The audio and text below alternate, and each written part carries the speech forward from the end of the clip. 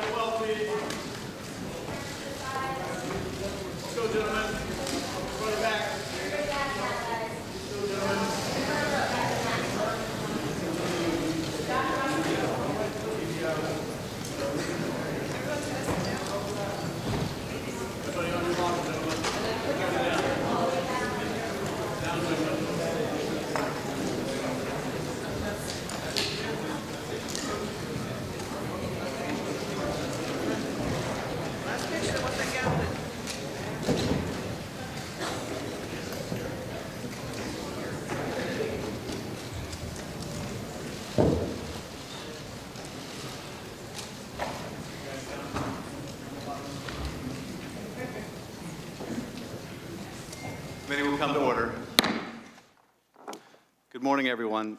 This is the fifth in a series of public hearings the committee will be holding as part of the House of Representatives impeachment inquiry. Without objection, the chair is authorized to declare a recess at any time. There is a quorum present. We will proceed today in the same fashion as our other hearings. I'll make an opening statement, and then Ranking Member Nunes will have the opportunity to make a statement.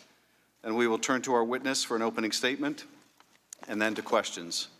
For audience members, we welcome you and respect your interest in being here. In turn, we ask for your respect as we proceed with today's hearing. It is the intention of the committee to proceed without disruptions. As chairman, I'll make all necessary and appropriate steps to maintain order and to ensure the committee is run in accordance with House rules and House Resolution 660. With that, I now recognize myself to give an opening statement in the impeachment inquiry into Donald J. Trump, the 45th President of the United States. This morning, we will hear from Gordon Sondland, the American ambassador to the European Union. We are here today as part of the House of Representatives impeachment inquiry because President Donald Trump sought to condition military aid to Ukraine and an Oval Office meeting with the new Ukrainian President, Volodymyr Zelensky, in exchange for politically motivated investigations that Trump believed would help his re-election campaign. The first investigation was of a discredited conspiracy theory that Ukraine, not Russia, was responsible for interfering in the 2016 election. The second investigation that Trump demanded was into a political rival that he apparently feared most, Joe Biden. Trump sought to weaken Biden and to refute the fact that his own election campaign in 2016 had been helped by a Russian hacking and dumping operation and Russian social media campaign directed by Vladimir Putin to help Trump. Trump's scheme undermined military and diplomatic support for a key ally and undercut U.S. anti-corruption efforts in Ukraine. Trump put his personal and political interests above those of the United States. As Ambassador Sondland would later tell career Foreign Service officer David Holmes immediately after speaking to the president, Trump did not give an expletive about Ukraine. He cares about big stuff that benefits him, like the Biden investigations that Rudy Giuliani was pushing.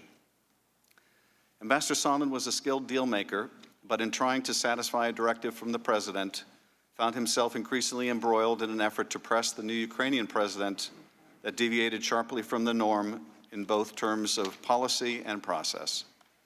In February, Ambassador Sondland traveled to Ukraine on his first official trip to that country. While in Kyiv, he met with then U.S. Ambassador to Ukraine, Marie Yovanovitch, and found her to be an excellent diplomat with a deep command of Ukrainian internal dynamics. On April 21st, Zelensky was elected president of Ukraine and spoke to President Trump, who congratulated him and said he would look into attending Zelensky's inauguration, but pledged to send someone at a very, very high level.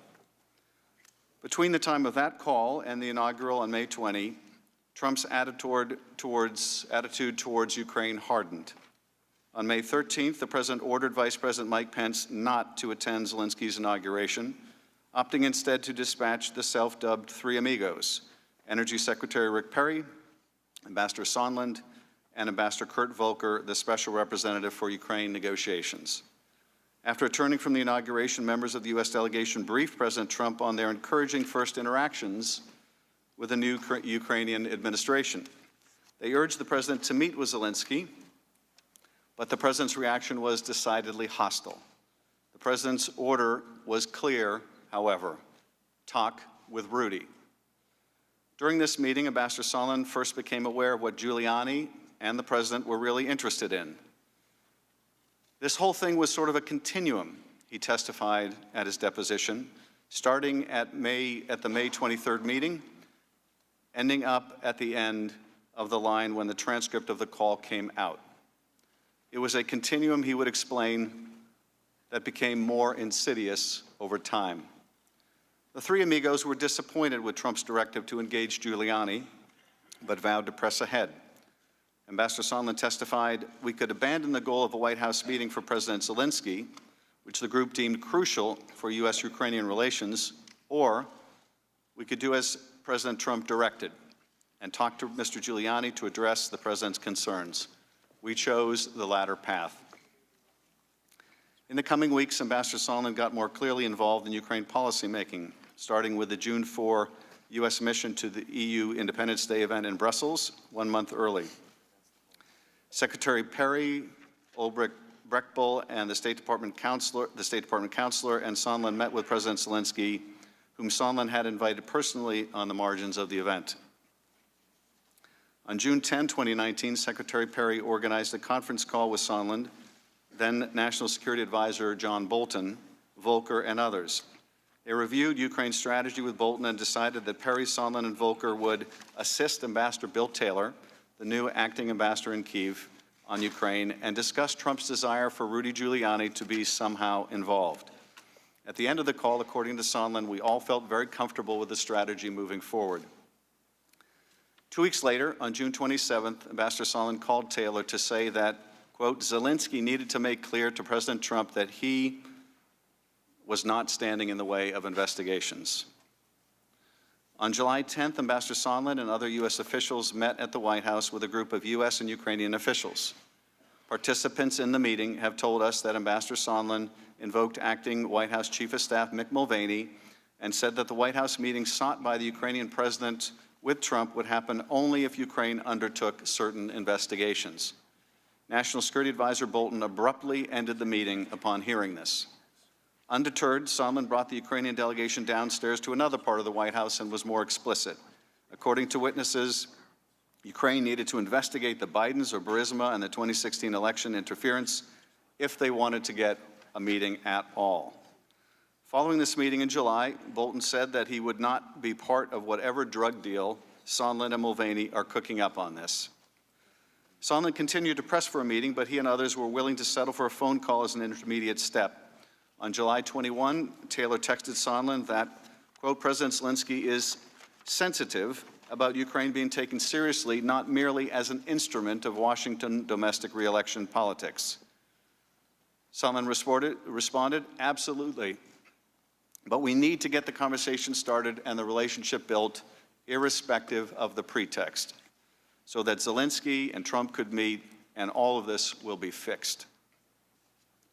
On July 25th, the day of the Trump-Zelensky call, Volker had lunch in Kyiv with a senior aide to Ukrainian President Zelensky and later texted the aide to say that he'd heard from the White House, assuming President Z convinces Trump he will investigate, get to the bottom of what happened in 2016, we will nail down date for a visit to Washington. Good luck. Ambassador Sondland spoke to President Trump a few minutes before the call was placed, but was not on the call. During that now infamous phone call with Zelensky, Trump responded to the Ukrainian expression of appreciation for U.S. defense support and request to buy more Javelin anti-tank missiles by saying, I would like you to do us a favor, though. Trump asked Zelensky to investigate the discredited 2016 conspiracy theory and, even more ominously, look into the Bidens.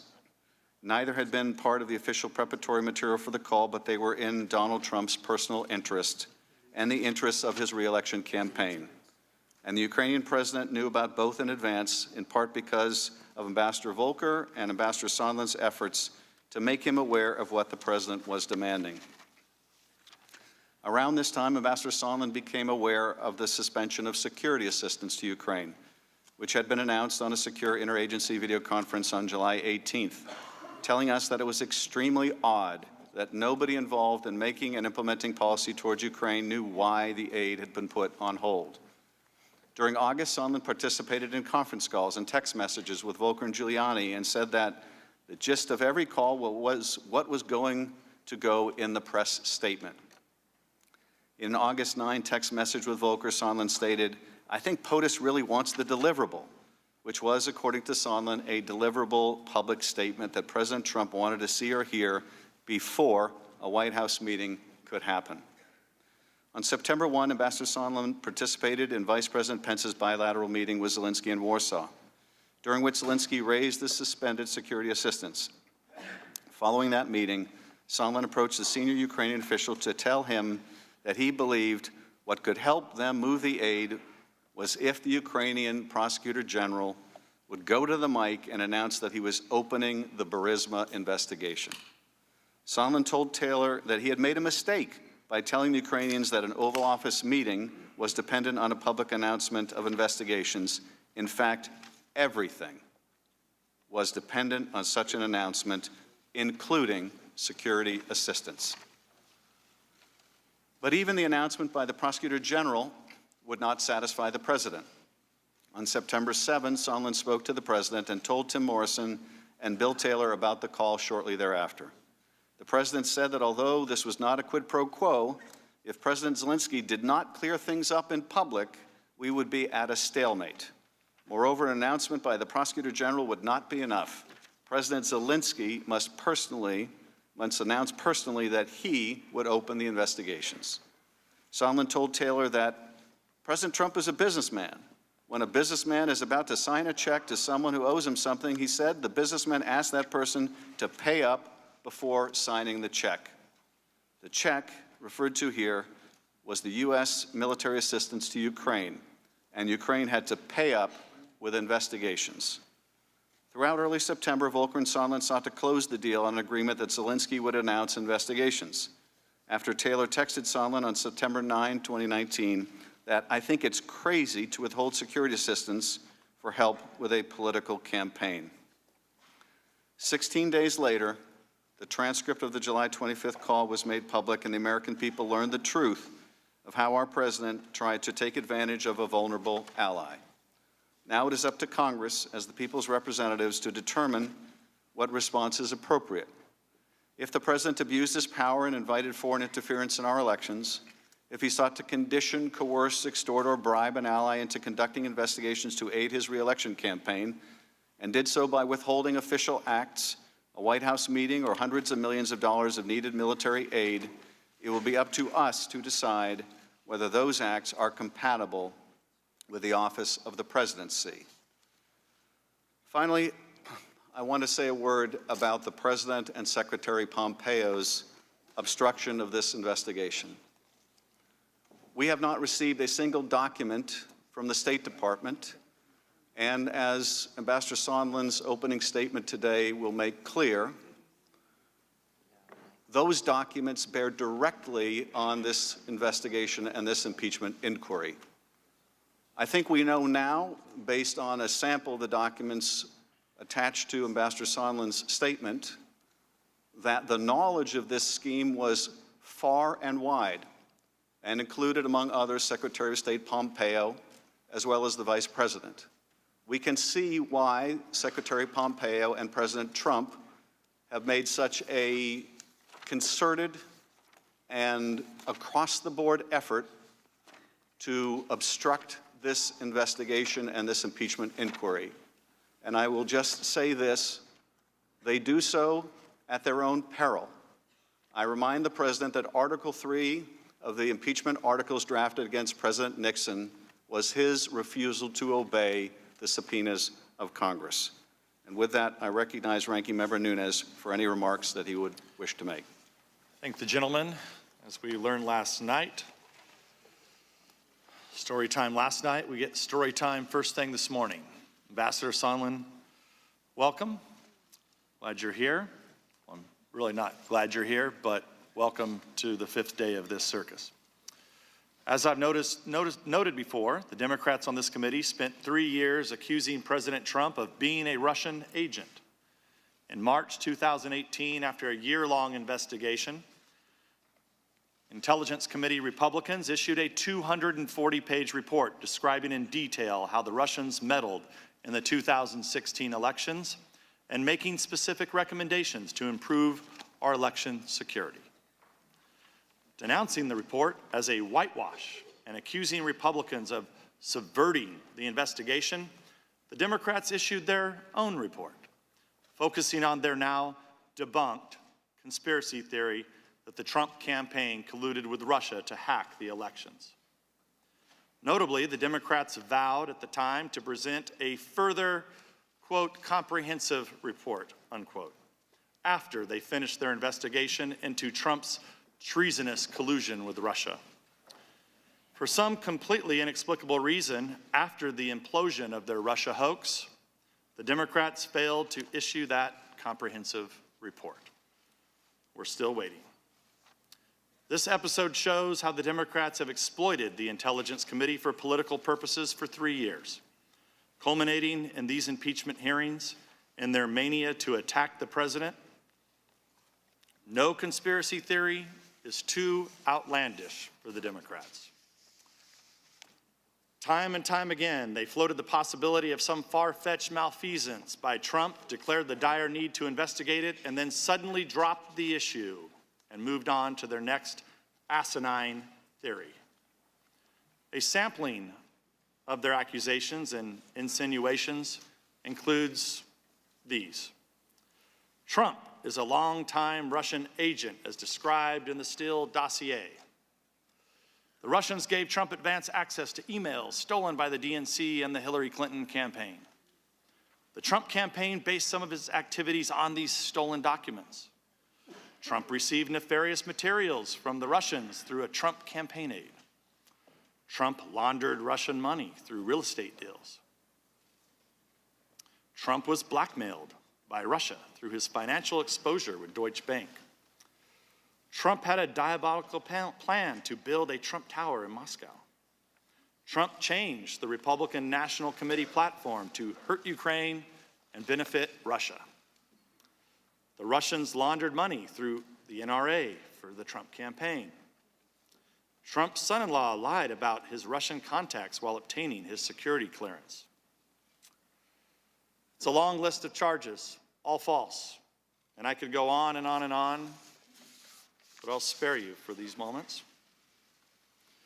Clearly, these ludicrous accusations don't reflect committee members who are honestly searching for the truth. They are the actions of partisan extremists who hijacked the Intelligence Committee, transformed it into the Impeachment Committee, abandoned its core oversight functions, and turned it into a beachhead for ousting an elected president from office. You have to keep that history in mind as you consider the Democrats' latest catalog of supposed Trump outrages. Granted, a friendly call with the Ukrainian president wouldn't seem to rise to the same level as being a Russian agent, but the Democrats were running out of time. If they waited any longer, their impeachment circus would intervene with their own candidates' 2020 campaigns. So you have to give them points for creativity in selling this absurdity as an impeachable offense. All this explains why the Democrats have gathered zero Republican support in the House of Representatives for their impeachment crusade. In fact, the vote we held was a bipartisan vote against this impeachment inquiry.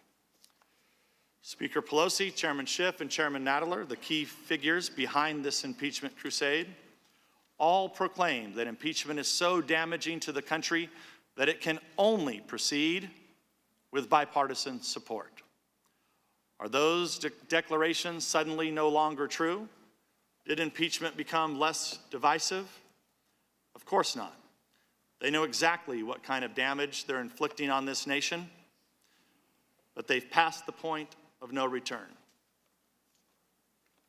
After 3 years of preparation work, much of it spearheaded by the Democrats on this committee, using all the tools of Congress to accuse, investigate, indict, and smear the president, they stoked a frenzy amongst their most fanatical supporters that they can no longer control. Ambassador Sondland, you are here today to be smeared. But you'll make it through it, and I appreciate your service to this country, and I'm sorry that you've had to go through this. In closing, the Democrats have zeroed in on an anonymous whistleblower complaint that was cooked up in cooperation with the Democrats on this very committee. They lied to the American people about that cooperation and refused to let us question the whistleblower to discover the truth. Meanwhile, the Democrats lash out against anyone who questions or casts doubt on this spectacle. When Ukrainian President Zelensky denies anything improper happened on the phone call, the Democrats say that he's a liar. When journalists report on Ukraine election meddling and Hunter Biden's position on the board of corrupt Ukrainian companies, the Democrats label them conspiracy theorists. When the Democrats can't get any traction for their allegations of quid pro quo, they move the goalposts and accuse the president of extortion, then bribery, and at last resort, obstruction of justice. The American people sent us to Washington to solve problems, not to wage scorched earth political warfare against the other party. This impeachment is not helping the American people, it's not a legitimate use of taxpayer dollars, and it's definitely not improving our national security. Finally, the Democrats' fake outrage that President Trump used his own channel to communicate with Ukraine. I'll remind my friends on the other side of the aisle that our first president, George Washington, directed his own diplomatic channels to secure a treaty with Great Britain. If my Democratic colleagues were around in 1794, they'd probably want to impeach him too. Mr. Chairman, this morning we have transmitted to you a letter exercising our rights under HRS 660 to subpoena documents and witnesses. We take this step because you have failed to ensure fairness and objectivity in this inquiry. As such, we need to subpoena Hunter Biden and the whistleblower for closed-door depositions, as well as relevant documents from the DNC, Hunter Biden's firm, Rosemont Zeneca, and the whistleblower. In the interest of some basic level of fairness, we expect you to concur with these subpoenas. And I'll submit that letter for the record and yield back the balance of my time. I thank the gentleman. We are joined this afternoon by Ambassador Gordon Sondland. This morning. It was a long day yesterday.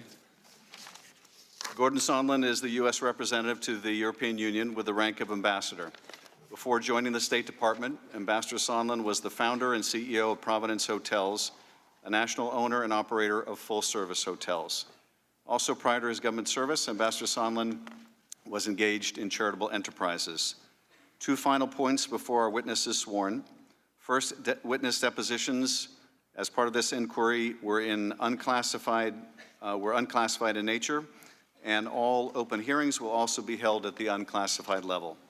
Any information that may touch on classified information will be addressed separately. Second, Congress will not tolerate any reprisal, threat of reprisal, or attempt to retaliate against any U.S. government official for testifying before Congress, including you or any of your colleagues.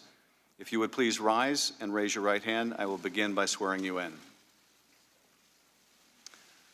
Do you swear or affirm that the testimony you are about to give is the truth, the whole truth, and nothing but the truth, so help you God?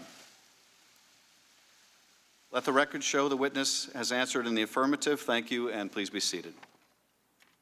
The microphone is sensitive, so please speak directly into it. Without objection, your written statement will be made part of the record, and with that, Ambassador Sondland, you are now recognized for your opening statement. Thank you, Mr. Chairman, and thank you, Ranking Member Nunes. I appreciate the opportunity to speak again to the members of this committee. First, let me offer my thanks to the men and women of the U.S. Department of State who have committed their professional lives to support the foreign policy work of the United States. In particular, I want to thank my staff at the U.S. Mission to the European Union. Your integrity, dedication, and hard work, often performed without public acclaim or recognition, serve as a shining example of true public service, and I am personally grateful to work beside you each and every day. It is my honor to serve as the U.S. Ambassador to the European Union. The U.S. mission to the EU is the direct link between the United States and the European Union and its members, America's longest-standing allies and one of the largest economic blocs in the world. Every day, I work to support a strong, united, and peaceful Europe. Strengthening our ties with Europe serves both American and European goals as we together promote political stability and economic prosperity around the world. I expect that few Americans have heard my name before these events, so before I begin my substantive testimony, please let me share some of my personal background. My parents fled Europe during the Holocaust. Escaping the atrocities of that time, my parents left Germany for Uruguay and then in 1953 emigrated to Seattle, Washington, where I was born and raised. Like so many immigrants, my family was eager for freedom and hungry for opportunity. They raised my sister and me to be humble, hardworking, and patriotic, and I am forever grateful for the sacrifices they made on our behalf. Public service has always been important to me. As a lifelong Republican, I have contributed to initiatives of both Republican and Democratic administrations. In 2003, I served as a member of the transition team for Oregon Democratic Governor Ted Kulongoski. Governor Kulongoski also appointed me to serve on various statewide boards. In 2007, President George W. Bush appointed me as a member of the Commission on White House Fellows. I worked with President Bush on charitable events for his foundation's military service initiative, and I also worked briefly with former Vice President Joe Biden's office in connection with the Vice President's nationwide anti-cancer initiative at a local Northwest hospital. And of course, the highest honor in my public life came when President Trump asked me to serve as the United States Ambassador to the European Union. The Senate confirmed me as an ambassador on a bipartisan voice vote, and I assumed the role in Brussels on July 9th, 2018. Although today is my first public testimony on the Ukraine matters, this is not my first time cooperating with this committee. As you know, I've already provided 10 hours of deposition testimony, and I did so despite directives from the White House and the State Department that I refused to appear, as many others have done. I agreed to testify because I respect the gravity of the moment, and I believe I have an obligation to account fully for my role in these events. But I also must acknowledge that this process has been challenging, and in many respects, less than fair. I have not had access to all of my phone records, State Department emails, and many, many other State Department documents. And I was told I could not work with my EU staff to pull together the relevant files and information. Having access to the State Department materials would have been very helpful to me in trying to reconstruct with whom I spoke and met, and when and what was said. As ambassador, I've had hundreds of meetings and calls with individuals, but I'm not a note taker or a memo writer. Never have been. My job requires that I speak with heads of state, senior government officials, members of the cabinet, the president, almost each and every day. Talking with foreign leaders might be memorable to some people, but this is my job. I do it all the time. My lawyers and I have made multiple requests to the State Department and the White House for these materials. Yet these materials were not provided to me, and they have also refused to share these materials with this committee. These documents are not classified, and in fairness, should have been made available. In the absence of these materials, my memory, admittedly, has not been perfect. And I have no doubt that a more fair, open, and orderly process of allowing me to read the State Department records and other materials would have made this process far more transparent. I don't intend to repeat my prior opening statement or attempt to summarize 10 hours of previous deposition testimony. However, a few critical points have been obscured by noise over the last few days and weeks, and I'm worried that the bigger picture is being ignored. So let me make a few key points. First, Secretary Perry, Ambassador Volker, and I worked with Mr. Rudy Giuliani on Ukraine matters at the express direction of the President of the United States. We did not want to work with Mr. Giuliani. Simply put, we were playing the hand we were dealt. We all understood that if we refused to work with Mr. Giuliani, we would lose a very important opportunity to cement relations between the United States and Ukraine. So we followed the president's orders. Second, although we disagreed with the need to involve Mr. Giuliani, at the time we did not believe that his role was improper. As I previously testified, if I had known of all of Mr. Giuliani's dealings or his associations with individuals, some of whom are now under criminal indictment, I personally would not have acquiesced to his participation. Still, given what we knew at the time, what we were asked to do did not appear to be wrong.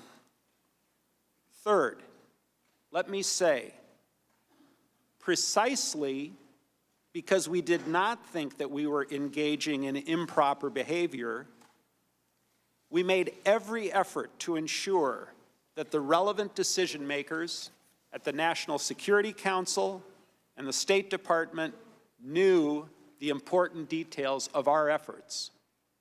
The suggestion that we were engaged in some irregular or rogue diplomacy is absolutely false. I have now identified certain State Department emails and messages that provide contemporaneous support for my view. These emails show that the leadership of the State Department, the National Security Council, and the White House were all informed about the Ukraine efforts from May 23, 2019, until the security aid was released on September 11, 2019. I will quote from some of those messages with you shortly. Fourth, as I testified previously, Mr. Giuliani's requests were a quid pro quo for arranging a White House visit for President Zelensky. Mr. Giuliani demanded that Ukraine make a public statement announcing the investigations of the 2016 election DNC server and Burisma. Mr. Giuliani was expressing the desires of the President of the United States, and we knew these investigations were important to the President. Fifth, in July and August of 2019, we learned that the White House had also suspended security aid to Ukraine. I was adamantly opposed to any suspension of aid. I was adamantly opposed to any suspension of aid, as the Ukrainians needed those funds to fight against Russian aggression. I tried diligently to ask why the aid was suspended, but I never received a clear answer. Still haven't to this day. In the absence of any credible explanation for the suspension of aid, I later came to believe that the resumption of security aid would not occur until there was a public statement from Ukraine committing to the investigations of the 2016 elections and Burisma, as Mr. Giuliani had demanded.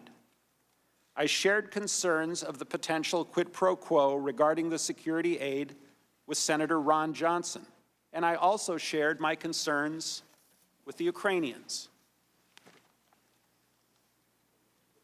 Finally, at all times, I was acting in good faith. I was acting in good faith. As a presidential appointee, I followed the directions of the President. We worked with Mr. Giuliani because the President directed us to do so. We had no desire to set any conditions. We had no desire to set any conditions on the Ukrainians. Indeed, my own personal view, which I shared repeatedly with others, was that the White House and security assistance should have proceeded without preconditions of any kind. We were working to overcome the problems given the facts as they existed. Our only interest and my only interest was to advance long-standing U.S. policy and to support Ukraine's fragile democracy. Now let me provide additional details specifically about Ukraine and my involvement.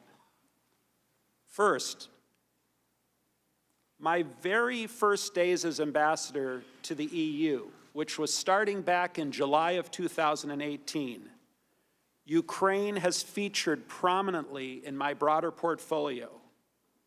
Ukraine's political and economic development are critical to the long-standing and long-lasting stability of Europe. Moreover, the conflict in eastern Ukraine and Crimea remains one of the most significant security crises for Europe and the United States. Our efforts to counterbalance an aggressive Russia depend in substantial part on a strong Ukraine. On April 21st, 2019, Vladimir Zelensky was elected president of Ukraine in an historic election. With the express support of Secretary Pompeo, I attended President Zelensky's inauguration on May 20th as part of the U.S. delegation, which was led by Energy Secretary Rick Perry. The U.S. delegation also included Senator Johnson, Ukraine Special Envoy Volker, and Lieutenant Colonel Alex Vindman of the National Security Council. My attendance at President Zelensky's inauguration was not my first involvement with Ukraine. As I testified previously, just 4 days after assuming my post as ambassador in July of 2018, I received an official delegation from the government of then Ukraine President Petro Poroshenko. The meeting took place at the U.S. mission in Brussels and was prearranged by my career EU mission staff. And I've had several meetings since then in Brussels. Later, in February of 2019, I worked well with U.S. Ambassador Marie Yovanovitch in making my first official visit to Ukraine for a U.S. Navy visit to the strategic Black Sea port of Odessa. And the reason I raise these prior Ukraine activities, the meetings in Brussels, my visit to Odessa, is to emphasize that Ukraine has been a part of my portfolio from my very first days as the U.S. ambassador.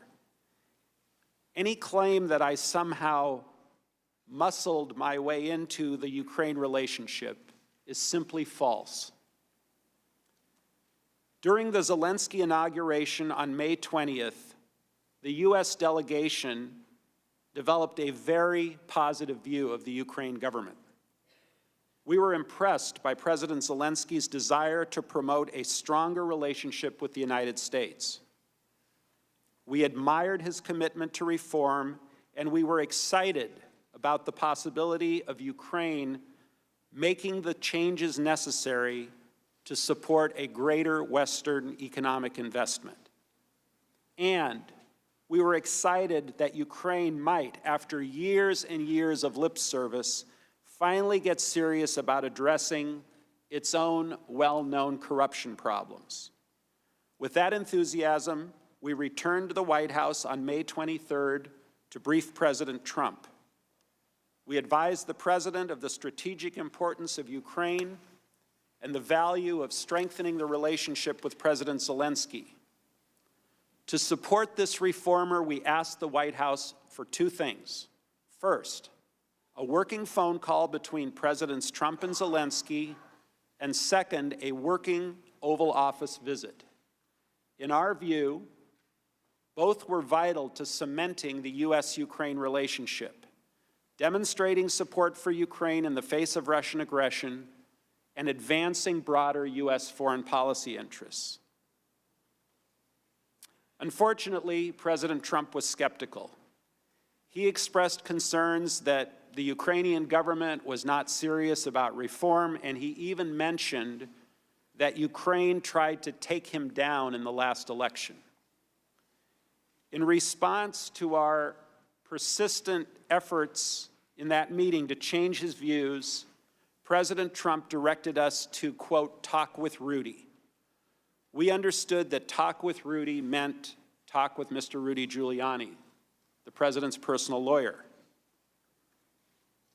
Let me say again, we weren't happy with the president's directive to talk with Rudy. We did not want to involve Mr. Giuliani. I believed then, as I do now, that the men and women of the State Department, not the president's personal lawyer, should take responsibility for Ukraine matters. Nonetheless, based on the president's direction, we were faced with a choice. We could abandon the efforts to schedule the White House phone call and a White House visit between Presidents Trump and Zelensky, which was unquestionably in our foreign policy interest, or we could do as President Trump had directed and talk with Rudy. We chose the latter course, not because we liked it, but because it was the only constructive path open to us. Over the course of the next several months, Secretary Perry, Ambassador Volker, and I were in communication with Mr. Giuliani. Secretary Perry volunteered to make the initial calls with Mr. Giuliani, given their prior relationship. Ambassador Volker made several of the early calls and generally informed us of what was discussed. I first communicated with Mr. Giuliani in early August, several months later. Mr. Giuliani emphasized that the president wanted a public statement from President Zelensky committing Ukraine to look into the corruption issues. Mr. Giuliani specifically mentioned the 2016 election, including the DNC server, and Burisma as two topics of importance to the president.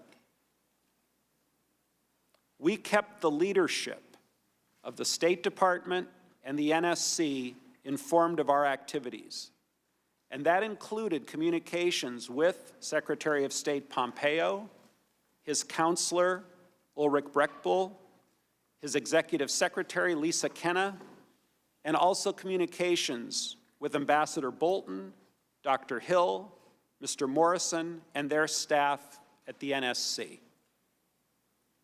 They knew what we were doing and why. On July 10th, 2019, senior Ukrainian national security officials met with Ambassador Bolton, Ambassador Volker, Dr. Hill, Secretary Perry, myself, and several others in Washington, D.C. During that meeting, we all discussed the importance of the two action items I identified earlier. One, a working phone call, and two, a White House meeting between Presidents Trump and Zelensky. From my perspective, the July 10th meeting was a positive step toward accomplishing our shared goals. While I am now aware of accounts of the meeting from Dr. Hill and Lieutenant Colonel Vindman, their recollections of those events simply don't square with my own, or with those of Ambassador Volker or Secretary Perry. I recall mentioning the prerequisite of investigations before any White House call or meeting, but I do not recall any yelling or screaming or abrupt terminations as others have said. Instead, after the meeting, Ambassador Bolton walked outside with our group, and we all took some great pictures together outside on the White House lawn. More important, those recollections of protests do not square with the documentary record of our interactions with the NSC in the days and weeks that followed. We kept the NSC apprised of our efforts, including, specifically, our efforts to secure a public statement from the Ukrainians that would satisfy President Trump's concerns. For example, on July 13th, and this is 3 days after that July 10th meeting, I emailed Tim Morrison. He had just taken over Dr. Hill's post as the NSC Eurasia Director, and I met him that day for the first time. I wrote to Mr. Morrison with these words: "The call between Zelensky and POTUS, President of the United States, should happen before 7/21, which is the parliamentary elections in Ukraine. Sole purpose is for Zelensky to give POTUS assurances of new sheriff in town, corruption ending, unbundling moving forward, and I emphasize, any hampered investigations will be allowed to move forward transparently. Goal is for POTUS to invite him to Oval. Volker, Perry, Bolton, and I strongly recommend. Mr. Morrison acknowledged and said thank you, and specifically noted that he was tracking these issues. Again, there was no secret regarding moving forward and the discussion of investigations. Moreover, I've reviewed other State Department documents, some of which are not currently in the public domain, detailing Mr. Giuliani's efforts. For example, on July 10th, the very same day that Ambassador Volker, Secretary Perry, and I were meeting with the Ukraine officials in Washington, Ambassador Taylor received a communication that Mr. Giuliani was still talking with Ukrainian prosecutor Yuri Lutsenko. In WhatsApp messages with Ambassador Volker and I, Ambassador Taylor wrote to us as follows: "Just had a meeting with Andrei and Vadim," referring to Ukraine Foreign Minister Vadim Prystaiko. Taylor said the Ukrainians were, quote, very concerned about what Lutsenko told them, that according to RG, meaning Rudy Giuliani, the Zelensky POTUS meeting will not happen. Volker responded, "Good grief, please tell Vadim to let the official U.S. government representatives speak for the U.S. Lutsenko has his own self-interest here." Taylor confirmed that he had communicated that message to the Ukrainians, and he added, "I briefed Ulrich this afternoon on this," referring to State Department Counselor Ulrich Brechtbull. Again, everyone's in the loop. Three things are critical about this WhatsApp exchange. First, while the Ukrainians were in Washington at the White House, Mr. Giuliani was communicating with the Ukrainians without our knowledge. Ambassador Taylor, Ambassador Volker, and I were all surprised by this. Second, Mr. Giuliani was communicating with the reportedly corrupt Ukrainian prosecutor Lutsenko and discussing whether a Zelensky-Trump meeting was going to happen, again without our knowledge. And third, with this alarming news, Ambassador Taylor briefed Ulrich Brechtbull, who is the counselor to Secretary of State Pompeo. And even as late as September 24th of this year, Secretary Pompeo was directing Kurt Volker to speak with Mr. Giuliani. In a WhatsApp message, Kurt Volker told me in part, "Spoke with Rudy per guidance from S." S is the State Department's official designator for the Secretary. "Spoke with Rudy per guidance from S." Look, we tried our best to fix the problem while keeping the State Department and the NSC closely apprised of the challenges we faced. On July 25th, Presidents Trump and Zelensky had their official call. I was not on the call, and I don't think I was invited to be on the call. In fact, I first read the transcript on September 25th, the day it was publicly released. All I had heard at that time was that the call had gone well. Looking back, I find it very odd, that neither I, nor Ambassador Taylor, nor Ambassador Volker ever received a detailed readout of that call with the Biden references. Now, there are people who say they had concerns about the call, but no one shared any concerns about the call with me at the time, which frankly would have been very helpful to know. On July 26th, Ambassador Taylor, Ambassador Volker, and I were all in Kiev to meet with President Zelensky. The timing of that trip, immediately after the call between Presidents Trump and Zelensky, was entirely coincidental. The Kiev meetings had been scheduled well before the date that the White House finally fixed the call. During our Kiev meeting, I do not recall President Zelensky discussing the substance of his July 25th call with President Trump, nor did he discuss any request to investigate Vice President Biden, which we all later learned was discussed on the July 25th call. And this is consistent with the reported comments from Ambassadors Volker and Taylor. After the Zelensky meeting, I also met with Zelensky's senior aide, Andrei Yermak. I don't recall the specifics of our conversation, but I believe the issue of investigations was probably a part of that agenda or meeting. Also, on July 26, shortly after our Kiev meetings, I spoke by phone with President Trump. The White House, which has finally shared certain call dates and times with my attorneys, confirms this. The call lasted 5 minutes. I remember I was at a restaurant in Kiev, and I have no reason to doubt that this conversation included the subject of investigations. Again, given Mr. Giuliani's demand that President Zelensky make a public statement about investigations, I knew that investigations were important to President Trump. We did not discuss any classified information. Other witnesses have recently shared their recollection of overhearing this call. For the most part, I have no reason to doubt their accounts.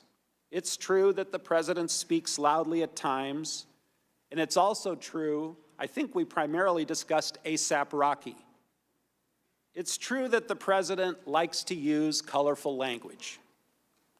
Anyone who has met with him at any reasonable amount of time knows this. While I cannot remember the precise details, again, the White House has not allowed me to see any readouts of that call, and the July 26 call did not strike me as significant at the time. Actually, I would have been more surprised if President Trump had not mentioned investigations, particularly given what we were hearing from Mr. Giuliani about the president's concerns. However, I have no recollection of discussing Vice President Biden or his son on that call or after the call ended. I know that members of this committee frequently frame these complicated issues in the form of a simple question: was there a quid pro quo? As I testified previously, with regard to the requested White House call and the White House meeting, the answer is yes.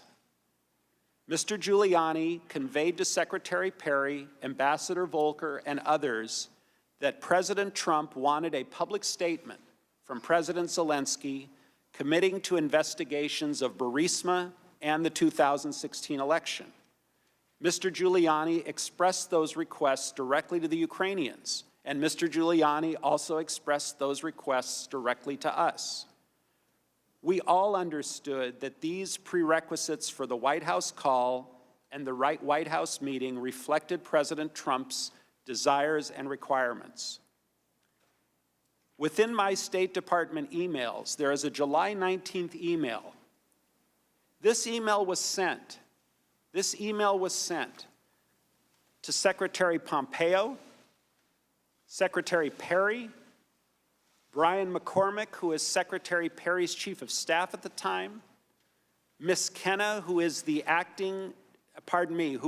executive secretariat for Secretary Pompeo, Chief of Staff Mulvaney, and Mr. Mulvaney's senior advisor, Rob Blair. A lot of senior officials. Here is my exact quote from that email. I talked to Zelensky just now. He is prepared to receive POTUS's call. We'll assure him that he intends to run a fully transparent investigation and will turn over every stone. He would greatly appreciate a call prior to Sunday so that he can put out some media about a friendly and productive call, no details, prior to Ukraine election on Sunday. Chief of Staff Mulvaney responded, I asked the NSC to set it up for tomorrow. Everyone was in the loop. It was no secret, Everyone was informed via email on July 19th, days before the presidential call. As I communicated to the team, I told President Zelensky in advance that assurances to run a fully transparent investigation and turn over every stone were necessary in his call with President Trump. On July 19th, in a WhatsApp message between Ambassador Taylor, Ambassador Volker, and me, Ambassador Volker stated, "Had breakfast with Rudy this morning." That's Ambassador Volker and Rudy Giuliani. "Teeing up call with Yermak Monday." That's Senior Advisor Andrei Yermak. "Must have helped. Most important is for Zelensky to say that he will help investigation and address any specific personnel issues, if there are any." On August 10th, the next day, Mr. Yermak texted me, "Once we have a date," which is a date for the White House meeting, "we will call for a press briefing announcing upcoming visit and outlining vision for the reboot of the U.S.-Ukraine relationship, including, among other things, Burisma and election meddling in investigations." This is from Mr. Yermak to me. The following day, August 11th, and this is critical, I sent an email to Councilor Breckbull and Lisa Kenna. Lisa Kenna was frequently used as the pathway to Secretary Pompeo, as sometimes he preferred to receive his emails through her. She would print them out and put them in front of him. With the subject Ukraine, I wrote, "Mike," referring to Mike Pompeo, "Kurt and I negotiated a statement from Zelensky to be delivered for our review in a day or two. The contents will hopefully make the boss happy enough," the boss being the president, "to authorize an invitation. Zelensky plans to have a big press conference on the openness subject, including specifics next week," all of which referred to the 2016 and the Burisma. Ms. Kenna replied, "Gordon, I'll pass to the secretary. Thank you." Again, everyone was in the loop. Curiously, and this was very interesting to me, on August 26th, shortly before his visit to Kiev, Ambassador Bolton's office requested Mr. Giuliani's contact information from me. I sent Ambassador Bolton the information directly. They requested Mr. Giuliani's contact information on August 26th. I was first informed that the White House was withholding security aid to Ukraine during conversations with Ambassador Taylor on July 18th, 2019. However, as I testified before, I was never able to obtain a clear answer regarding the specific reason for the hold, whether it was bureaucratic in nature, which often happens, or reflected some other concern in the interagency process. I never participated in any of the subsequent DOD or DOS review meetings that others have described, so I can't speak to what was discussed in those meetings. Nonetheless, before the September 1st Warsaw meeting, the Ukrainians had become aware that security funds had yet to be dispersed. In the absence of any credible explanation for the hold, I came to the conclusion that the aid, like the White House visit, was jeopardized. In preparation for the September 1 Warsaw meeting, I asked Secretary Pompeo whether a face-to-face conversation between Trump and Zelensky would help to break the logjam. And this was when President Trump was still intending to travel to Warsaw. Specifically, on August 22nd, I emailed Secretary Pompeo directly, copying Secretariat Kenna. I wrote, and this is my email to Secretary Pompeo, should we block time in Warsaw for a short pull-aside for POTUS to meet Zelensky? I would ask Zelensky to look him in the eye and tell him that once Ukraine's new justice folks are in place in mid-September, that Zelensky should be able to move forward publicly and with confidence on those issues of importance to POTUS in the U.S. Hopefully that will help break the logjam. The Secretary replied, yes. I followed up the next day asking to get 10 to 15 minutes on the Warsaw schedule for this. I said we'd like to know when it's locked so that I can tell Zelensky and brief him. Executive Secretary Kenna replied, I will try for sure. Moreover, given my concerns about the security aid, I have no reason to dispute that portion of Senator Johnson's recent letter in which he recalls conversations he and I had on August 30th. By the end of August, my belief was that if Ukraine did something to demonstrate a serious intention to fight corruption, and specifically addressing Burisma and the 2016, then the hold on military aid would be lifted. There was a September 1st meeting with President Zelensky in Warsaw. Unfortunately, President Trump's attendance at the Warsaw meeting was canceled due to Hurricane Dorian. Vice President Pence attended instead. I mentioned to Vice President Pence before the meetings with the Ukrainians that I had concerns that the delay in aid had become tied to the issue of investigations. I recall mentioning that before the Zelensky meeting.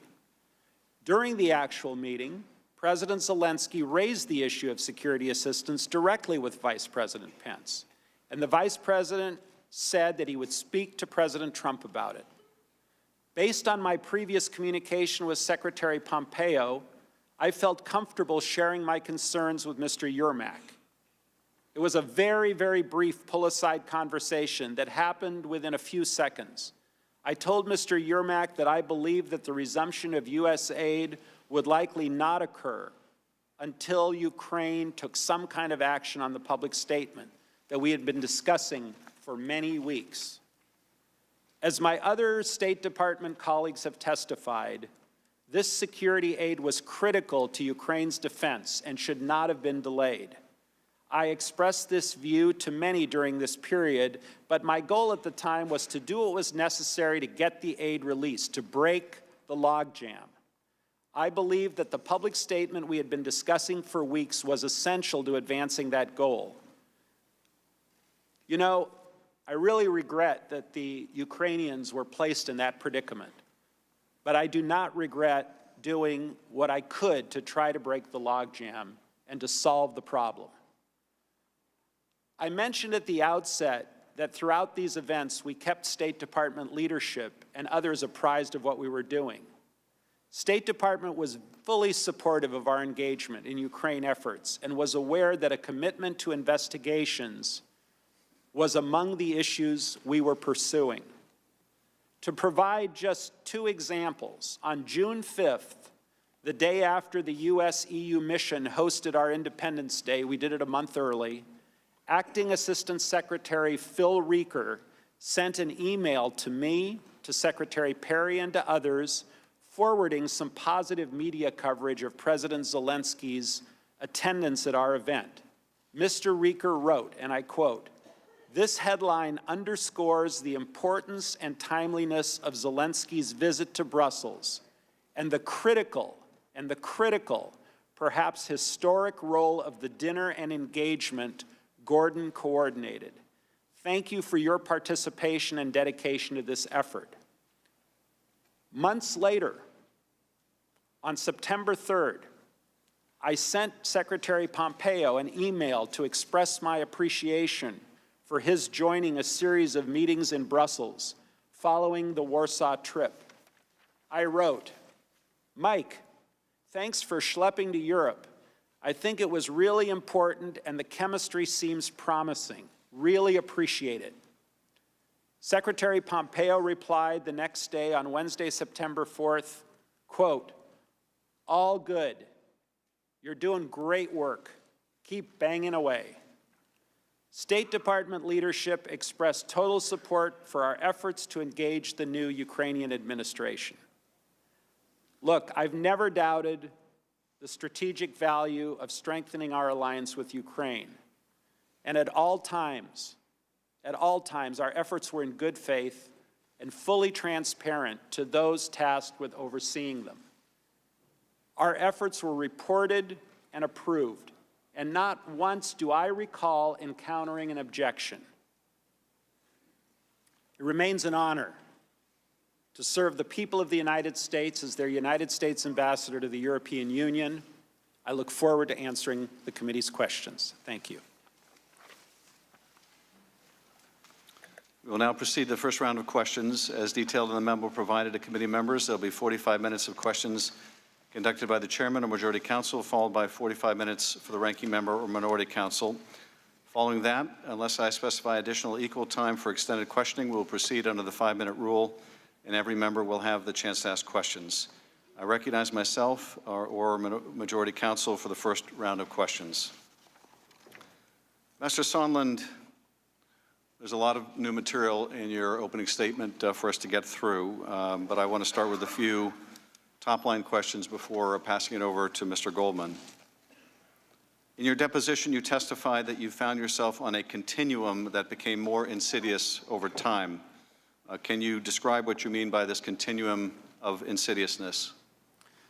Well, Mr. Chairman, when we left the Oval Office, I believe on May 23rd, the request was very generic for an investigation of corruption in a very vanilla sense and dealing with some of the oligarch problems in Ukraine, which were longstanding problems. And then as time went on, more specific items got added to the menu, including the Burisma and 2016 election meddling specifically, the DNC server specifically. And over this continuum, it became more and more difficult to secure the White House meeting because more conditions were being placed on the White House meeting. And then, of course, on July 25th, although you were not privy to the call, another condition was added, that being the investigation of the Bidens. I was not privy to the call, and I did not know that the condition of investigating the Bidens was a condition, correct? You saw that in the call record, correct? It was not in any record I received. But when you did see, I saw that in September, correct. So on this continuum, the beginning of the continuum begins on May 23rd when the President instructs you to talk to Rudy? Correct. And you understood that as a direction by the President that you needed to satisfy the concerns that Rudy Giuliani would express to you about what the President wanted in Ukraine? Not to me, to the entire group, Volker, Perry, and myself, correct. Now, in your opening statement, you confirm that there was a quid pro quo between the White House meeting and the investigations into Burisma and the 2016 election that Giuliani was publicly promoting. Is that right? Correct. And in fact, you say that other senior officials in the State Department and the Chiefs of Staff's office, including Mick Mulvaney, Secretary Pompeo, were aware of this quid pro quo, that in order to get the White House meeting, there were going to have to be these investigations the President wanted. Correct. And those, again, are investigations into 2016 and Burisma / the Bidens. 2016 Burisma, the Bidens did not come up. But you would ultimately learn that Burisma meant the Bidens when you saw the call record, correct? Of course. Today I know exactly what it means. I didn't know at the time.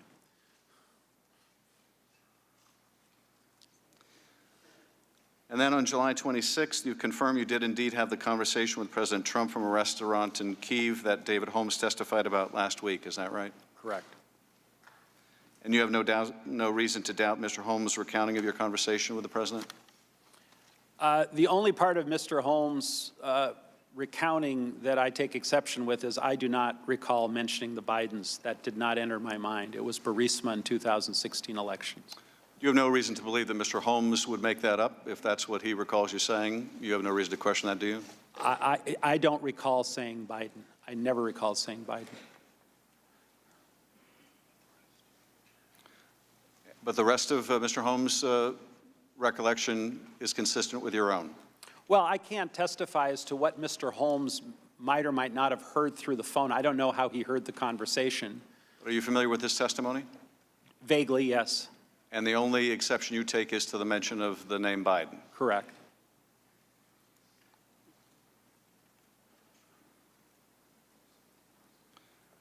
And I think you said in your testimony this morning that not only is it correct that the President brought up with you investigations on the phone the day after the July 25th call, but you would have been surprised had he not brought that up. Is that right?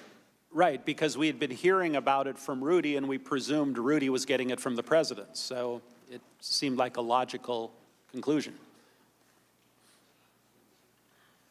Mr. Holmes also testified that you told him President Trump doesn't care about Ukraine. He only cares about big stuff that relates to him personally. I take it from your comment you don't dispute that part of the conversation. Well, he made that clear in the May 23rd meeting that he was not particularly fond of Ukraine, and we had a lot of heavy lifting to do to get him to engage. So you don't dispute that part of Mr. Holmes' recollection? No.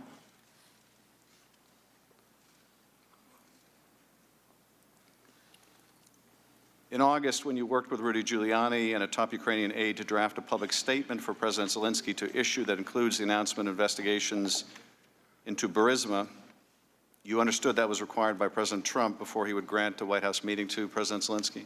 That's correct. And the Ukrainians understood that as well? I believe they did. And you informed Secretary Pompeo about that statement as well? I did. Later in August, you told Secretary Pompeo that President Zelensky would be prepared to tell President Trump that his new justice officials would be able to announce matters of interest to the president, which could break the logjam. When you say matters of interest to the president, you mean the investigations that President Trump wanted. Is that right? Correct. And that involved 2016 and Burisma or the Bidens? 2016 and Burisma. And when you're talking here about breaking the logjam, you're talking about the logjam over the security assistance, correct? I was talking logjam generically because nothing was moving. But that included the security assistance, did it not? Correct. And based on the context of that email, this was not the first time you had discussed these investigations with Secretary Pompeo, was it? No. He was aware of the connections that you were making between the investigations and the White House meeting and security assistance? Yes. Did he ever take issue with you and say, no, that connection is not there or you're wrong? Not that I recall.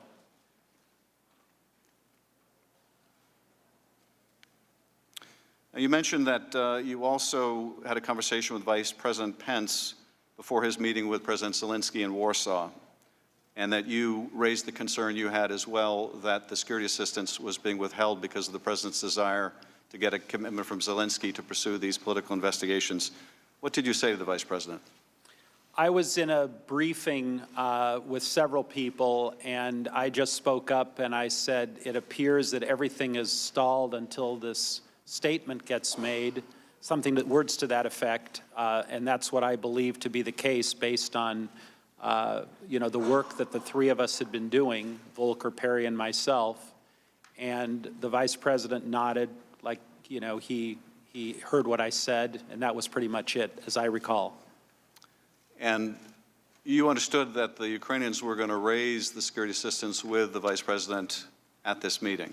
I didn't know what they were going to raise, but they in fact did raise it, Mr. Chairman. Well, it was public by that point that there was a hold on the security assistance, correct? Yeah, but I didn't know what they were going to raise. I didn't get a pre-brief from the Ukrainians. Well, you knew, certainly they were concerned about the hold on the security assistance, right? They were concerned, obviously. And you wanted to help prepare the Vice President for the meeting by letting him know what you thought was responsible for the hold on the security assistance. That's fair. Do you recall anything else the Vice President said other than nodding his head when you made him aware of this fact? No, I don't have a readout of that meeting, so I can't remember anything else. And it was immediately after this meeting between the Vice President and Zelensky that you went to speak with Yermak, and you told him similarly that in order to release the military assistance, they were going to have to publicly announce these investigations. Yeah, much has been made of that meeting, and it really wasn't a meeting. What happened was everyone got up after the bilateral meeting between President Zelensky and Vice President Pence, and people do what they normally do. They get up, they mill around, they shake hands, and I don't know if I came over to Yermak or he came over to me, but he said, you know, what's going on here? And I said, I don't know. It might all be tied together now. I have no idea. I was presuming that it was, but it was a very short conversation. Well, in that short conversation, as you would later relay to Mr. Morrison and Ambassador Taylor, you informed Mr. Yermak that they would need to announce these investigations in order to get the aid, did you not? Well, Mr. Yermak was already working on those investigation, or on the statement about the investigations. And you confirmed for him that he needed to get it done if they were going to get the military aid? I likely did.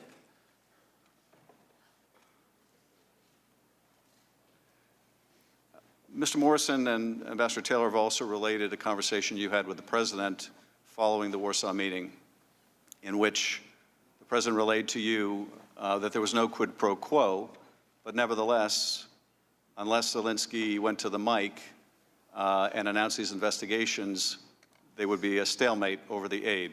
Is that correct? That's correct. And that was an accurate reflection of your discussion with the President? Well, that email was not artfully written. I'm the first to admit. What I was trying to convey to Ambassador Taylor after his frantic emails to me and to others about the security assistance, which, by the way, I agreed with him. I thought it was a very bad idea to hold that money. I finally called the President. I believe it was on the 9th of September. I can't find the records, and they won't provide them to me.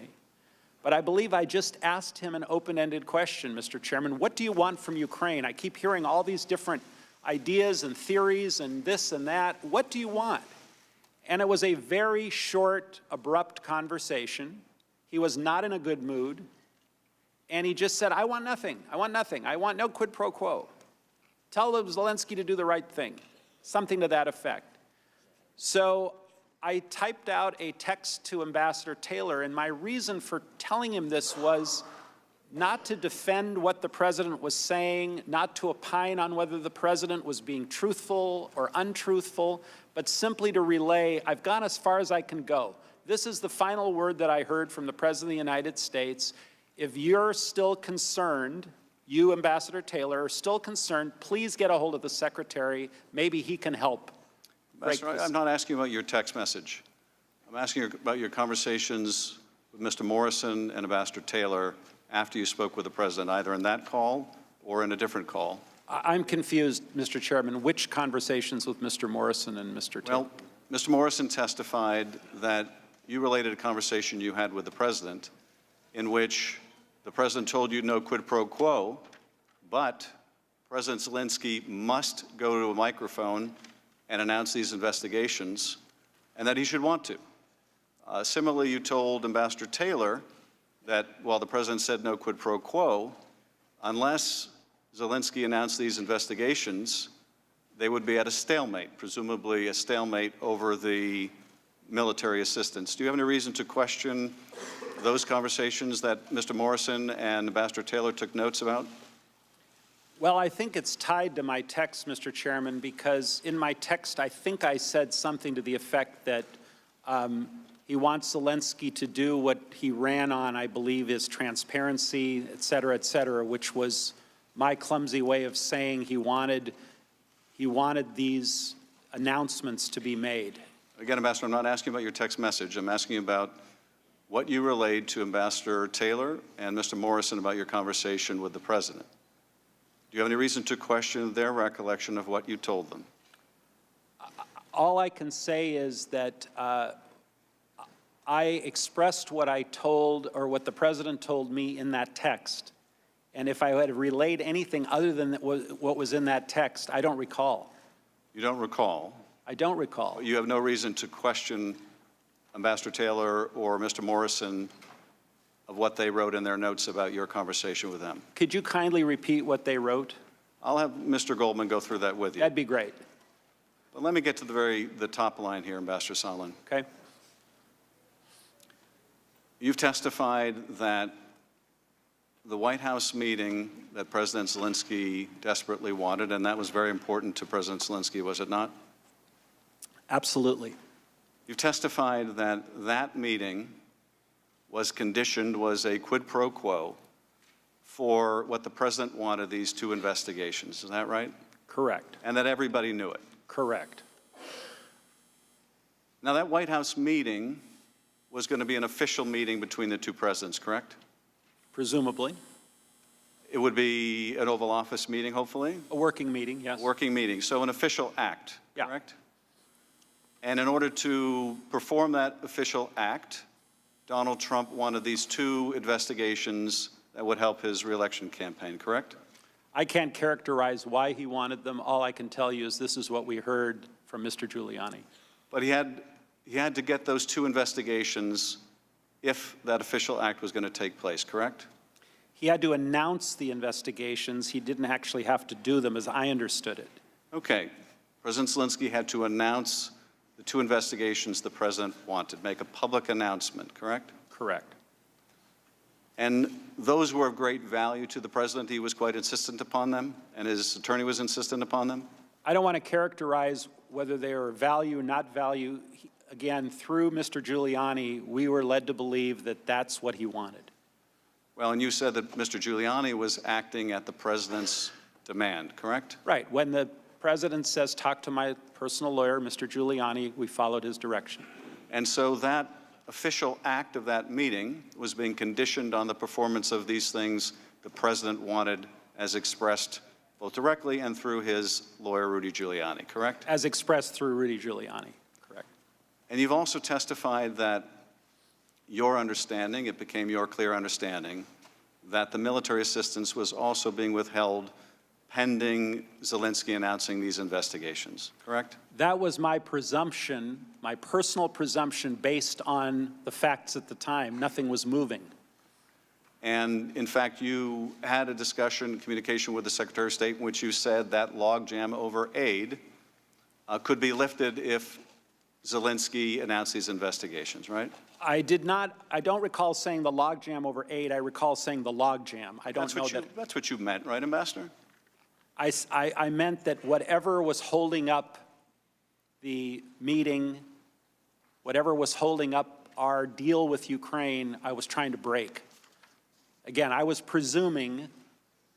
Well, here's what you said in your testimony a moment ago. Okay. Page 18. But my goal at the time was to do what was necessary to get the aid released, to break the logjam. Okay, that's still your testimony, right? Yeah. So the military aid is also an official act, am I right? Yes. This is not President Trump's personal bank account he's writing a check from. This is $400 million of U.S. taxpayer money, is it not? Absolutely.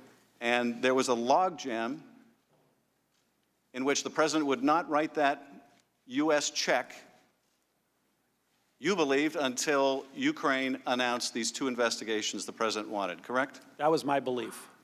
Mr. Goldman. Thank you, Mr. Chairman. In your opening statement, Ambassador Sondland, you detailed the benefits that you have gained from obtaining some additional documents over the past few weeks. Is that right? In terms of refreshing my recollection, that's right. Because reviewing these documents has helped you to remember the events that we're asking about. Is that correct? correct. Because you acknowledge, of course, that when you can place a document and a date and a context, it helps to jog your memory. That's correct. And so you would agree that for people unlike yourself who take notes, that is very helpful to their own recollection of events, right? I think you asked your question backwards. Are you saying people that take notes, it's helpful to have those documents, or people that don't take notes, it's helpful to have those documents? No. You are not a note taker, right? I'm not a note taker, never have been. But you would agree that people who do take contemporaneous notes generally are more able to remember things than people who don't. Some, yes. And there are additional documents that you've been unable to obtain, is that right? That's correct. And I think you even said in your opening statement that the State Department prevented you and your staff from trying to gather more documents, is that correct? Certain documents, yes. Which documents? Documents that I didn't have immediate access to. And who at the State Department prevented you from doing that? You'll have to ask my counsel. He was dealing with them. But certainly based on the additional memory that you have gained over the past few weeks from reading the testimony of others based on their notes and reviewing your own documents, you have remembered a lot more than you did when you were deposed. Is that right? That's correct. And one of the things that you now remember is the discussion that you had with President Trump on July 26th in that restaurant in Kiev, right? Yeah, what triggered my memory was someone's reference to ASAP Rocky, which was, I believe, the primary purpose of the phone call. Certainly. So that's one way memory works, isn't it? And you were sitting in a restaurant with David Holmes in Kiev, right, having lunch? I think I took the whole team out to lunch after the meeting, yeah. And it was a meeting, a one-on-one meeting you had with Andrei Yermak? Again, trying to reconstruct a very busy day without the benefit, but if someone said I had a meeting and I went to the meeting, then I'm not going to dispute that. And particularly if that person took notes at that meeting? Correct. Or sat outside the door when you didn't let them in?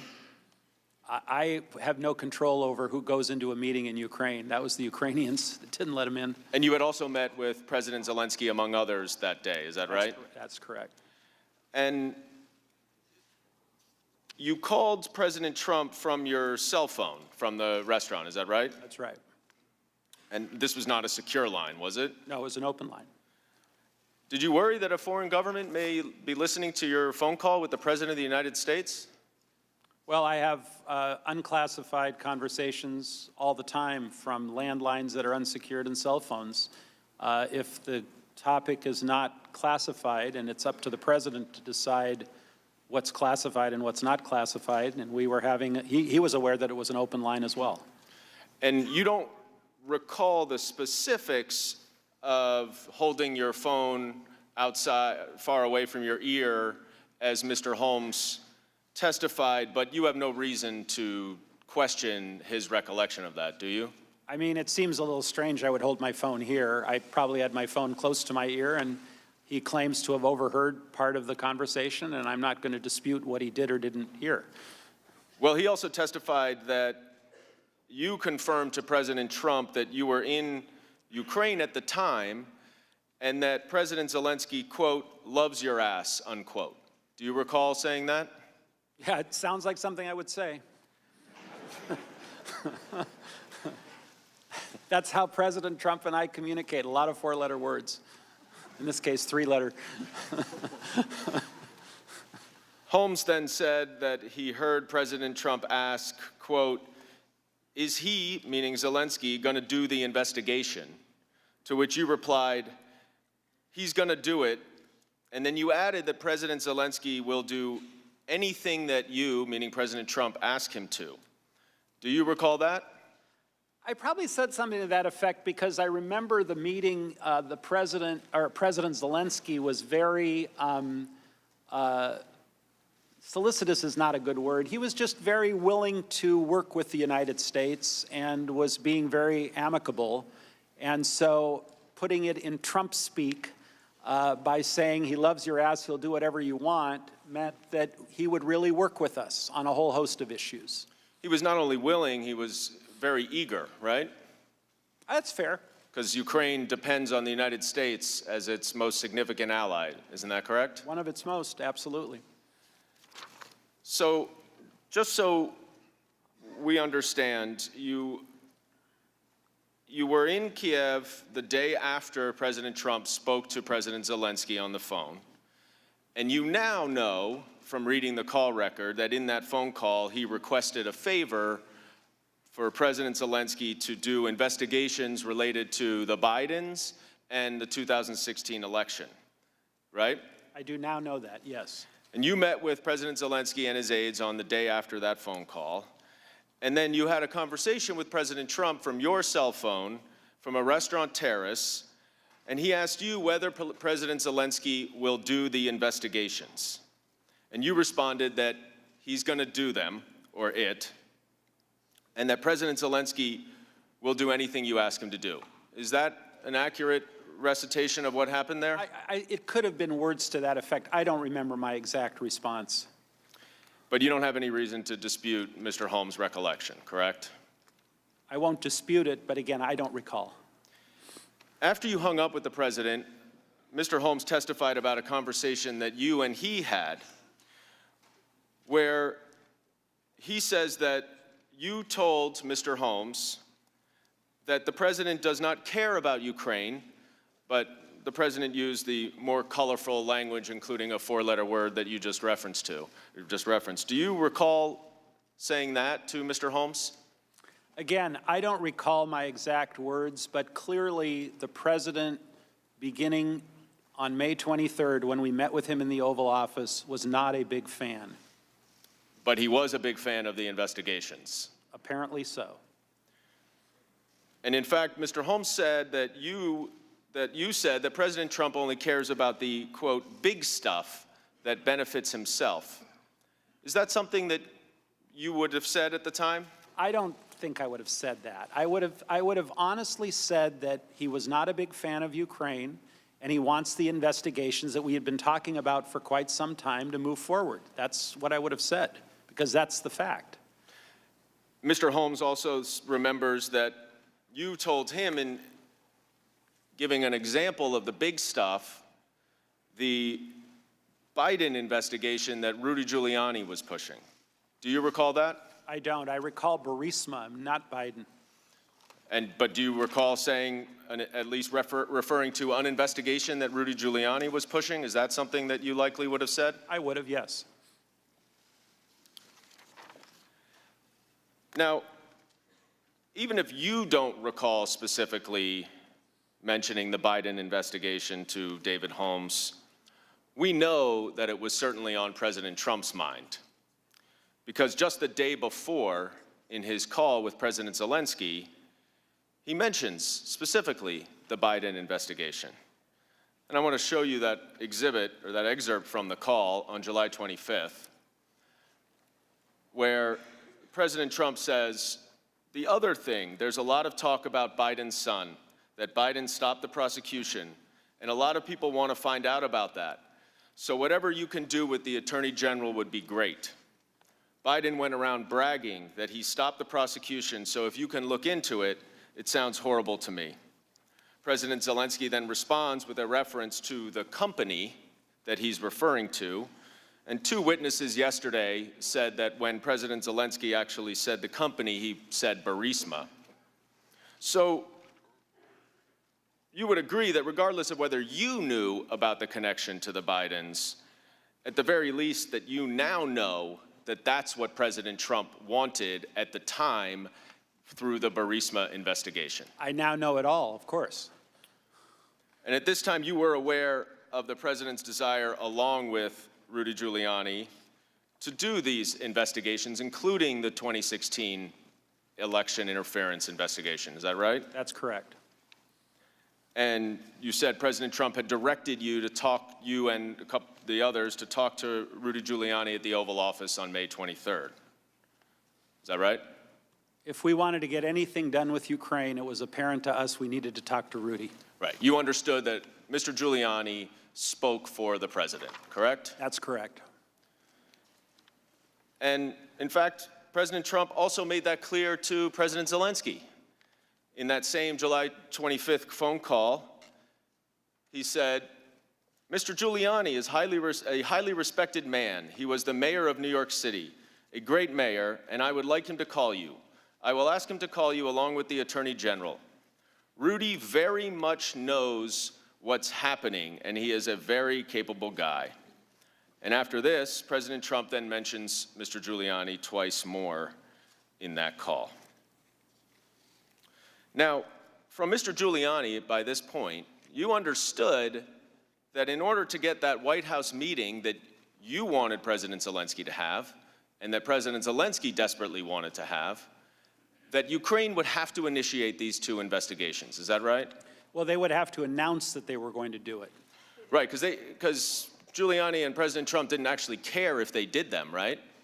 I never heard, Mr. Goldman, anyone say that the investigations had to start or had to be completed. The only thing I heard from Mr. Giuliani or otherwise was that they had to be announced in some form, and that form kept changing.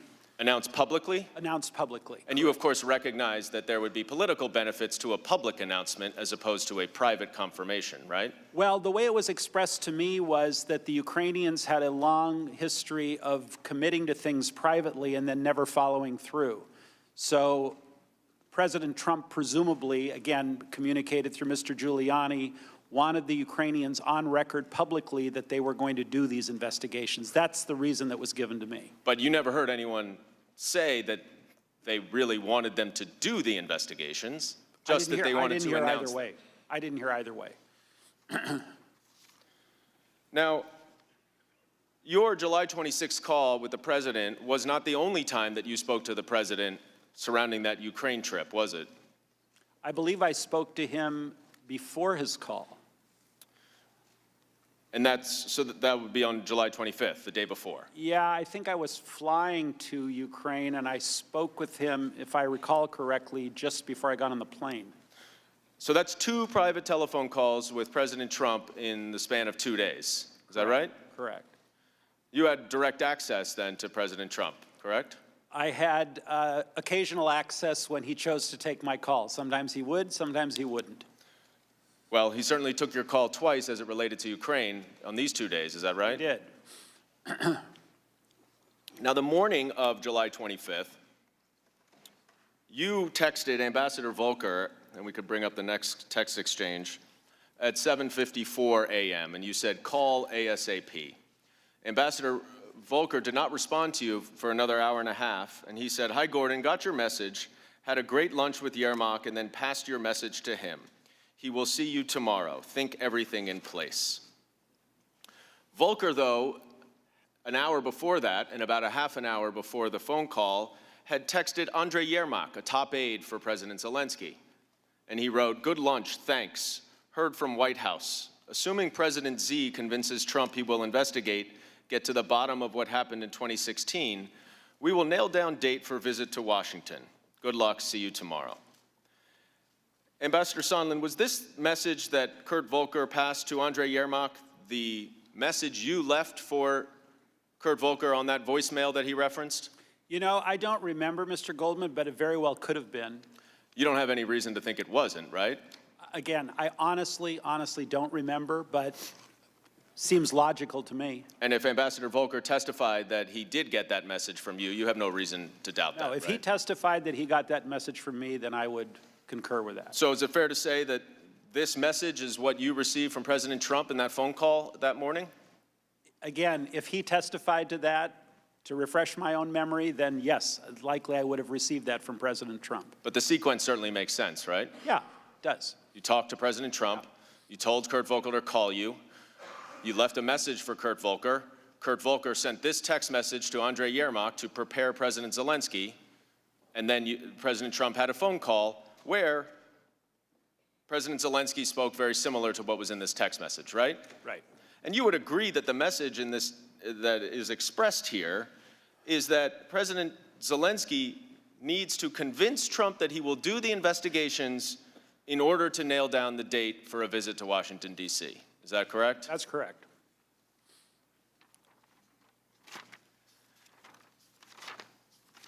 Now, I'm going to move ahead in time to the end of August and early September when you came to believe, I believe, as you testified, that it wasn't just the White House meeting that was contingent on the announcement of these investigations that the president wanted, but security assistance as well.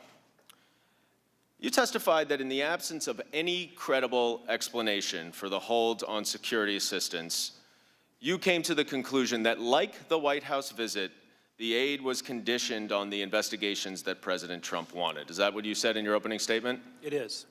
So let me break this down with you. By this time, you and many top officials knew that that coveted White House meeting for President Zelensky was conditioned on these investigations, right? The announcement of the investigations, correct. Thank you. Yeah. And that includes Secretary Pompeo, right? Many people. And, well, Secretary Pompeo? Yes. And Acting Chief of Staff Mulvaney? Yes. And you testified that this was a quid pro quo, is that right? I did. And you, at this point, by the end of August, knew that the aid had been held up for at least 6 weeks, is that correct?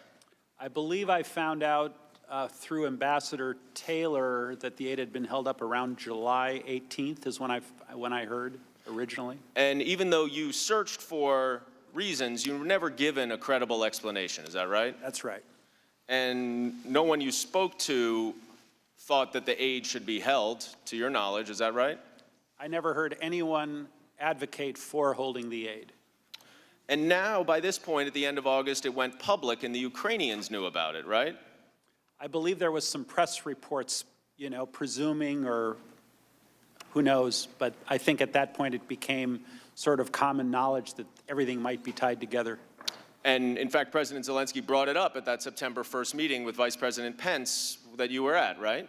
I don't know if he brought it up specifically, but asked where the aid was, I think was more, I think he sort of asked, again, very vague recollection, because I don't have a readout of the bilateral meeting, but why don't I have my check, essentially? And you understood the Ukrainians received no credible explanation, is that right? I certainly couldn't give them one. So is this kind of a 2 + 2 = 4 conclusion that you reached? Pretty much. Is the only logical conclusion to you that, given all of these factors, that the aid was also a part of this quid pro quo? Yep. Now, I want to go back to that conversation that you had with Vice President Pence right before that meeting in Warsaw. And you indicated that you said to him that you were concerned that the delay in the aid was tied to the issue of investigations. Is that right? I don't know exactly what I said to him. This was a briefing attended by many people, and I was invited at the very last minute. I wasn't scheduled to be there. But I think I spoke up at some point late in the meeting and said, it looks like everything is being held up until these statements get made, and that's my, personal belief. And Vice President Pence just nodded his head? Again, I don't recall any exchange or where he asked me any questions. I think it was sort of a duly noted.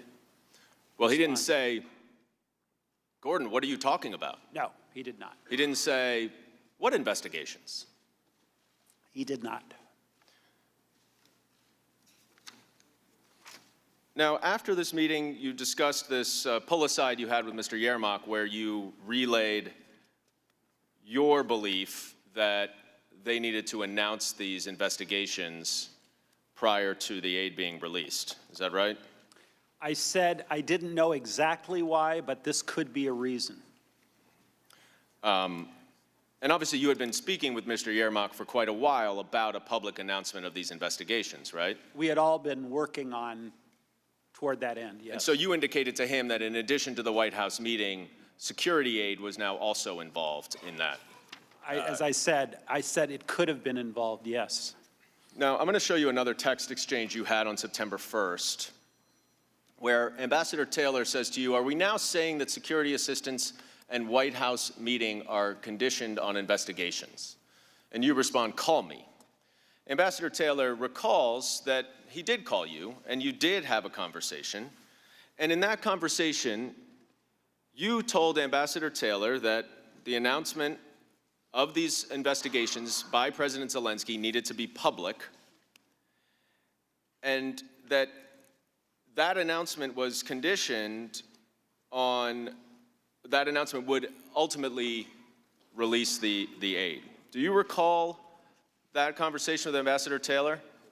Again, my conversation with Ambassador Taylor, my conversation with Senator Johnson were all my personal belief, just based on, as you put it, 2 + 2 = 4.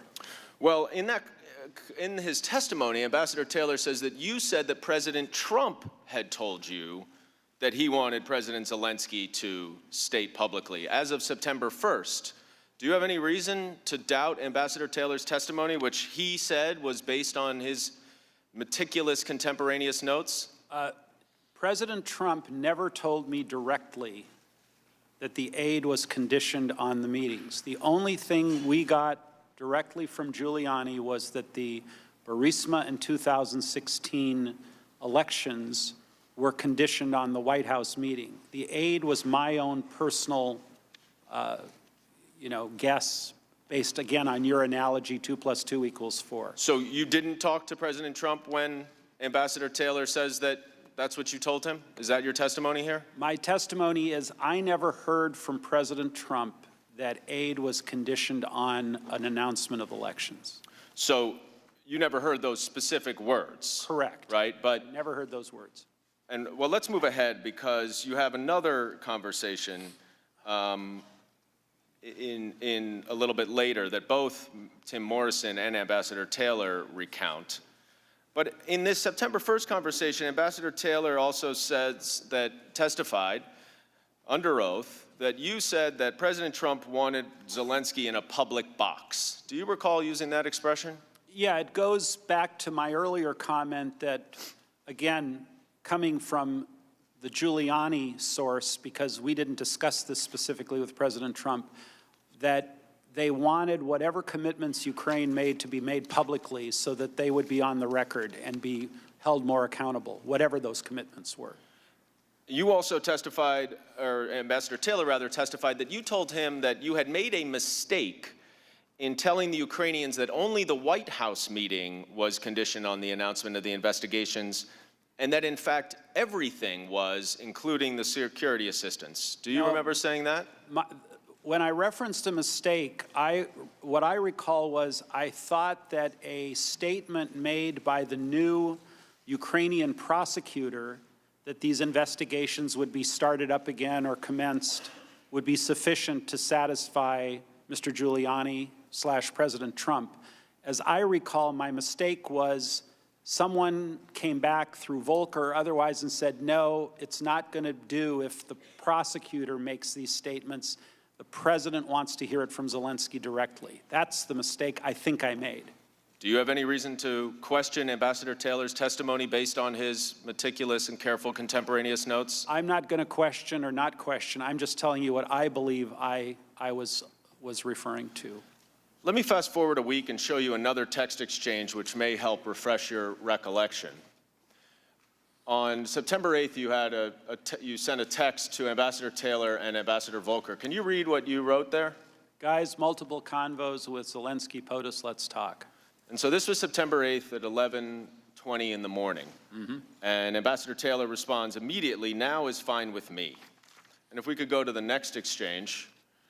Ambassador Taylor then 15 minutes later says, Gordon and I just spoke, or 20 minutes later rather, I can brief you if you and Gordon don't connect, speaking to Ambassador Volker. Then Ambassador Taylor an hour later says, the nightmare is they give the interview and don't get the security assistance. The Russians love it and I quit. You would agree that in this text message, after you had spoken an hour earlier with Ambassador Taylor, that he is linking the security assistance to this interview, this public announcement by President Zelensky. Is that right? Absolutely. And in fact, Ambassador Taylor testified that you did have a conversation with him at that point, and that you told him that, just as your text message indicates, you did have a conversation with President Trump prior to that text message. Does that help to refresh your recollection that you, in fact, spoke to President Trump at that time? Again, I don't recall President Trump ever talking to me about any security assistance, ever. What this tells me, refreshing my memory, is that by the 8th of September, it was abundantly clear to everyone that there was a link and that we were discussing the chicken and egg issue of should the Ukrainians go out on a ledge and make the statement that President Trump wanted them to make, and then they still don't get their White House visit and their aid. That would be really bad for our credibility. I think that's what he was referring to. So you do acknowledge you spoke to President Trump as you indicated in that text, right? If I said I did, I did. and that after that conversation, you were still under the impression that the aid was contingent on these public announcements. I did not get that from President Trump, but I was under the impression that absolutely it was contingent. Well, you weren't dissuaded then, right? Because you still thought that the aid was conditioned on the public announcement of the investigations after speaking to President Trump. By September 8th, I was absolutely convinced it was. And President Trump did not dissuade you of that in the conversation that you acknowledge you had with him? I don't ever recall, because that would have changed my entire calculus. If President Trump had told me directly, I'm not— That's not what I'm asking, Ambassador Sondland. I'm just saying, you still believed that the security assistance was conditioned on the investigation after you spoke to President Trump, yes or no? From a time frame standpoint, yes. Now, Ambassador Taylor also testified that, and Mr. Morrison, both of them testified, that you told them that President Trump said there was no quid pro quo, which you also included in that text message that you referred. But then you went on, and they had slight variations as to what you told them, but then you said that to Ambassador Taylor that President Zelensky himself, not the prosecutor general, needed to clear things up in public or there would be a stalemate. And Mr. Morrison recounted something similar. You don't have any reason to doubt that both of their very similar recollections of the conversations they had with you, do you, Ambassador Sondland? Let me break that down, Mr. Goldman. The text, as I said, about the no quid pro quo was my effort to respond to Ambassador Taylor's concerns, to go to President Trump. Apparently, Ambassador Taylor had access to Secretary Pompeo. He did not have access to President Trump. So I made the phone call. I said, what do you want? President Trump responded with what I put in the text. And then I strongly encouraged Ambassador Taylor to take it up with the Secretary. And he responded, I agree, when I said that. As far as the other part of your question relating to whether or not the prosecutor could make the statement or Zelensky could make the statement, I don't recall who told me, whether it was Volker, whether it was Giuliani, or whether it was President Trump, it's got to be Zelensky, it can't be the prosecutor. But that's what I relayed. Whoever I got that information from, I relayed that to, I believe, both Ambassador Taylor and to Mr. Morrison. But as of September 9th, you understood, did you not, that President Trump, either himself or through his agents, required that President Zelensky make a public announcement of the two investigations that President Trump cared about in order to get both the White House meeting and to release the security assistance. Is that correct? I believe that is correct. Mr. Chairman, I yield back. That concludes our 45 minutes. I now recognize Mr. Nunes. Oh, okay. Why don't we take a 5 or 10 minute break? Thank you.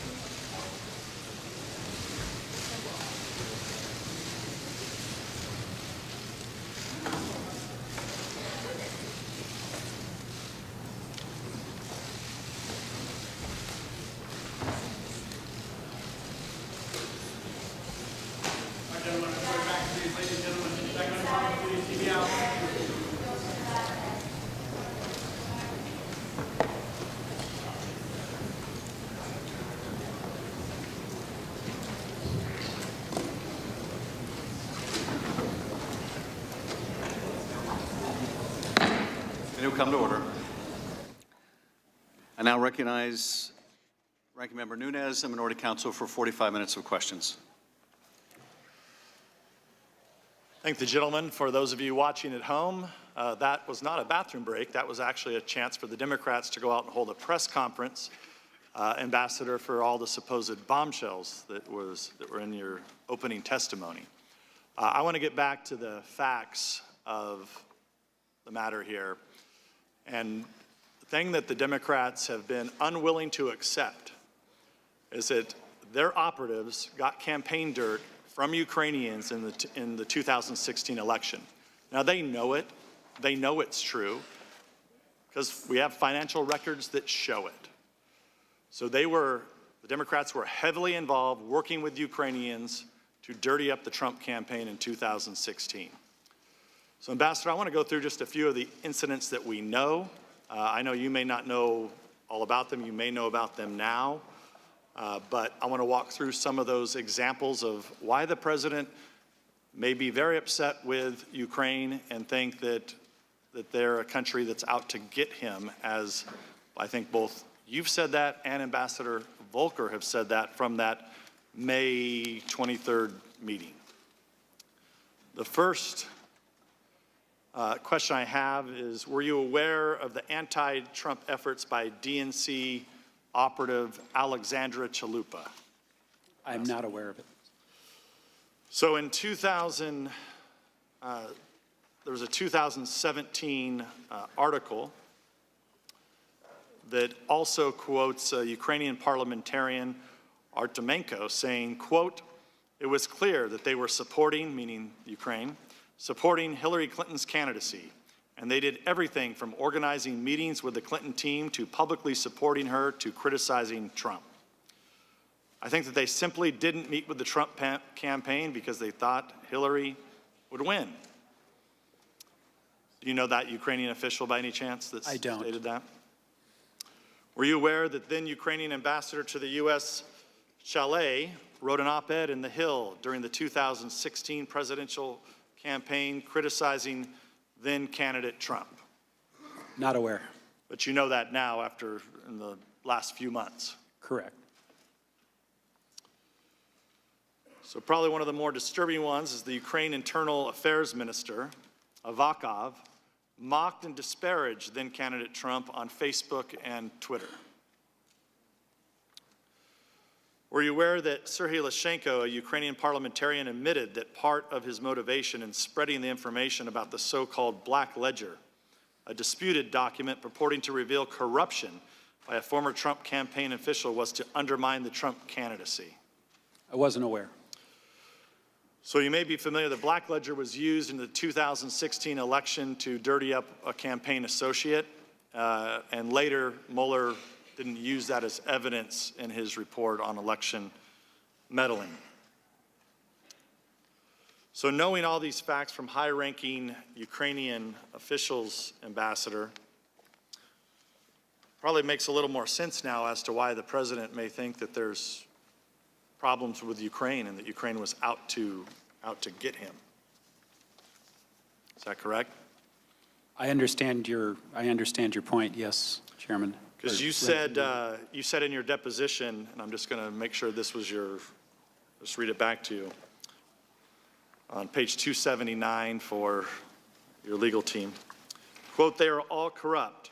This is what you said about your conversation with the president. So this is your words about what the president told you. This is the May 23rd meeting? That's correct. "They are all corrupt. They are all terrible people, and I don't want to spend any time with that." And he also said, "They tried to take me down." That's correct. When they tried to take him down, I think any logical person that wants to do 2 + 2 = 4 games would say that was in the 2016 election, wasn't it? I believe that's what he was referring to, yes, right. Ranking Member. So during all this time, and remember, in the spring, the Democrats' Russia hoax witch hunt is still ongoing. They're still claiming that President Trump is a Russian agent. They're out to get President Trump at the time. his personal attorney is then interested in trying to figure out, okay, who are these Ukrainians that are trying to get to my candidate? As those of us, the Republicans on this committee, who were also trying to get to the bottom of who were the sources in the Steele dossier that the Democrats had paid for. The House Republicans wanted to know that all through the spring and even the summer and even as of today, we'd still like to know. That's why we've subpoenaed the DNC operatives that they refused to subpoena. We sent a letter this morning. I doubt we'll see those subpoenas. We want to know exactly, get to the bottom of exactly who were these Democratic operatives that were dirtying up the Trump campaign in 2016.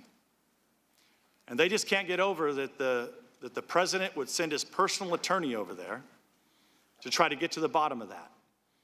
And Ambassador, you had very few dealings with Rudy Giuliani, a few text messages. A few text messages and a few phone calls. Right. So the whistleblower trying to put together here with their timeline, they seem to have a timeline problem because the whistleblower that only they know, who they won't subpoena, who clearly Mr. Vindman knows, who they blocked testimony yesterday from and would not allow Mr. Vindman to answer our questions. That whistleblower says on July 25th that there were all these promises being made. Yet I forget what they call it, the drug deal that the three amigos were cooking up seems to be their latest. You're part of the three amigos in the drug deal, Ambassador. Were you aware of any drug deal on July 25th when the phone call actually occurred? I don't know about any drug deal. Right. And did you know you were part of the three amigos? I am. I'm a proud part of the three amigos. And that's the same thing Ambassador Volker said yesterday. Because by the time the phone call that supposedly the whistleblower claims was the original quid pro quo, has now got down to, we're now a month later where you're involved and their quid pro quo has gotten down to, it's down to the low level of, well, they want a statement.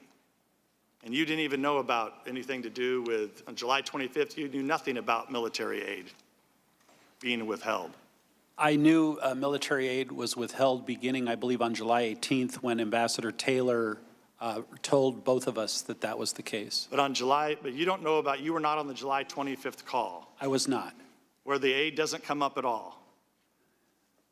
Again, I just read the readout when everyone else did. Well, we've had, everybody's testified that was on the July 25th call, right, that there was no aid discussed on the July 25th call.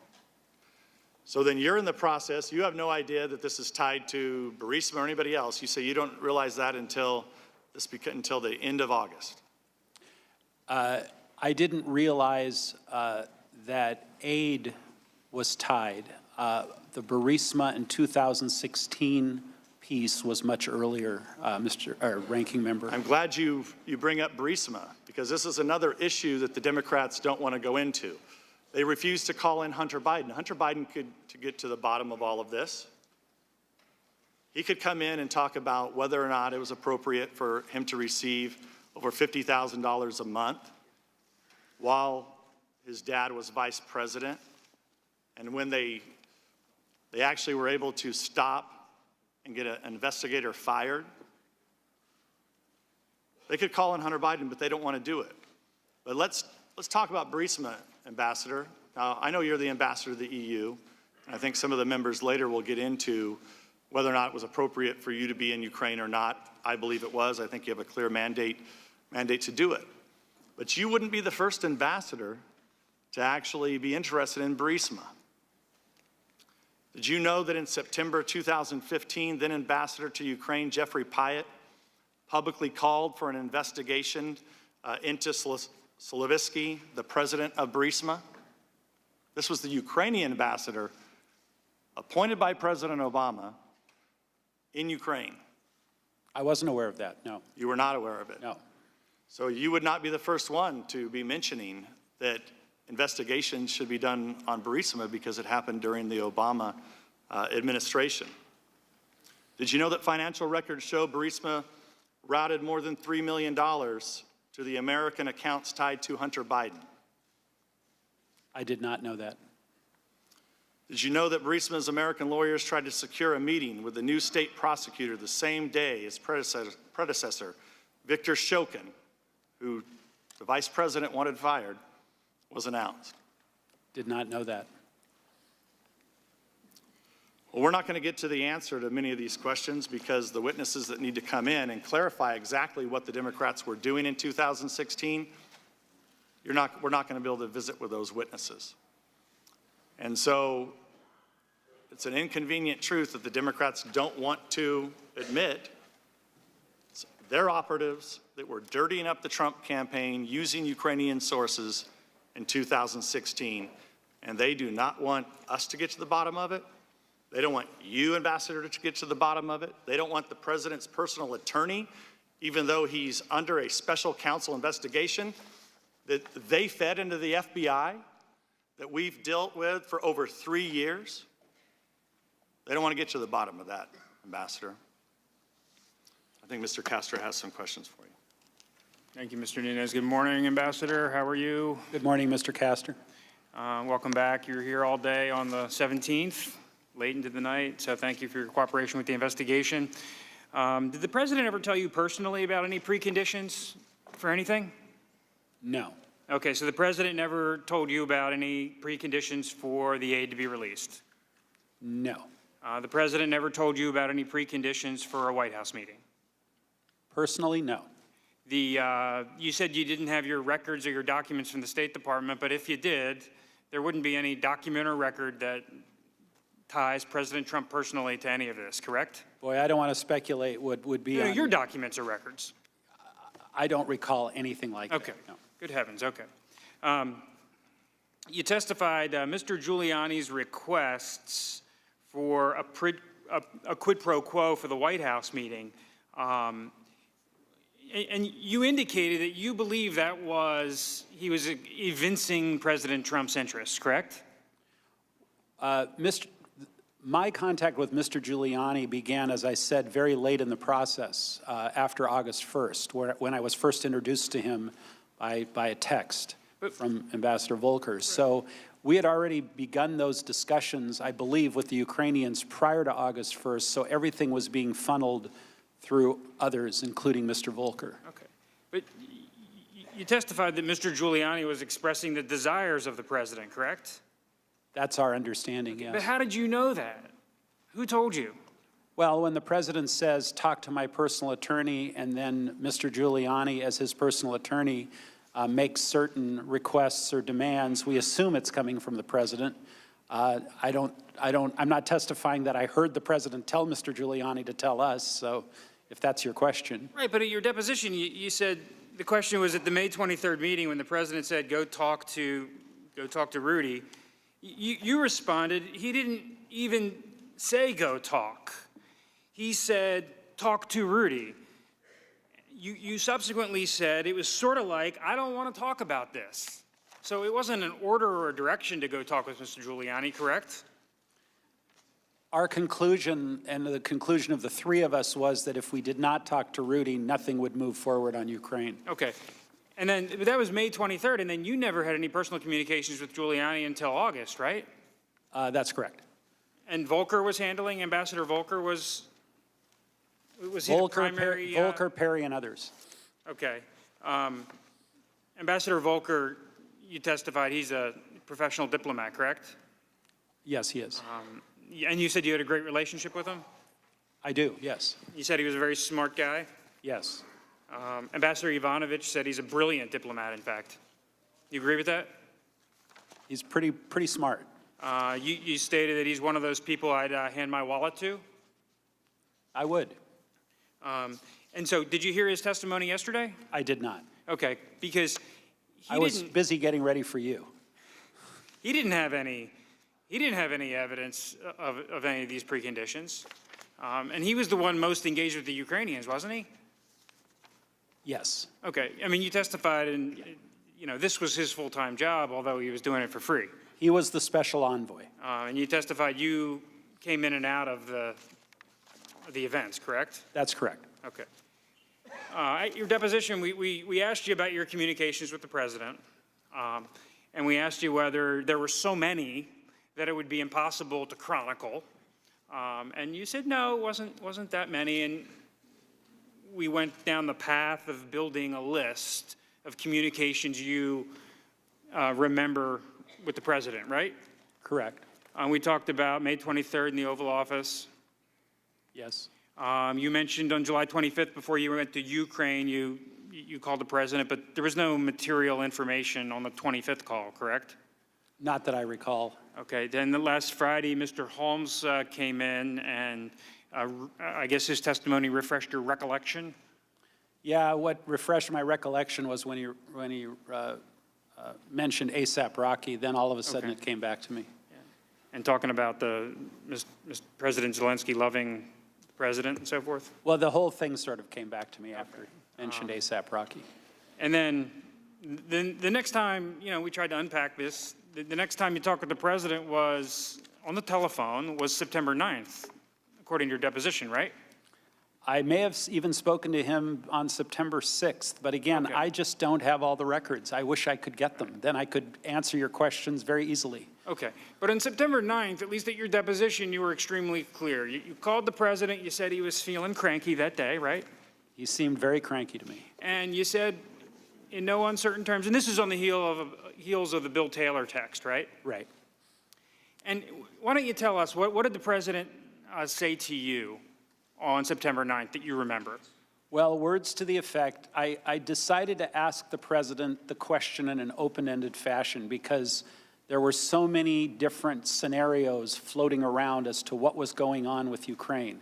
So rather than ask the president 9 different questions, is it this, is it this, is it that, I just said, what do you want from Ukraine? I may have even used a 4-letter word.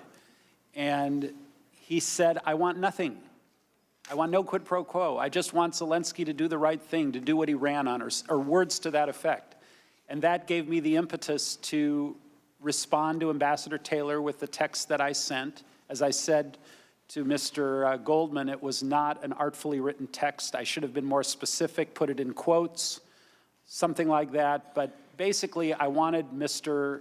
Taylor, Ambassador Taylor, to pick up the ball and take it from there. I had gone as far as I could go. And you believe the president, correct? You know what? I'm not going to characterize whether I believed or didn't believe. I was just trying to convey what he said on the phone. Okay, and at that point in time, the pause in the aid was paused for 55 days. There was a news article in Politico on August 28th talking about it. So by that point in time, the president had been receiving calls from senators. He had been getting pressure to lift the aid, correct? That's what I understand, yes. I want to turn back to your opener on page 5, when you talk about, in the absence of any credible explanation for the suspension of aid, I later came to believe that the resumption of security aid would not occur until there was a public statement from Ukraine committing to the investigations, correct? Correct. And you acknowledge that this is speculation, right? It was a presumption. Okay, that it was a guess. In fact, I think you even said this morning. Well, I want to say that it goes back to Mr. Goldman's point, or Chairman Schiff's 2 + 2 = 4 in my mind at that point. Okay, but you didn't have any evidence of that, correct? Other than the aid wasn't being released and we weren't getting anywhere with the Ukrainians. Okay, but did Ambassador Volker clue you in that that was the issue? I mean, this is a pretty high, this is a pretty serious conclusion you've reached without precise evidence. Well, I sent that email to Secretary Pompeo to set up a potential meeting between President Trump and President Zelensky in Warsaw. And when I referred to the logjam, I referred to the logjam in a very inclusive way. Everything was jammed up at that point, and Secretary Pompeo essentially gave me the green light to brief President Zelensky about making those announcements. Okay, we can turn to that. And then that was your email dated what date? Do you have the page there?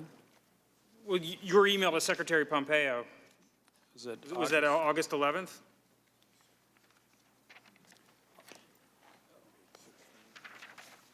16. August 22nd.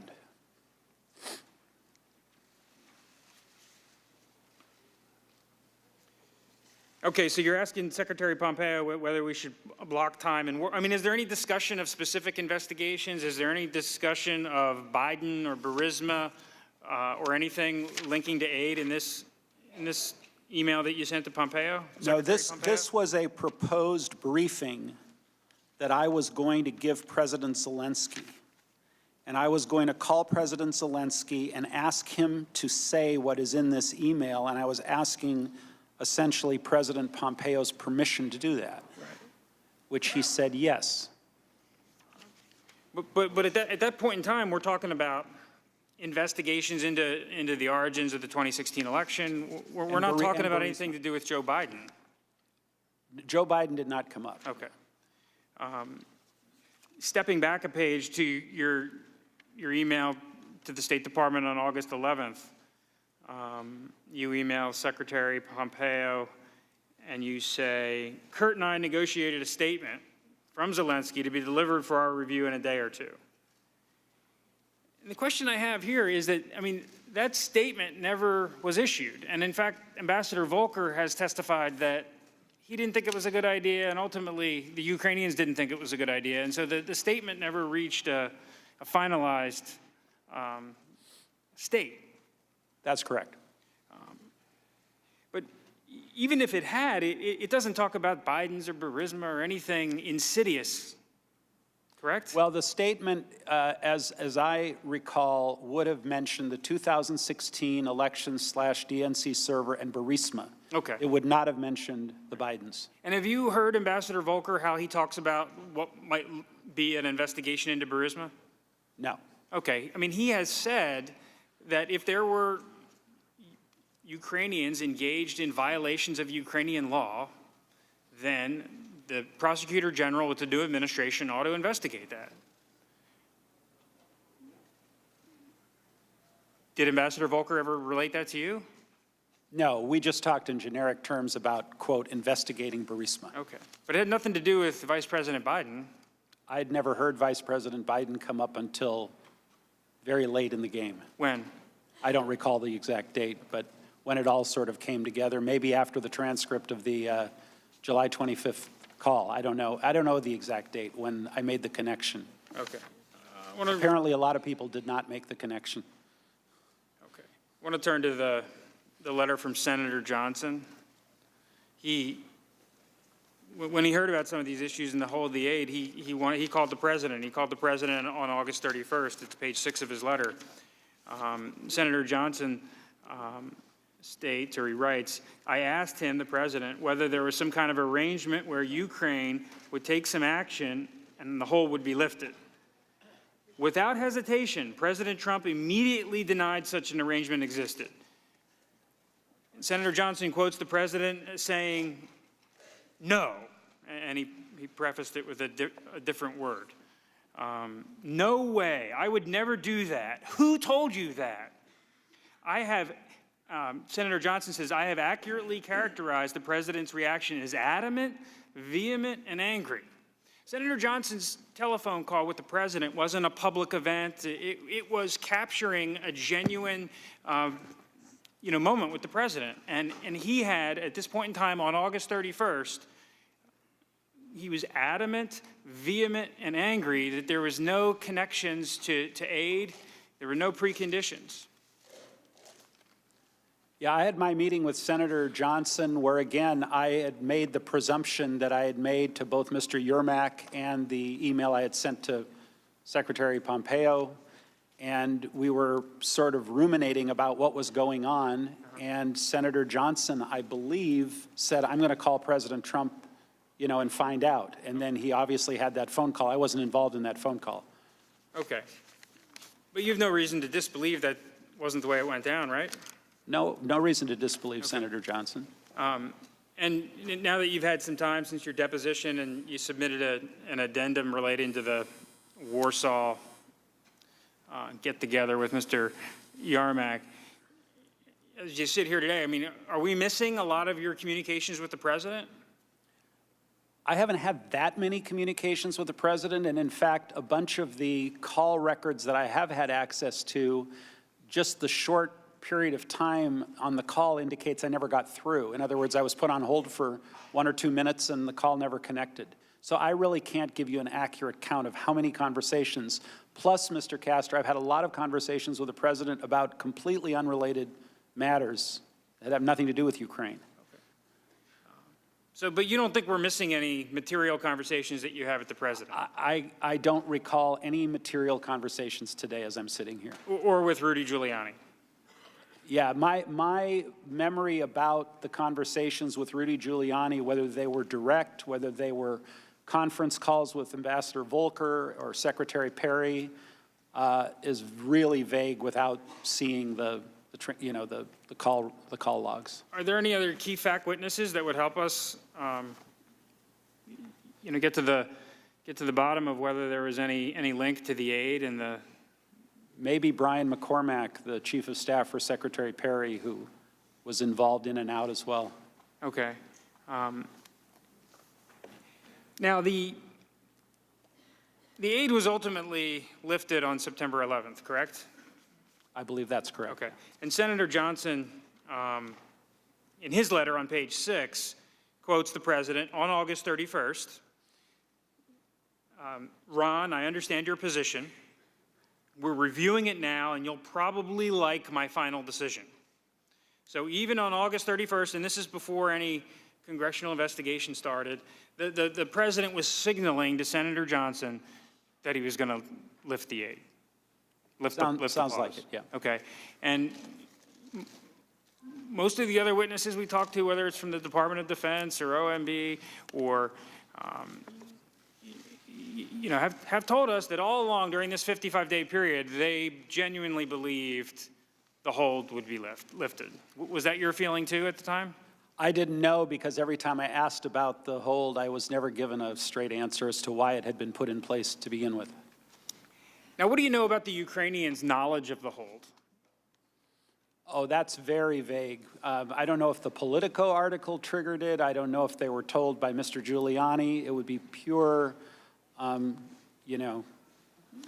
guesswork on my part, speculation. I don't know. Okay. I mean, during your deposition, you testified that you did not believe the Ukrainians believed were aware of the hold until the Politico article. Yeah. Again, I think I testified that I was not clear on the exact dates of when when the light went on. There were a lot of conversations going on with the Ukrainians by a lot of people, so I don't know who communicated what to them. We have testimony from several witnesses that the president was concerned about foreign aid generally, and so he had an appetite to put holds on aid because he was trying to be a good steward of U.S. taxpayer dollars. Do you agree with that? I'm aware that that's been his position on aid and other matters, yes. And are you aware that he was also interested in better understanding the contributions of our European allies? That I'm definitely aware of. And there was some back and forth between the State Department officials trying to better understand that information for the president? Yes, that's correct. And how do you know that wasn't the reason for the hold? I don't. But yet you speculate that there was, a link to this announcement. I presumed it, yes. Okay.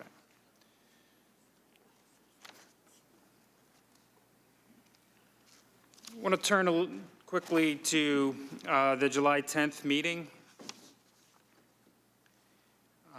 The July 10th meeting in Ambassador Bolton's office involving Ambassador Volker, Mr. Daniluk, Mr. Yarmak, has been the subject of some controversy. Ambassador Volker yesterday testified that it wasn't until the end of the meeting, Mr. Daniluk, he said, was going through some real detailed information about some of the plans he had. But it wasn't until the end of the meeting, Ambassador Volker recollects that you mentioned something general about investigations. What do you remember from that meeting?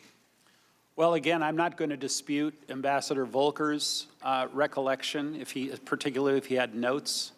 I know that the desire to have the 2016 election DNC server and Burisma were already being discussed by then. Again, I had no direct contact with Mr. Giuliani on July 10th, but through Ambassador Volker.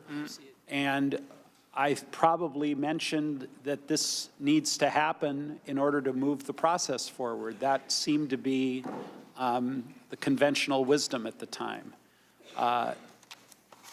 I don't recall any abrupt ending of the meeting or people storming out or anything like that. That would have been very memorable if someone had stormed out of a meeting based on something I said. Okay, nobody accused you at that point in time of being involved with some sort of drug deal? No. Did Dr. Hill ever relate to you her concerns about you being involved in a drug deal? Never. Okay. So you were surprised when testimony emerged that she thought there was a drug deal going on? I was shocked. Okay. And in fact, after the meeting, you went out and you took a picture, right? Yeah, Ambassador Bolton or his assistant indicated that he was out of time, that he had another meeting to attend, and we all walked out of the White House. Everyone was smiling, everyone was happy, and we took a picture on the lawn on a nice sunny day. Okay. Then did you retire to the wardroom? I think Secretary Perry asked to use the wardroom to continue the conversation, and the real subject that was under debate, and it wasn't a angry debate, it was a debate, is should the call from President Trump to President Zelensky be made prior to the parliamentary elections in Ukraine or after the parliamentary elections? And there was good reason for both. We felt, Ambassador Perry, Ambassador Volker, and I thought it would help President Zelensky to have President Trump speak to him prior to the parliamentary elections, because it would give President Zelensky more credibility, and ultimately he would do better with his people in the parliamentary elections. Others, I believe, pushed back and said, no, it's not appropriate to do it before, it should be done after, and ultimately it was done after. Okay. There was no mention of Vice President Biden in the wardroom? Not that I remember, no. Or any specific investigation? Just the generic investigations. Okay. Yeah. When again did the Vice President Biden nexus come to your attention? Very late. Again, I can't recall the exact date the light bulb went on. It could have been as late as once the transcript was out, but it was always Burisma to me, and I didn't know about the connection between Burisma and Biden. And to the best of your knowledge, you never understood that anyone was asking Ukrainians to investigate U.S. persons, correct? Ukrainians to investigate U.S. persons? Right. No. Okay. No. And just to sort of be clear here, ultimately the aid was lifted on September 11th. There was never any announcement by the Ukrainians about any investigations they were going to do, correct? Correct. The Ukrainians never, to your knowledge, started any of these investigations, correct? Not to my knowledge. Consequently, these allegations that there was a quid pro quo that had to be enforced before the aid was released, that never came to fruition, right? I don't believe so.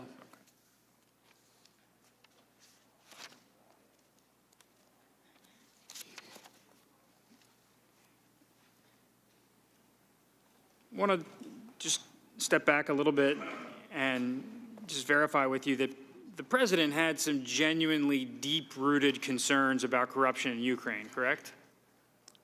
That's what he expressed to us, yes. Okay, and you believed him, right, given his business dealings in the region? When we had the conversation, I did. And when you first started discussing the concerns the president had with corruption, Burisma wasn't the only company that was mentioned, right?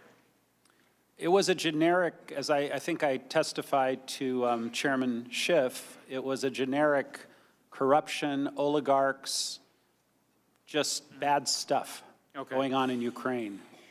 But other companies came up, didn't they? I don't know if they were mentioned specifically. It might have been Naftagaz because we were working on another issue with Naftagaz, so that might have been one of them. At one point in your deposition, I believe you said, yeah, naphtha gas comes up at every conversation. Is that fair? Probably. Okay. You had, I guess Dr. Hill at one point attributed to you the terminology that the president has given you a large remit. You familiar with her assertion of that? I didn't understand what she was talking about. Okay. But you have, and we got into this a little bit in your deposition, you know, you said that the president gave you a special assignment with regard to Ukraine, correct? Well, when the president appointed me to as the U.S. ambassador to the European Union, Ukraine was part of my portfolio.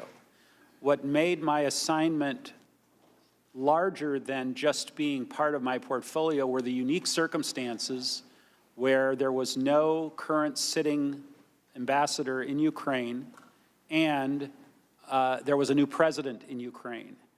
And the discussions that we had, the three amigos, Perry, Volker, and I, was that Ukraine needed extraordinary, as high a level support as it could get from the United States during this period, which we cleared with both Ambassador Bolton and with Chief of Staff Mulvaney to continue working on it.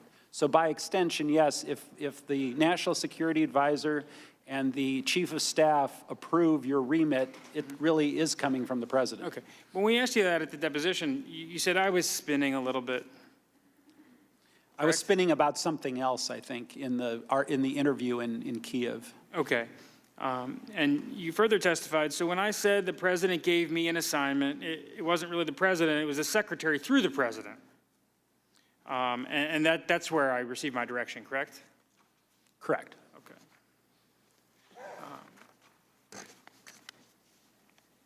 Did Ambassador Taylor ever bring any concerns to your attention about the so-called, the channel he dubbed the irregular? No, in fact, the opposite. When he came to post, I know I called him, or he called me. I think he spoke with Secretary Perry and Ambassador Volker separately.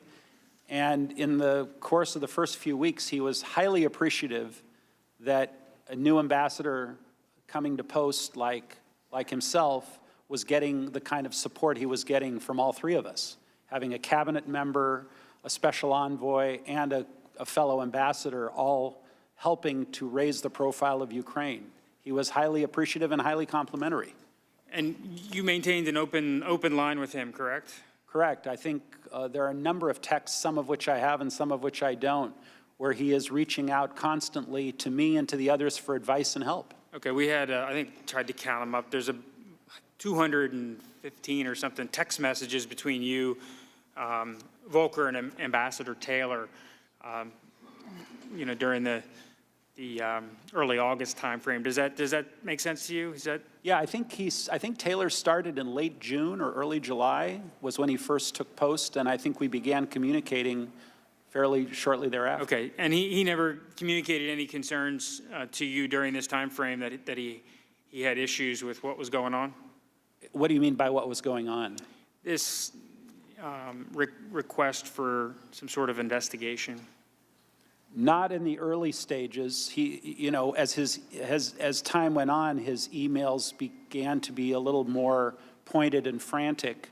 And that's when we had very little visibility as to what was going on either. I think it had to do more with the aid and as to why the aid was suspended. Right. And ultimately you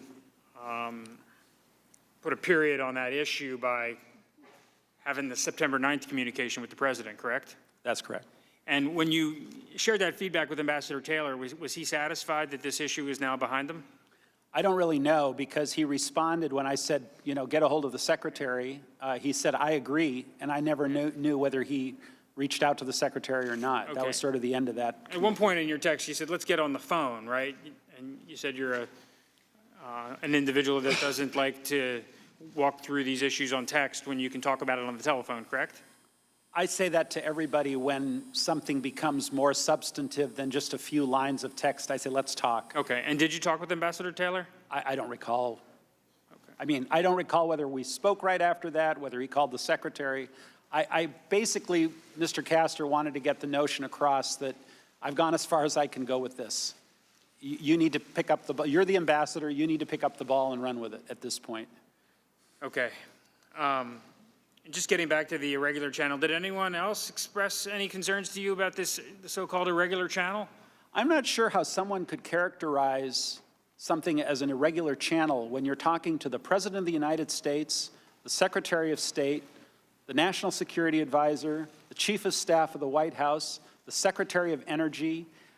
I don't know how that's irregular. If a bunch of folks that are not in that channel are aggrieved for some reason for not being included, I don't know how they can consider us to be the irregular channel and they to be the regular channel when it's the leadership that makes the decisions.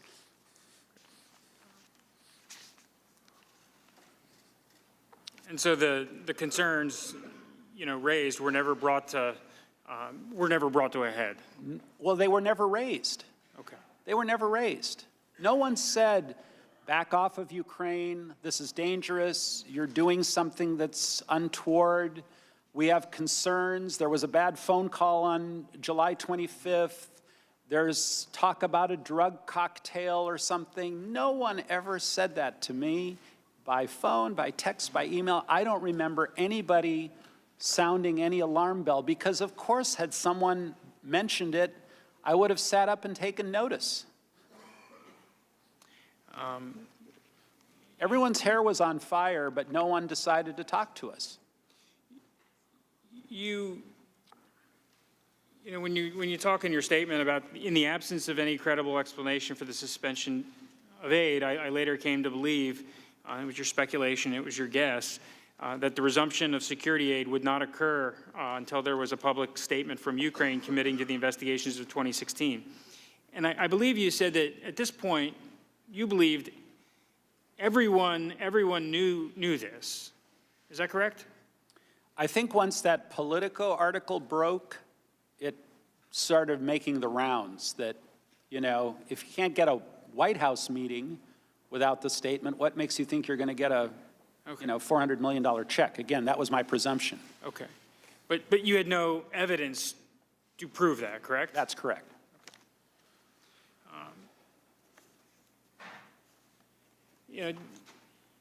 You stated that you haven't been able to access your records. Is that correct? Not all of them. And there are lots of notes, records, readouts of calls. Can't get to them. But you've also stated that you don't take notes, right? I don't take notes, but there are a lot of others out there.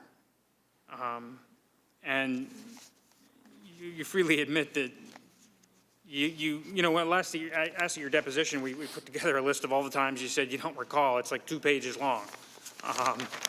Is that all? So, you don't, on a lot of these questions, there's nuance, there are ambiguities, and we don't have records, we don't have notes, and we don't have recollections, correct? Right. It's situational things that sort of trigger memory, especially when I'm dealing with the European Union, I'm dealing with the 28 member countries, I'm dealing with other countries that are not in the European Union that are part of my mandate, I'm dealing with the White House leadership. There's a lot of stuff to juggle. And as I said in my opening statement, a phone call for me with the President of the United States or the President of fill-in-the-blank country, while people who get a call like that maybe once in a lifetime, a call like that might be very memorable. They might remember every single thing about it. I'm doing that all day long, and I'm not saying it in a way of being braggadocio or anything like that, but it's part of my routine day. So all of these calls, these meetings with very important people tend to sort of blend together until I have someone that can show me what we discussed, what the subject was, then all of a sudden it comes back. We're trying to get to the facts here. We're trying to find out what actually happened, what's reliable, what's accurate. Bill Taylor kept notes. He brought a little notebook in his pocket at his deposition and he held it up and he says, when I'm not at my desk and I'm on the phone, I use this notebook. When I'm at my desk, I use a notebook. George Kent said he wrote just innumerable memos to the file. Catherine Croft, she testified that she didn't believe George Kent's notes would be accurate. And so, we have all this, back and forth, but, you know, as we get to the end here, you don't have records, you don't have your notes because you didn't take notes, you don't have a lot of recollections. I mean, this is the trifecta of unreliability, isn't that true? Well, what I'm trying to do today is to use the limited information I have to be as forthcoming as possible with you and the rest of the committee. And as these recollections have been refreshed by subsequent testimony, by some texts and emails that I've now had access to, I think I filled in a lot of blanks. But a lot of it's speculation. A lot of it is your guess, and we're talking about, you know, an impeachment of the President of the United States. So the evidence here ought to be pretty darn good. I've been very clear as to when I was presuming, and I was presuming on the aid. On the other things, Mr. Castor, I did have some texts that I read from. So when it comes to those, I'll rely on those texts because I don't have any reason to believe that those texts were, you know, falsely sent or that there's some subterfuge there. They are what they are. They say what they say. Okay, thank you, sir. Thank you. Time of the gentleman has expired. We'll now move to a second staff-led round of 30 minutes. Mr. Volker, I just have a few questions before I turn it back to Mr. Goldman. You testified in response to my colleagues in the minority something along the lines of a lot of people did not make the connection between Burisma and Biden. I think a lot of people have real difficulty understanding that. Tim Morrison testified that I think it took him all of doing a Google search to find out, oh, this is the significance of Burisma. It involves the Bidens. Are you saying during all this time up until the call you never made the connection between Burisma and the Bidens? You just thought that the president and Rudy Giuliani were interested in this one particular Ukrainian company? Again, my role, Mr. Chairman, was just to get the meeting. Well, I understand that, but my question is, are you saying that for months and months, notwithstanding everything Rudy Giuliani was saying on TV and all the discussion with Rudy Giuliani, that you never put Burisma together with the Bidens? I didn't, and I wasn't paying attention to what Mr. Giuliani was saying on TV. We were talking to him directly. Let me ask you this. Ambassador Volker testified yesterday to a similar epiphany, for lack of a better word. This is what he said. In hindsight, I now understand that others saw the idea of investigating possible corruption involving the Ukrainian company Burisma as equivalent to investigating former Vice President Biden. I saw them very different, the former being appropriate and unremarkable, the latter being unacceptable. In retrospect, I should have seen that connection differently, and had I done so, I would have raised my own objections. Does that sum up your views as well? It does.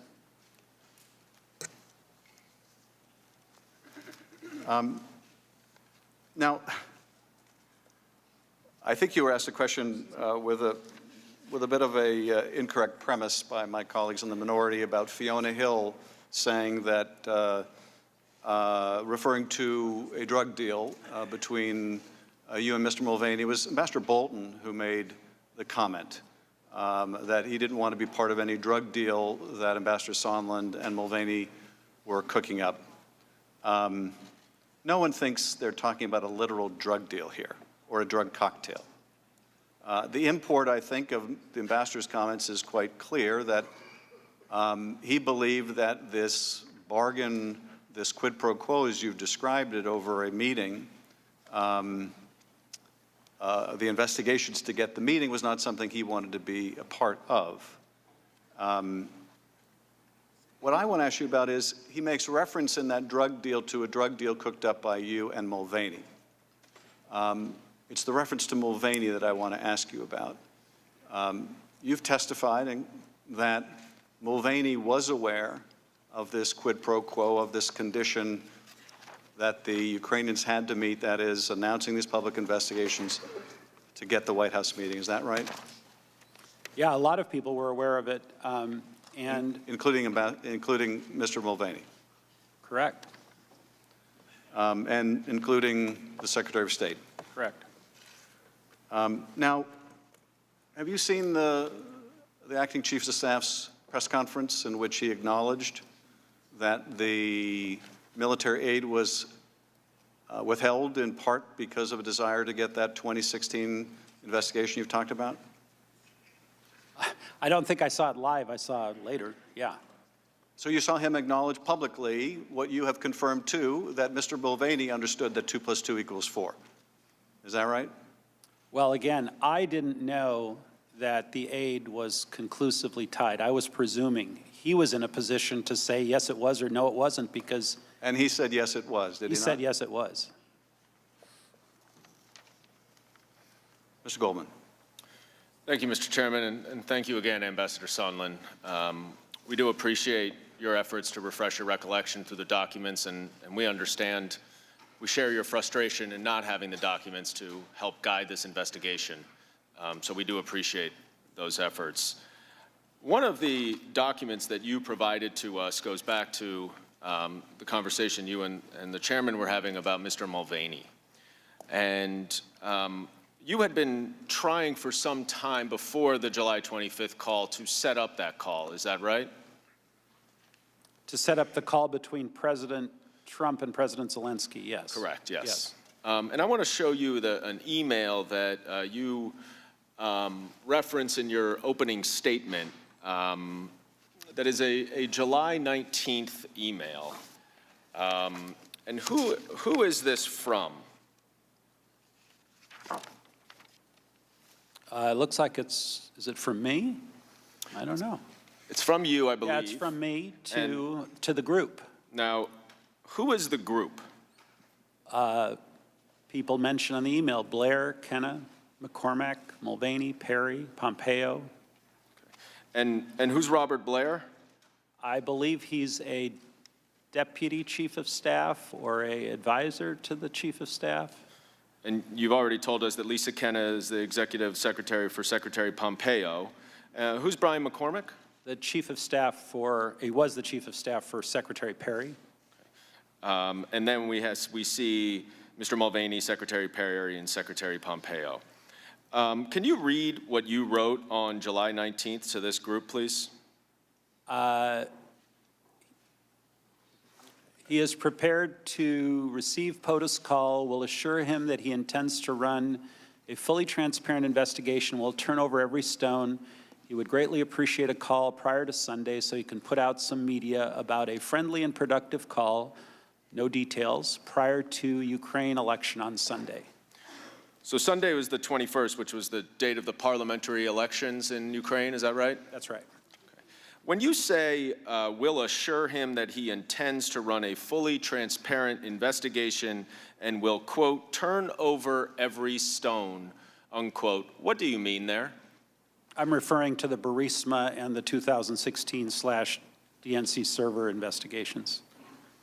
Later that evening, Secretary Perry responds just to you and Brian McCormack, saying, Mick just confirmed the call being set up for tomorrow by NSC, RP. And then a little later, Mr. Mulvaney replies to all, saying, I asked NSC to set it up for tomorrow. Were these the only responses that you received to this email? I don't know. If I have them, I would show them. I don't know. No one wrote back to you and said, what are you talking about in terms of these investigations and turning over every stone? No, there was a chain, and I don't know if it's part of this email or a subsequent email, where I believe Ambassador Bolton pushed back and said he did not want a call to President Zelensky made by President Trump until after the parliamentary elections. So that would explain why it was moved from the next day, July 20th, to the 25th, right? That's right. But Ambassador Bolton is not on this email, is he? I don't think he is, no. Now, you were asked by Mr. Castor if there are any other key witnesses who might be able to help with our investigation. And you mentioned Brian McCormack, right, the Chief of Staff for Secretary Perry? I did. You are aware that the committee subpoenaed him, are you not? I wasn't aware of that. And that he refused to come testify? Are you also aware that Mr. Mulvaney was subpoenaed by the committee and refused to come testify? I did read that in the newspaper, yes. Are you also aware that Robert Blair was subpoenaed and refused to come testify? I think I'm aware of that. And that Secretary Perry was asked to come testify and refused? I am aware of that as well. So would you include them, as well as Secretary Pompeo, as key witnesses that would be able to provide some additional information on this inquiry? I think they would. Now, this was not the first time, as you indicated, that Mr. Mulvaney heard about these investigations into Burisma and the 2016 election. Is that right? I don't know what Mr. Mulvaney heard or didn't hear. I think there's been a huge amount of exaggeration over my contact with Mr. Mulvaney. It was actually quite limited. Well, he certainly he certainly indicated a familiarity with what you were talking about in this July 19th email. Is that right? Because I think Mr. Mulvaney was in the May 23rd briefing with President Trump. I don't remember because there were people sitting behind us that were coming and going when we were sitting in front of President Trump's desk. Okay.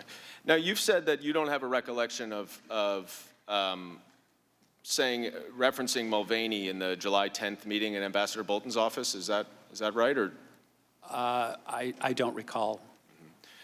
So when both Fiona Hill and Colonel Vindman testify that in response to a question from Ukrainian officials at that July 10th meeting about scheduling a White House visit, that you said, well, I spoke with Mr. Mulvaney and it will be scheduled after they announce these investigations. Do you have any reason to dispute that characterization? I don't have any reason to agree or dispute. I just don't remember.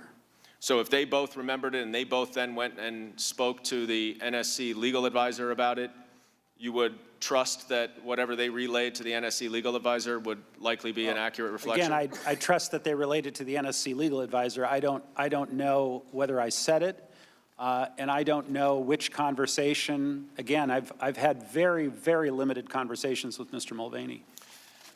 This email indicates that you spoke to President Zelensky and were relaying what he said to very senior officials. Is that right? Which email again? Sorry, the July 19th email, where you say, the subject is, I talked to Zelensky just now. I've got it. Was there some sort of assurance that President Zelensky needed to provide about what he would say to President Trump in order just to get the phone call? I think that part was verbal, and then there were a lot of communications going around back and forth with the Ukrainians, and that's when someone, and I don't remember who, came up with the idea of a draft statement so there would be no misunderstanding about what, in fact, the Ukrainians would say and would be willing to say, that we could rely on and negotiate something on a piece of paper.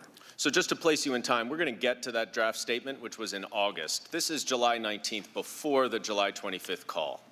Do you remember whether there was a need from any of the White House officials or other national security officials for President Zelensky to provide some assurance of what he would say to President Trump before a phone call, not the meeting, but a phone call was scheduled? There was initially apparently a condition, but that condition was obviously dropped because the phone call took place and there was no such statement made. The phone call took place, as you said, on the 25th of July. And when you say there was no such statement that took place, what do you mean? Well, the Ukrainians never made their public statement prior to the phone call on the 25th of July. Right, but we're not talking about a public statement. What I was asking is whether President Zelensky needed to relay to you or the other American officials that he would assure President Trump that he would do these investigations in a phone call. In my email, I obviously had just spoken with him, and he being Zelensky, and he said that he was prepared to receive the call and he would make those assurances to President Trump on that call, and then presumably that would then lead to the White House meeting. And you had been discussing this phone call for several weeks now, is that right? Yes, I think with Volker, with Perry, with Giuliani through Volker and Perry. And then right after you sent this email assuring the others that he will discuss the investigations and will turn over every stone, the Burisma and 2016 election investigations, Mr. Mulvaney responded that he asked to set up the call for the next day. Is that right? That's what it says. Now, let's go to that press statement that you were discussing in August. And you testified, I believe, that you understood that Rudy Giuliani was representing the president's interests with regard to Ukraine. Is that right? That's what we all understood. And when you all, who do you mean we all? Secretary Perry, Ambassador Volker, myself. In August, you and Ambassador Volker were coordinating with Andrei Yermak, the Zelensky aide, about a press statement. And I want to pull up some of the text exchanges that you were referring to, which, as you acknowledge, helps you refresh your recollection. Is that right? And I think Taylor was involved in those initial discussions as well. Well, he's not on any of these text messages, so perhaps he was. He does not remember that. But let's go to the first one. Is it working? On August 9th.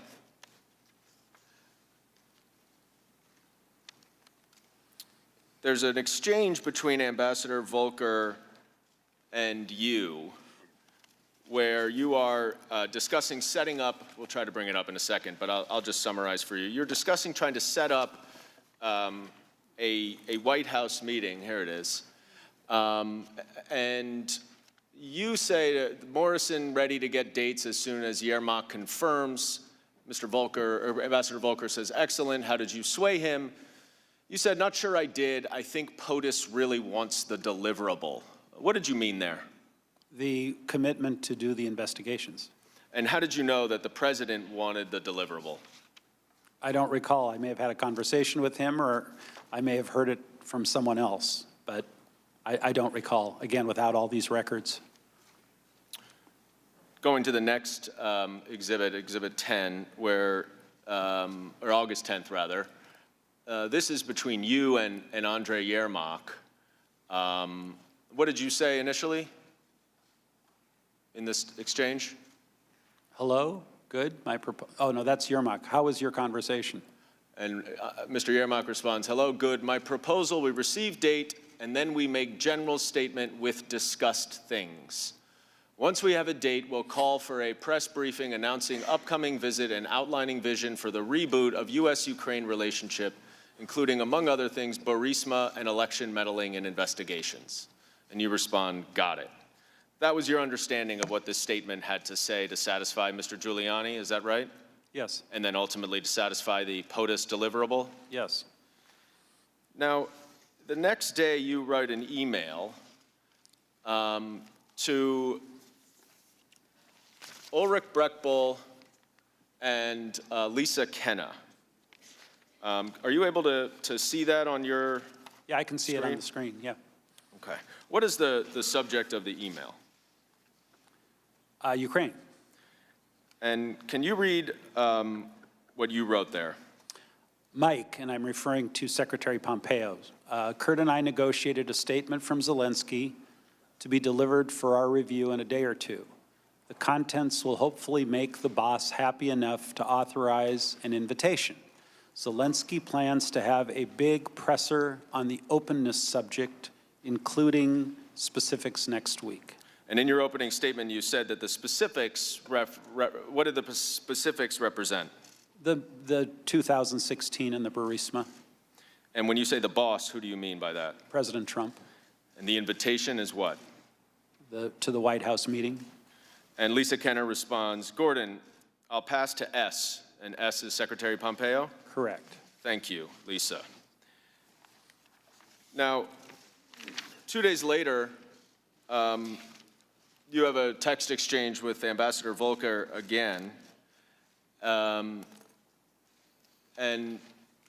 this is at the end of it, but the earlier text, which we don't have here, you may recall, includes the press statement, the revised press statement that includes Burisma and the 2016 election. Is that do you recall that? Yes, if I could see it, that would be helpful, but yes. But you ultimately remembered that after your conversation with Mr. Giuliani, you did pass along a statement to the Ukrainians that included Burisma in the 2016 election. Is that right? I think there were statements being passed back and forth between Volker, the Ukrainians, and others to try and negotiate acceptable language. Mm-hmm. And ultimately, that statement was not issued, was it? Correct. And the White House meeting did not. Still hasn't occurred. Still hasn't occurred. But you certainly understood at that time, did you not, that it was the president's direction and instruction that a White House meeting with President Zelensky would not occur until President Zelensky announced publicly the investigations that the president wanted. Is that right? That's correct. And you now know that the investigations the president wanted was an investigation into the Bidens and an investigation into the 2016 election. I know that now, yes. I'm going to move ahead to August 22nd. And you wrote an email to Secretary Pompeo, directly to Secretary Pompeo, CCing Lisa Kenna, with the subject of Zelensky. And could you please read what you wrote to Secretary Pompeo? Mike, should we block time in Warsaw for a short pull-aside for POTUS to meet Zelensky? I would ask Zelensky to look him in the eye and tell him that once Ukraine's new justice folks are in place mid-September, Zelensky should be able to move forward publicly and with confidence on those issues of importance to POTUS and to the U.S. Hopefully that will break the logjam. And Secretary Pompeo responds to you 3 minutes later, yes. Now, I want to unpack this a little bit. You said that in the middle, once Ukraine's new justice folks are in place. What did you mean by that?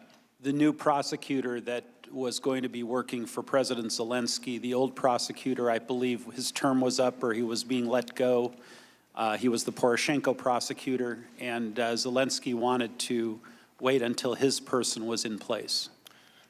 So once that new prosecutor was in place, then President Zelensky, should be able to move forward publicly and with confidence on those issues of importance to POTUS.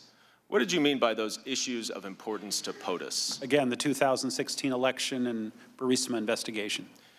Were you aware at this time that Secretary Pompeo had listened in to the July 25th phone call? I was not. If he had, do you believe that he would fully understand what the issues of importance to POTUS related to Ukraine would be? I mean, I can't characterize his state of mind. He listened in on the phone call and he concluded what he concluded. But now that you've read the phone call, it's quite clear what the issues of importance to POTUS are. Yes. Biden investigation and yes. the 2016 election investigation. Is that right? That's correct. Then it says, hopefully, that will break the logjam.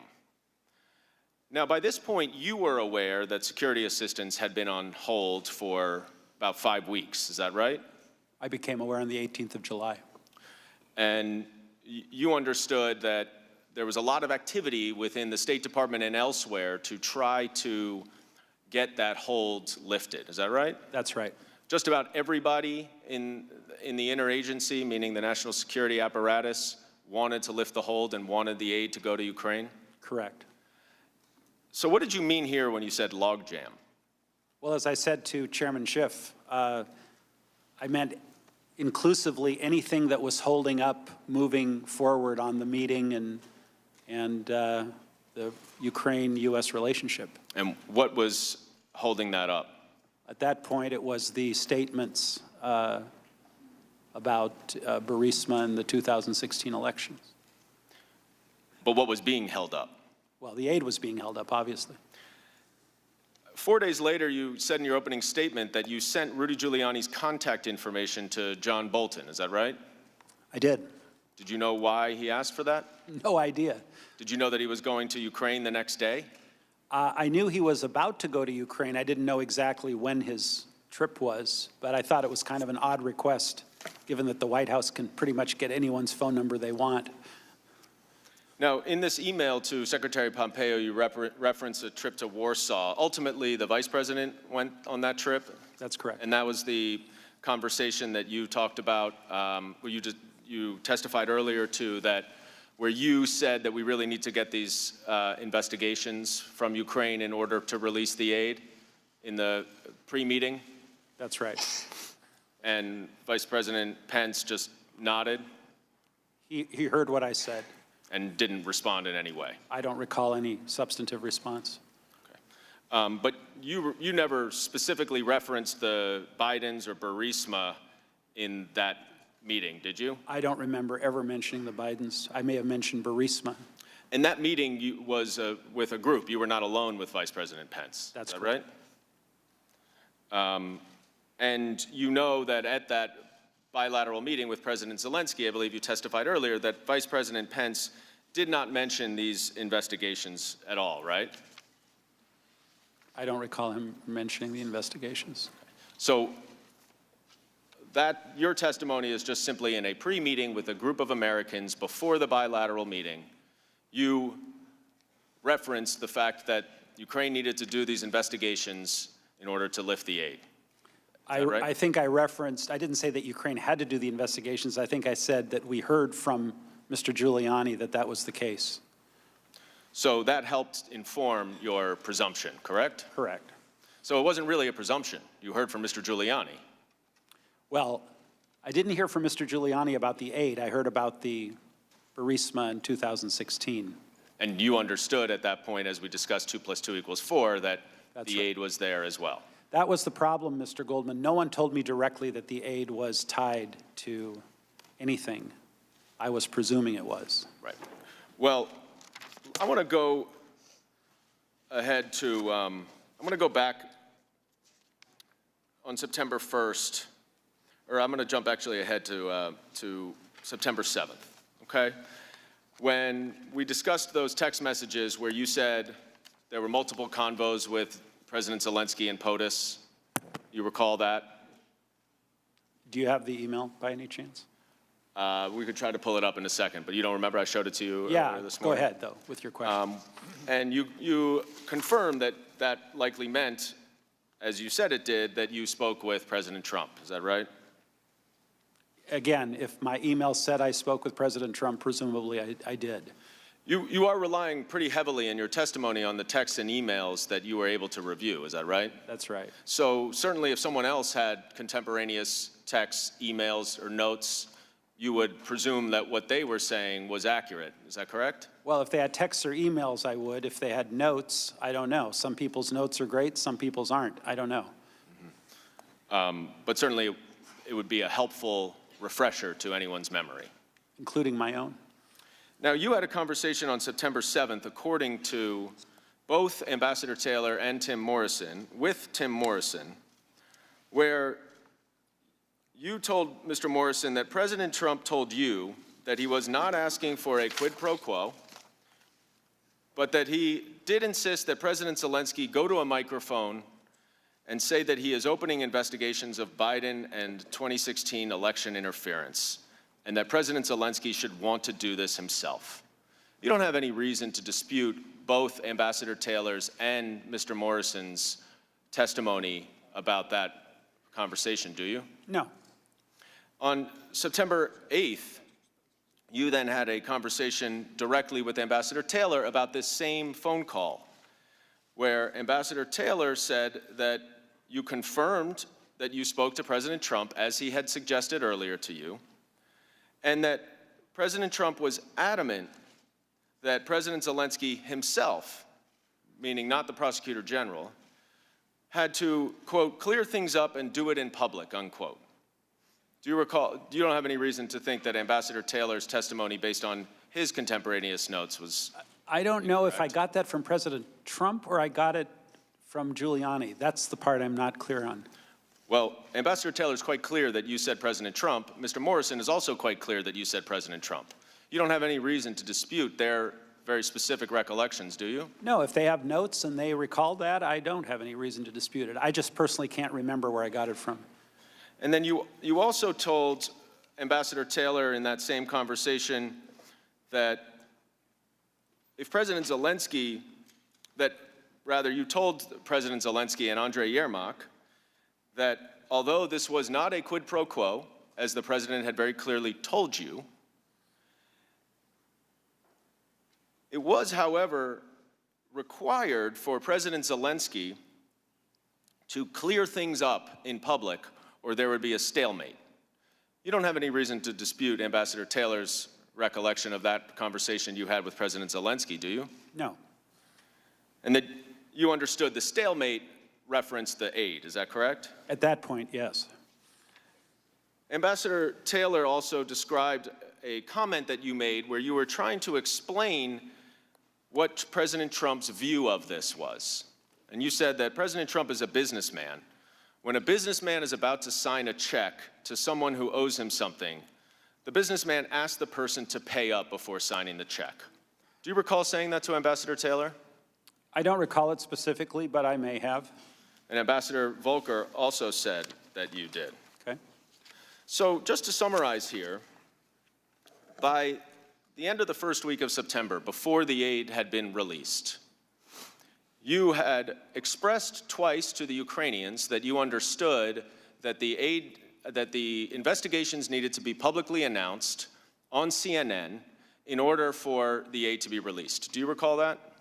I didn't say that they had to be announced on CNN. The Ukrainians said to me or to Ambassador Volker, or both of us, that they had planned to do an interview anyway on CNN, and they would use that occasion to mention these items. And that even though at some point you had calculated 2 + 2 to equal 4, and therefore you believed that the aid was conditioned on the investigations, that you had a phone call with President Trump that you relayed to both Tim Morrison and Ambassador Taylor, whose accounts of that conversation you do not dispute, where President Trump confirmed that President Zelensky needed to publicly announce the investigations, or otherwise the obvious implication of the stalemate would be that the aid would not be released. Is that correct? Again, the implication, I did not hear directly from President Trump that the aid would be held up until the statement was made. I did not hear those words. But you agree that with whatever Mr. Morrison and Ambassador Taylor testified to about the conversation you had with President Trump. Is that right? Remind me again. I don't want to misspeak. Well, you just said you have no reason to dispute their accounts based on their detailed notes. Were they saying that I told them that President Trump said that the aid would not be released until the statements were made? Because I said repeatedly, I don't recall President Trump ever saying that to me. Okay. I think what they said, if I could just finish this line of questioning, was that President Trump was adamant that President Zelensky himself had to clear things up, quote, clear things up and do it in public, unquote. So what they related was, although President Trump claimed to you there was no quid pro quo, he also made it clear to you in that call that President Zelensky had to, quote, clear things up and do it in public. You don't have a reason to dispute, that's what you I don't have any reason to dispute the clear things up and do it in public. What I'm trying to be very clear about was President Trump never told me directly that the aid was tied to that statement. But in that same conversation you had with him about the aid, about the quid pro quo, he told you that President Zelensky had to, quote, clear things up and do it in public, correct? I did not have a conversation with him about the aid. I had a conversation with him, as referenced in my text, about quid pro quo. Well, the quid pro quo you were discussing was over the aid, correct? No. President Trump, when I asked him the open-ended question, as I testified previously, what do you want from Ukraine? His answer was, I want nothing. I want no quid pro quo. Tell Zelensky to do the right thing. That's all I got from President Trump. Did you also get from President Trump, as reflected by Ambassador Taylor, that he said he was adamant that President Zelensky had to, quote, clear things up and do it in public? That part I can agree to, yes. Time is now with the minority for 20 minutes. I'm sorry, 33 minutes. 33 minutes. Thank you, Mr. Chair. Ambassador, you've been in business for a long time. I have. So if you want to get to the bottom of something, somebody that's running a department or one of your buildings or something, Who do you go to? The boss. The manager of whatever company Exactly. it is, right? Correct. So if you want to get to the bottom of foreign aid, probably go to the people that are in charge of foreign aid here in this town, wouldn't you? Because you're not in charge of foreign aid. I'm not in charge of foreign aid.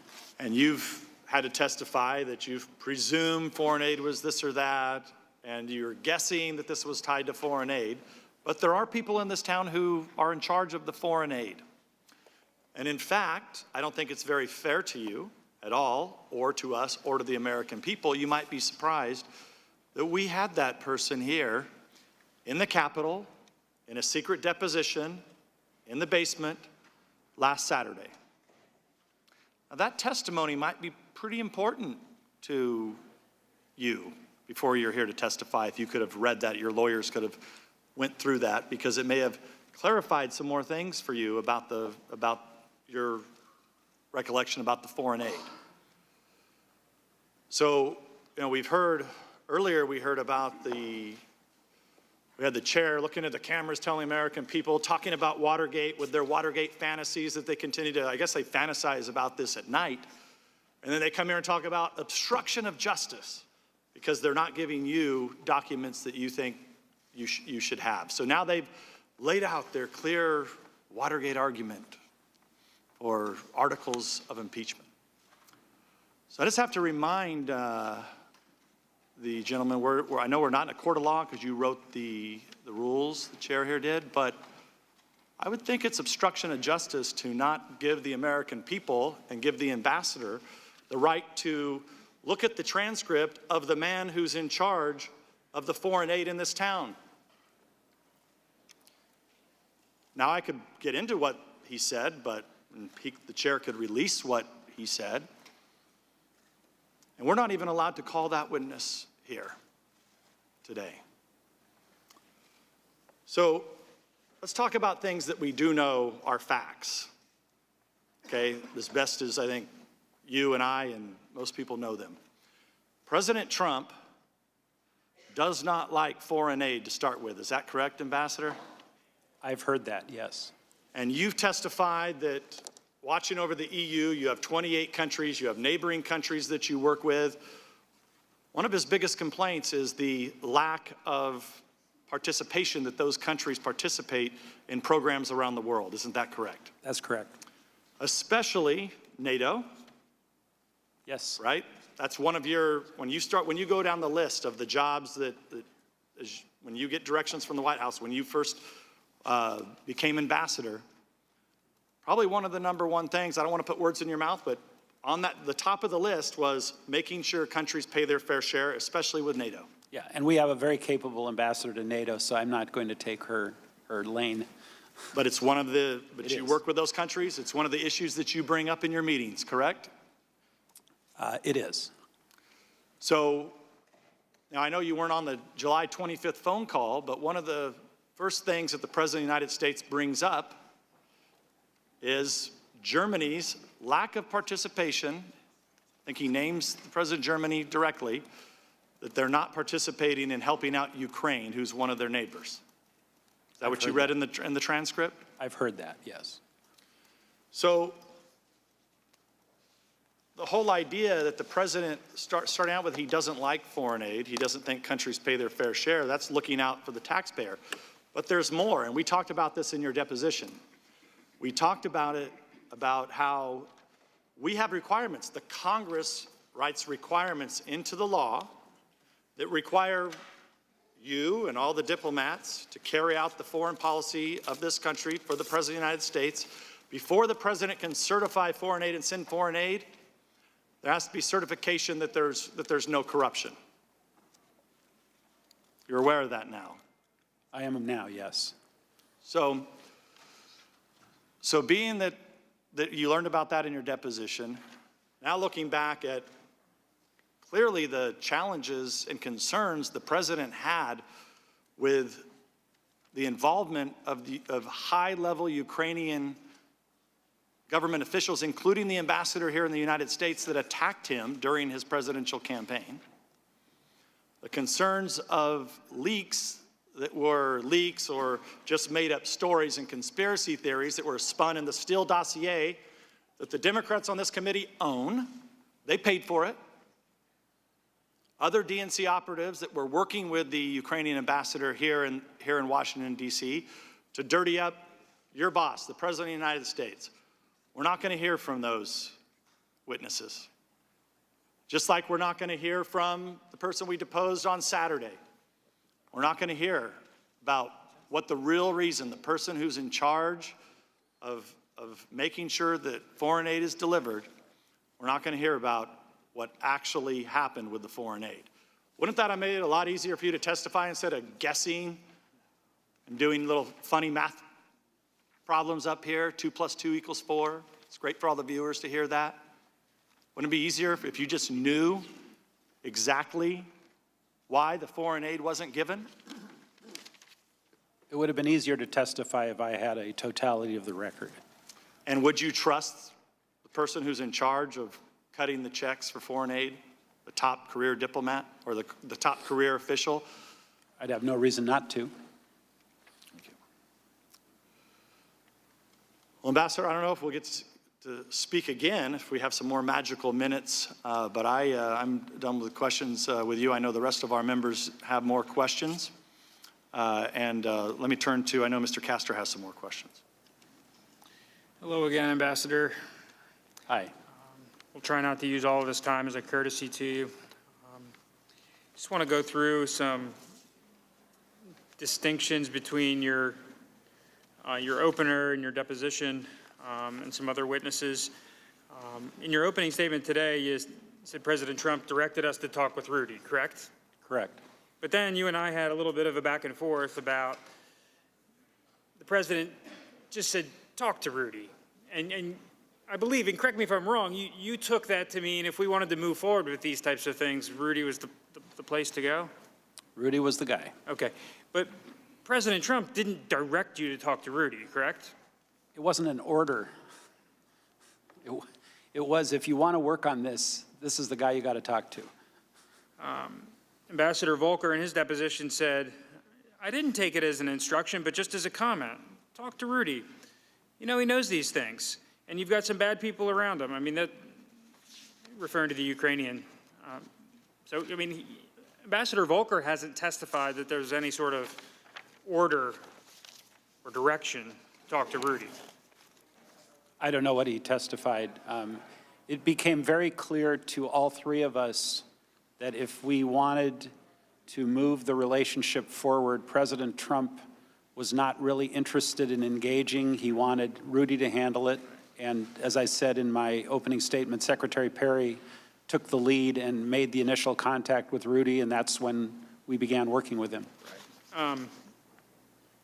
And as to the question of whether Mr. Giuliani was expressing the desire specifically of the President of the United States, in your deposition, you said, I don't know. I don't know if this was coming out of Rudy Giuliani irrespective of the President. Correct? I'm not going to dispute what I said in my deposition. Okay. It's true, yeah. And we walked through all your communications with Rudy Giuliani, and they're not a lot, right? Correct. Ambassador Volker in his deposition on the same question said, I did not have that impression. I believe Mr. Giuliani was doing his own communications. And, you know, granted, Mr. Giuliani had business interests in Ukraine, correct? Now I understand he did. Okay. I didn't know that at the time. With Messrs. Parnas and Fruman, correct? A lot of new names I've learned. Okay, and you had never met with those folks? No. Okay.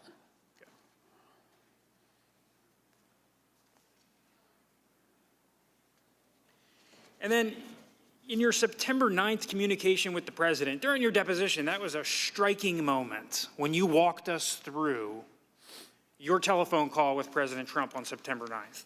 And by the way, I still cannot find a record of that call because the State Department and the White House cannot locate it, but I'm pretty sure I had the call on that day. Whether it was the 9th or the 8th, yeah. You had this call. It was extremely memorable, right? It was. And you've been very honest, and we're not trying to give you a hard time on all the times you don't recall. We're just trying to say that there's a lot of important events that have happened that the committee's asked you about, and you've honestly said, I don't recall. But the call with President Trump on September 9th or the 8th, you recall it vividly, right? I recall it vividly because it was keyed by the sort of frantic emails from Ambassador Taylor. I had, again, prior to that call, had all kinds of theories as to why things weren't moving, why there was no White House meeting, why there was no aid, why there was no this, why there was no that. And I was getting tired of going around in circles, frankly. So I made the call, and I asked, as I said, the open-ended question, what do you want from Ukraine? Right. And that's when I got the answer. He was unequivocal, nothing. What I said in the text is what I heard. And I'm curious, was that vignette in your opener today? I don't think so. How come? It's so memorable, so striking. I don't know. It was in my previous testimony, and I assumed if people had questions, they would bring it up. Okay. I mean, this is an example. You know, a lot of witnesses during the course of this investigation have dealt with ambiguities in different ways, and some have resolved them in the light least favorable to the president over and over again. This is an exculpatory fact shedding some light on the president's state of mind about the situation about the, you know. And I'm happy to discuss it. Yeah.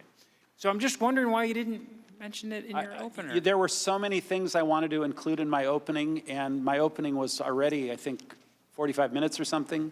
It would have been an hour and a half.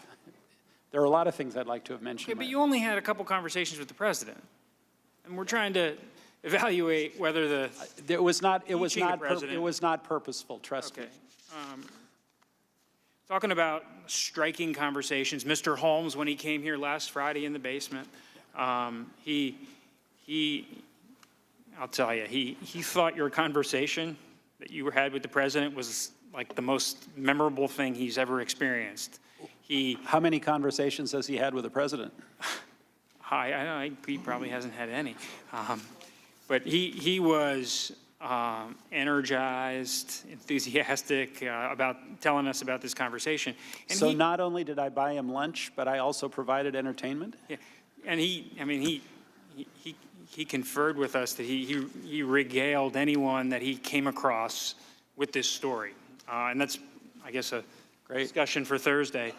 But other than the colorful language, and he was definitely moved by the color, but he was unequivocal that you brought up the Bidens in the post-call discussion. And he said something to the effect of the president's only interested in big things, and Mr. Holmes said that, oh, there's a lot of big things going on in the Ukraine, like there are. There's a war. Ukraine's under attack from the east by Russia. And he puts words in your mouth to the effect of, no, the president only cares about investigations like Rudy is pitching about the Bidens. And what's important about this is the day after the 725 call. And what's reported by Mr. Holmes, and you, to the extent you've confirmed it, isn't anything different than happened on the 725 call.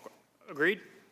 From the president's standpoint? With 2020 hindsight, now that we've had the transcript of the call, the Bidens were clearly mentioned on the call, but I wasn't making the connection with the Bidens. Right, but with regard to the president, it was just mentioning investigations. That's all he said on the phone was investigations, I think. But you told us time and again that you never realized the Bidens were part of any of this, the Burisma, and you talked about a continuum, and you never came to understand that until maybe as late as September 25th, correct? I don't know the exact date, but it was pretty late. Okay. And Ambassador Volker said the Bidens never came up after his one breakfast meeting with Mayor Giuliani, where he testified that he tried to disabuse the mayor of anything relating to the Bidens. And I think Secretary Perry publicly stated that he never heard Biden either until the end.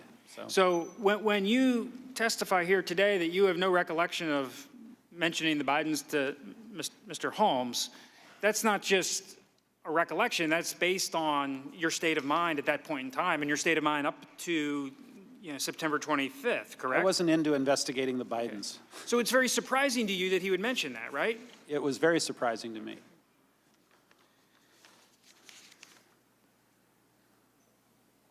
I want to go back to a couple things in your statement.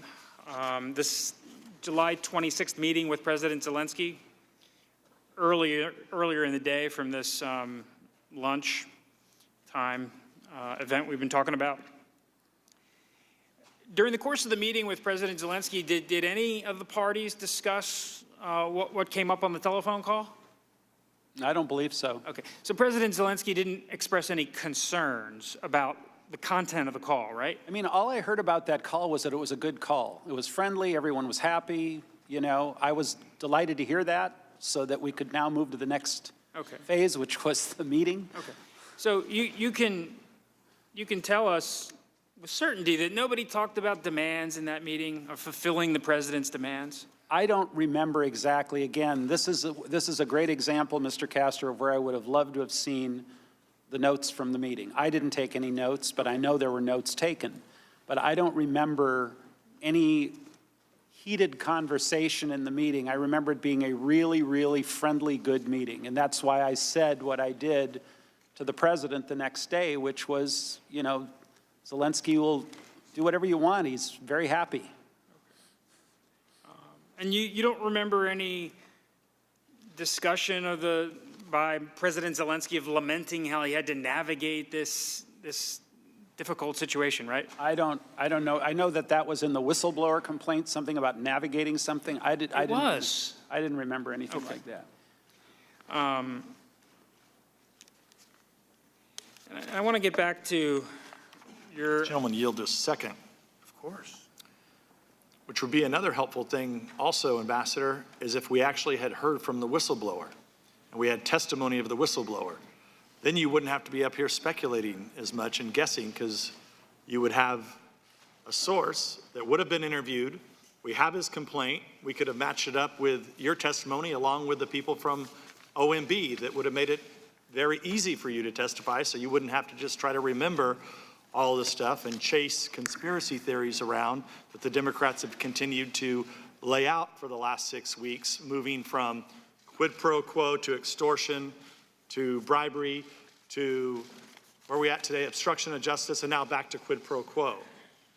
We wouldn't have had to do all that if the whistleblower would have testified. You wouldn't have to speculate about what the whistleblower only had in his or her complaint that nobody seems to know.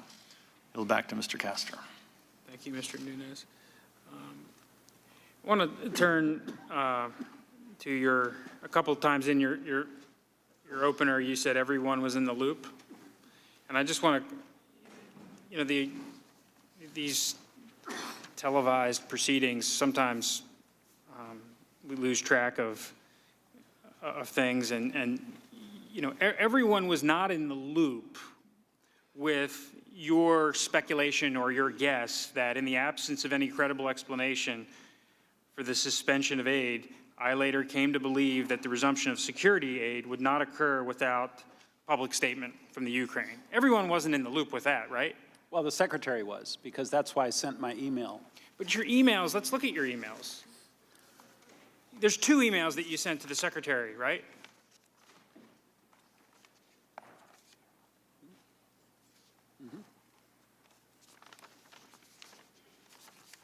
Better here? August 22nd? Right, and August 11th? August 11th. So the August 11th email, we went through this before. I'm sorry to go through it again. You said to the secretary, Kurt and I negotiated a statement from Z to be delivered for our review in a day or 2. The contents will hopefully make the boss happy enough to authorize an invitation. Z plans to have a big presser on the openness subject next week. A couple things here. This is only relating to the White House meeting, correct? Yes, I believe so. And this is only, this is just investigations generally, making a public statement of openness generally, right? Well, I think by August 11th, Mr. Castor, I think we were talking about 2016 and Burisma. The investigations generally was really early in the, Okay, but do we know that Secretary Pompeo knows that? I think so. I think. Why? Well, only because I think Counselor Breckbull was briefed Okay. on all of these things, and By who? By you? by I believe Ambassador Volker, by myself, various. That's not what he testified to. I mean, did you? Ambassador or Counselor Breckbull testified? I didn't know he had testified. No, Ambassador Volker. Oh, okay. He didn't testify that he briefed Mr. Breckbull. I mean, this email to the secretary is talking about this statement, which, by the way, I mean, you said Kurt and I negotiated a statement, and the statement never went. Didn't go anywhere. Ambassador Volker said it wasn't a good idea. Mr. Yarmark said it wasn't a good idea. But what you're writing to the secretary here is just it relates to a generic openness subject, right? Yeah, but I think the secretary, though, was on the July 25th call, which obviously I wasn't on and I didn't know about. Okay, but you used this email to suggest that everyone was in the loop, that like security sector assistance was tied to some sort of act by the Ukrainians. No, I don't think I said that. I don't think I said that this assistance was involved here. Okay. I think so what was everyone in the loop about then? Well, the secretary was in the loop that we had negotiated a statement. Okay. I'm fairly comfortable that the secretary knows that where the statement was at that point. In other words, the 2016 in Burisma, and that Lisa passed that along to him and kept him informed. Okay, so we can agree that at this point in time, the secretary wasn't in a loop, that there was a conditionality on the security sector assistance. Hold on a second. Are you asking about July 19th, Exhibit 4? I was asking about your email to the secretary on August 11th. Oh, okay. Well, on July 19th, which the secretary was on, I talked about fully transparent investigation and turn over every stone, and the secretary was on that. okay. So But you testified at your deposition that on July 19th, in this continuum you talked about, yeah, at that point in the continuum, it was just a generic investigation. Wasn't anything involving. I think it went, again, I'm not trying to put words in anywhere. I think it went from the original generic from, May 23rd when we left the Oval Office. We're talking about corruption and oligarchs until Mr. Giuliani started to become involved, and then it transitioned into the Burisma. You hadn't even talked to Giuliani by that time. This is July 19th. With all respect, will you allow him to finish his answer? Sorry, use the mic. Will you allow him to finish his answer? Of course, I apologize. We were communicating with Mr. Giuliani through Secretary Perry and through Ambassador Volker. Okay. I wasn't talking to Mr. Giuliani directly until after August 1st. But as of July 19th, weren't we still on the generic part of the continuum? I don't know. I believe by then we were talking about Burisma in 2016, to be candid. But not Biden. No, not Biden. Okay. No. And then turning to your email of August 11th. Yeah, got it. I'm sorry, we just dealt with that. August the 22nd. 22nd? Yeah, it's page 23 of your opener. Yeah, I got it. And this is where you were requesting a pull aside for the president. And this is when the president was. He was still going to go. He was going to go. It was before the hurricane. Right. Bumped that off his schedule. I would ask Zelensky to look him in the eye and tell him that once Ukraine's new justice folks are in place, Zelensky should be able to move forward publicly and with confidence on those issues of importance to the president and the United States. Hopefully that'll break the logjam. And at this point in time, the issues of importance to the president of the United States were what? The two investigations. Okay. But nothing to do with Vice President Biden, right? Again, I didn't make the connection.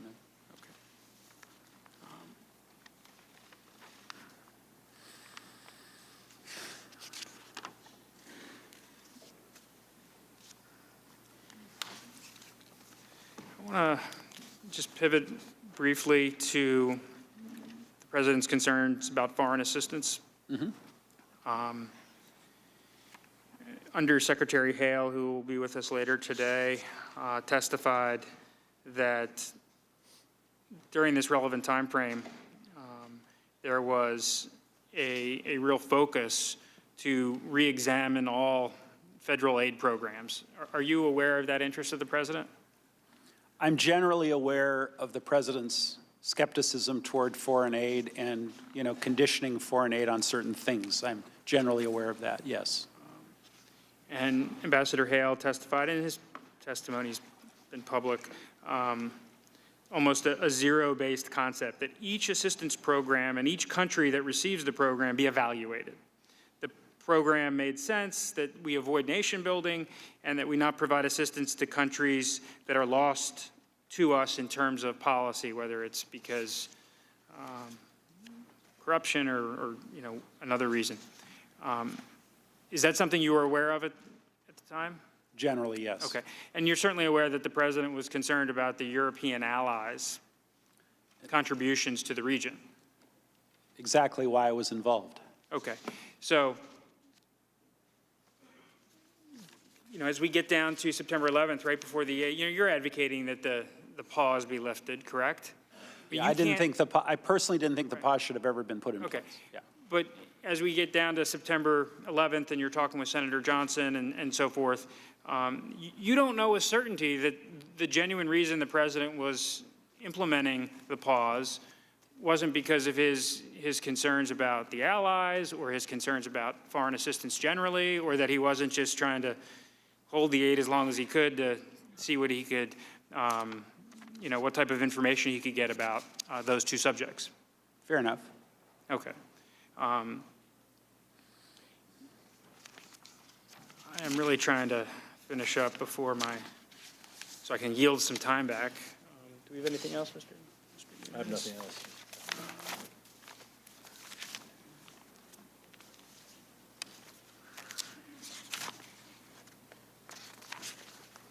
Thank you. Yield back. Chairman yields back. Yield back the balance of our time. Let's take a 30-minute recess to allow Ambassador Sondland get a bite to eat. I think the members of the committee might like to get a bite to eat. And then we will resume with the member rounds of questioning of 5 minutes. If we could allow the witnesses to have the opportunity to leave the room first.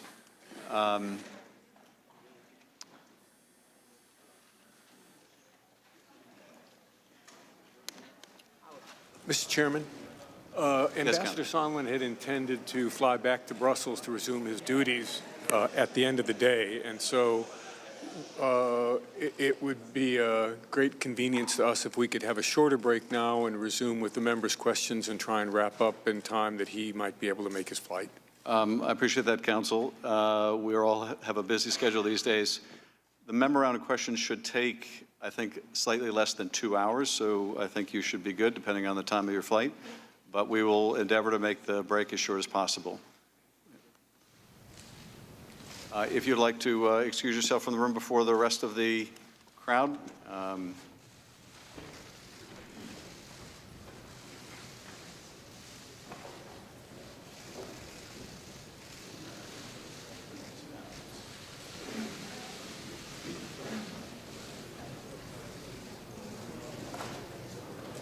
We stand in recess.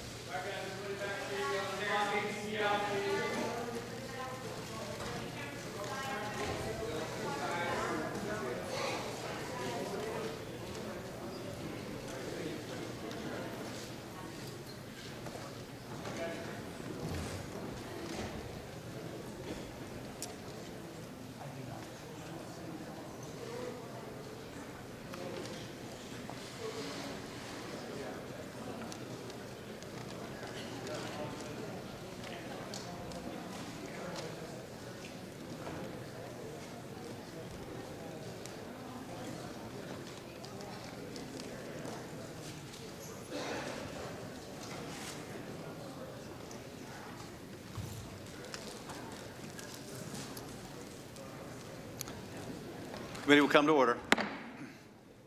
We'll now proceed to the 5-minute member questioning. First, I wanted to recognize myself for 5 minutes. First of all, I wanted to clarify something for the record. With respect to the witness who testified on Saturday, that is Mr. Sandy, he is a career official with the Office of Management and Budget. He is today reviewing his transcript, an opportunity we give all the witnesses before their transcript is released to make sure that it's accurate and correct.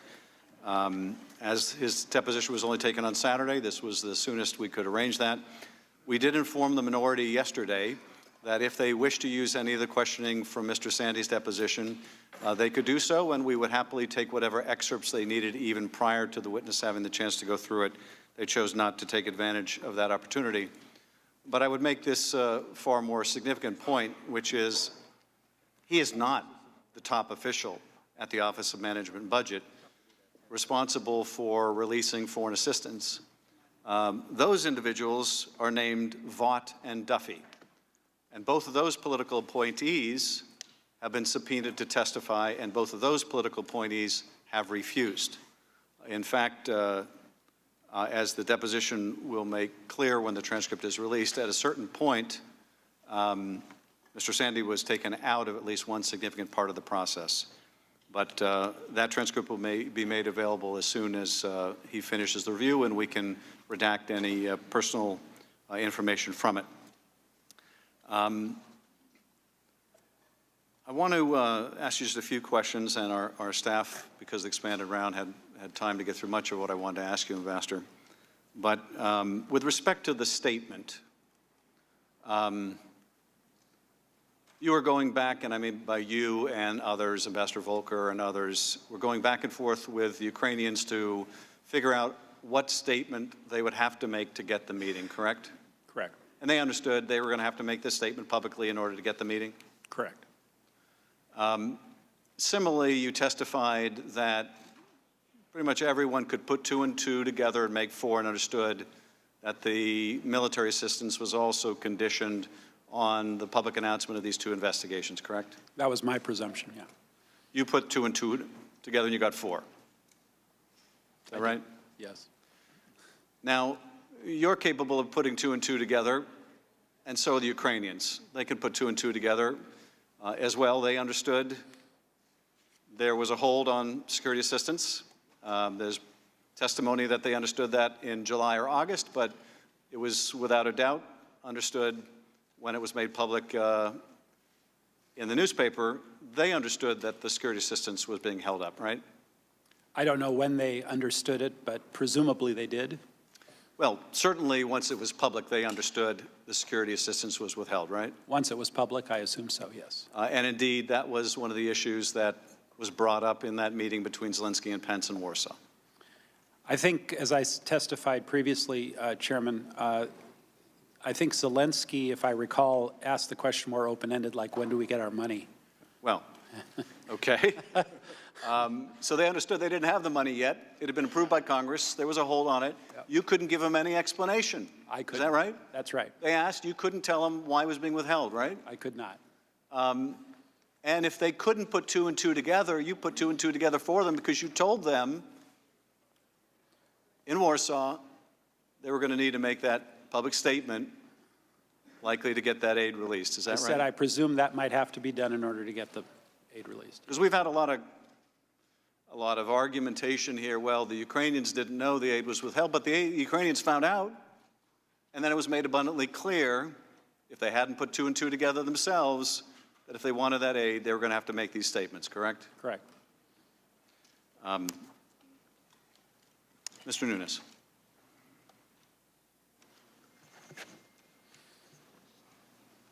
Yield to Mr. Ratcliffe.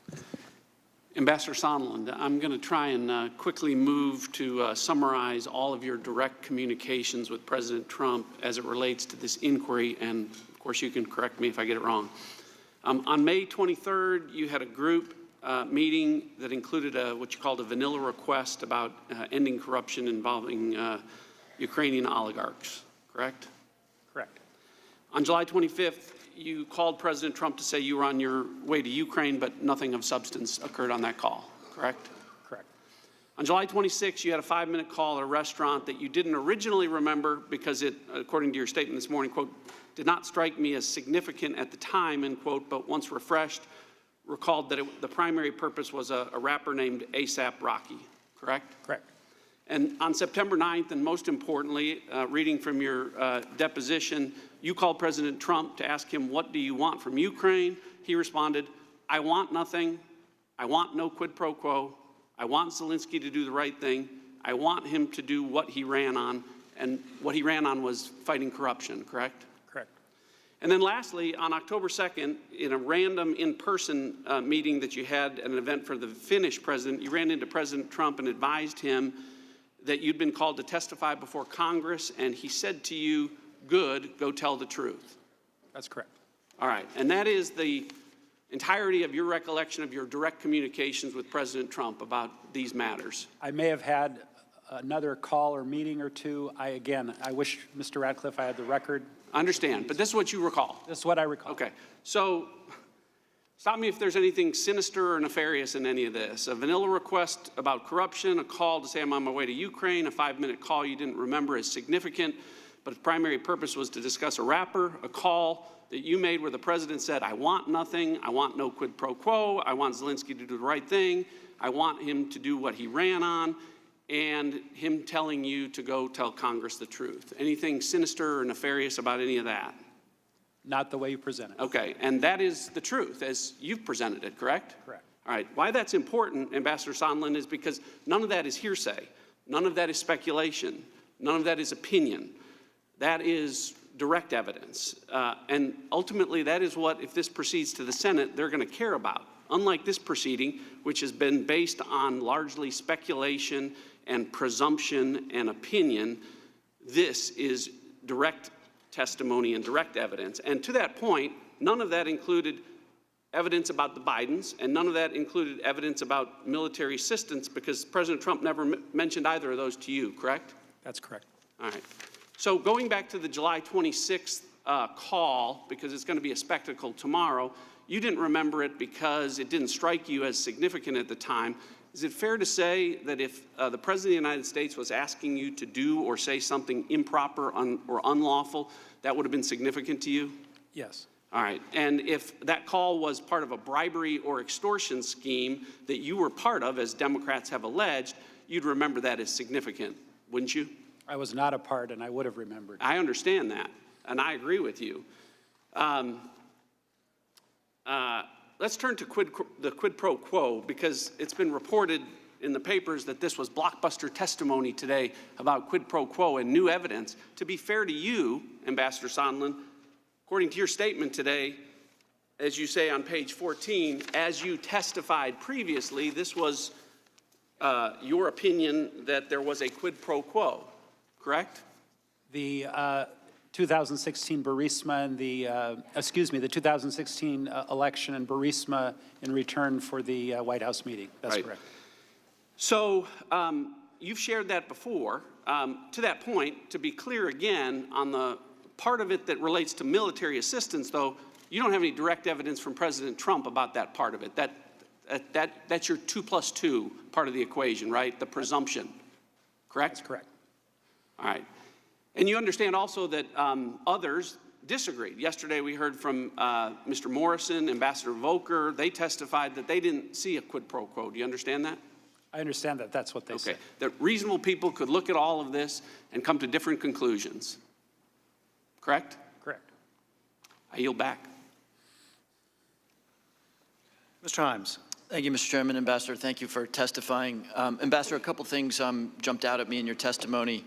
In your opening statement, you say, Mr. Giuliani demanded that Ukraine make a public statement announcing investigations of the 2016 election, DNC server, and Burisma. Mr. Giuliani was expressing the desires of the President of the United States, and we knew that these investigations were important to the President. That last sentence is interesting. No conditionality, no modifiers. Mr. Giuliani was expressing the desires of the President of the United States. Mr. Giuliani communicates in colorful and memorable terms. What did Mr. Giuliani say to you that caused you to say that he is expressing the desires of the President of the United States? Mr. Himes, when that was originally communicated, that was before I was in touch with Mr. Giuliani directly. So this all came through Mr. Volker and others. So Mr. Volker told you that he was expressing the desires of the President of the United States?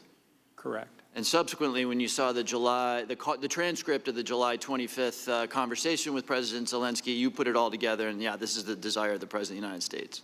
After I saw the July 25th reading. Right, okay. Other thing that is interesting here, the theme of your testimony today is that everybody knew and signed off, which is a little different from what we've heard, right? We've heard this from others saying that your effort out there was irregular, it was shadow foreign policy, characterized as a drug deal. And by the way, that was not a Democratic characterization, despite what Mr. Nunes says. That, of course, was the National Security Advisor of the United States characterizing it as a drug deal. What confuses me is that you have said and testified, and it's in here, that the Secretary of State was not only aware, but that he applauded you. Good work. Keep banging away. The Secretary of State, if this had been irregular or a drug deal or a shadow foreign policy, he would have been the one to put an end to it, and yet he did not, right? Well, the Secretary of State, I think, was taking into account the totality of what I've been working on, globally, and saying, you're doing a great job, including this. Right, okay, so he was aware of what you were doing, and you're doing a great job, includes this. Yes. So in some sense, he was validating it rather than saying this was irregular or shadow or a drug deal. We never thought it was irregular. We thought it was in the center lane. And why do you think the Secretary of State thought that?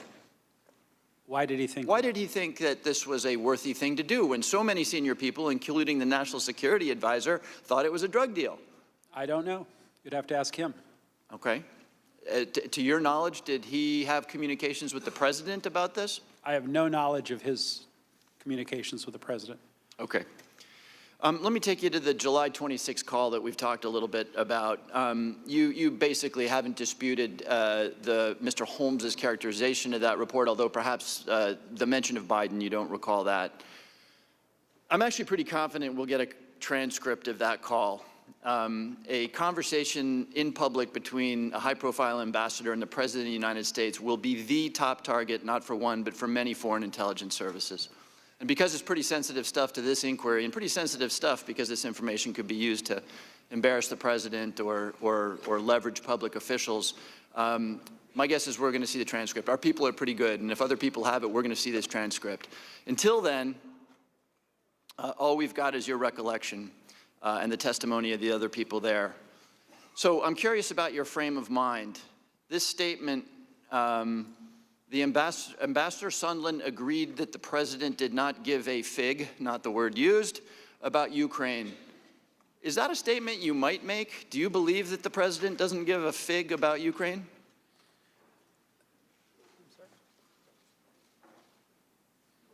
Are you, Congressman, are you referring to the call or are you referring to my conversation? So Mr. Holmes recounts, and I'll read it to you. Ambassador Sondland agreed that the president did not give a fig about Ukraine. Fig was not the word used there. And I'm asking you whether it's plausible that he might have heard that, because I'm asking you whether you believe that the president does not give a fig about Ukraine. I think that's too strong. I think that based on the May 23rd meeting, the president was down on Ukraine for the reasons mentioned and would need a lot of convincing, and that's why we're pushing so hard for the meeting between the president and President Zelensky, because we thought once the two of them would meet, his impression of Ukraine, his stock about Ukraine would go up. And what about this line, and Ambassador Sondland replied that he meant, quote unquote, big stuff that benefits the president. That's what you meant by big stuff.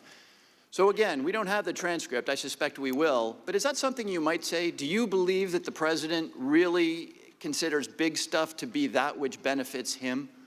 I don't recall saying benefits him. No, I understand that. I'm not asking what you recalled. I'm asking whether it's plausible that you might have said that because you believe, I'm asking you what you believe right now, that the president doesn't give a fig about Ukraine and in fact cares about the big stuff that benefits the president. Do you believe that now? I really can't opine. Wait, I'm not asking for your opinion. I'm asking for your beliefs. I don't understand your question. I want to answer your question. I just don't understand. Let me try one more time. Okay. Do you believe what is alleged that you said on this phone call, that the president cares primarily about stuff, the big stuff that benefits the president? Is that a belief? I don't think the president said that on the phone call. I don't think the president said that to me on the phone call. I was talking about ASAP Rocky, and he mentioned investigations. I don't know why you're. Time of the gentleman has expired. Mr. Conaway. Thank you, Mr. Chairman. I yield 6 minutes to Mr. Jordan. I thank the gentleman for yielding. Ambassador, when did it happen? When did what happen? The announcement. When did President Zelensky announce that the investigation was going to happen? On page 14, you said this: was there a quid pro quo? Today's your opening statement. As I testified previously, with regard to a requested White House call, White House meeting, the answer is yes, that there needed to be a public statement from President Zelensky.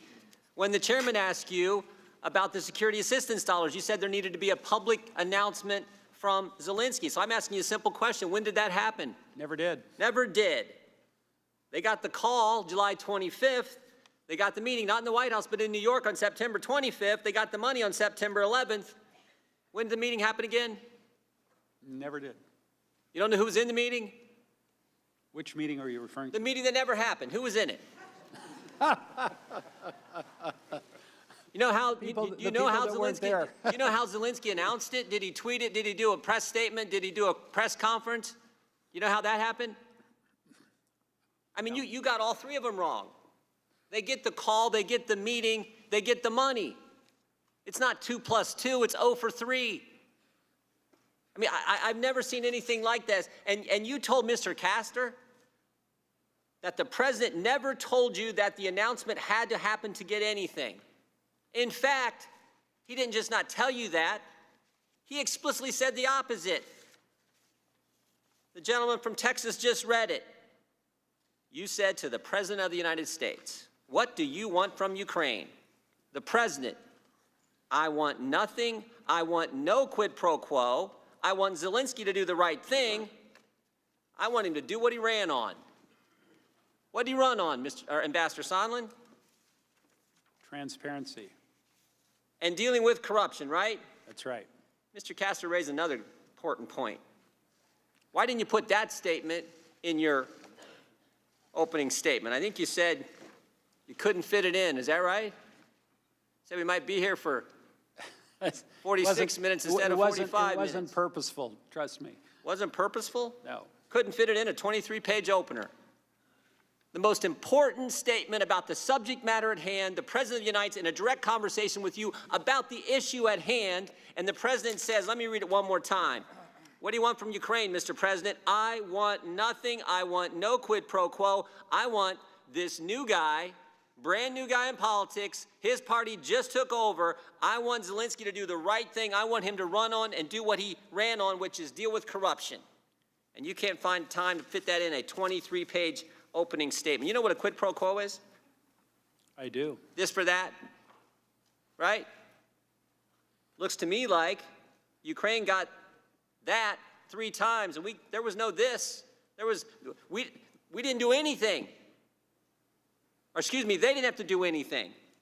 I've never seen anything like that. And this is, when the call came out, you all remember this? When the call came out, everyone said, we're going to, quid pro quo. There's going to be, that was what was in the call. And of course, that didn't happen.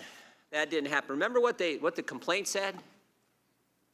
Remember what the memo said of the whistleblower? This call was frightening. This call was scary. All those things. None of that materialized. None of that materialized.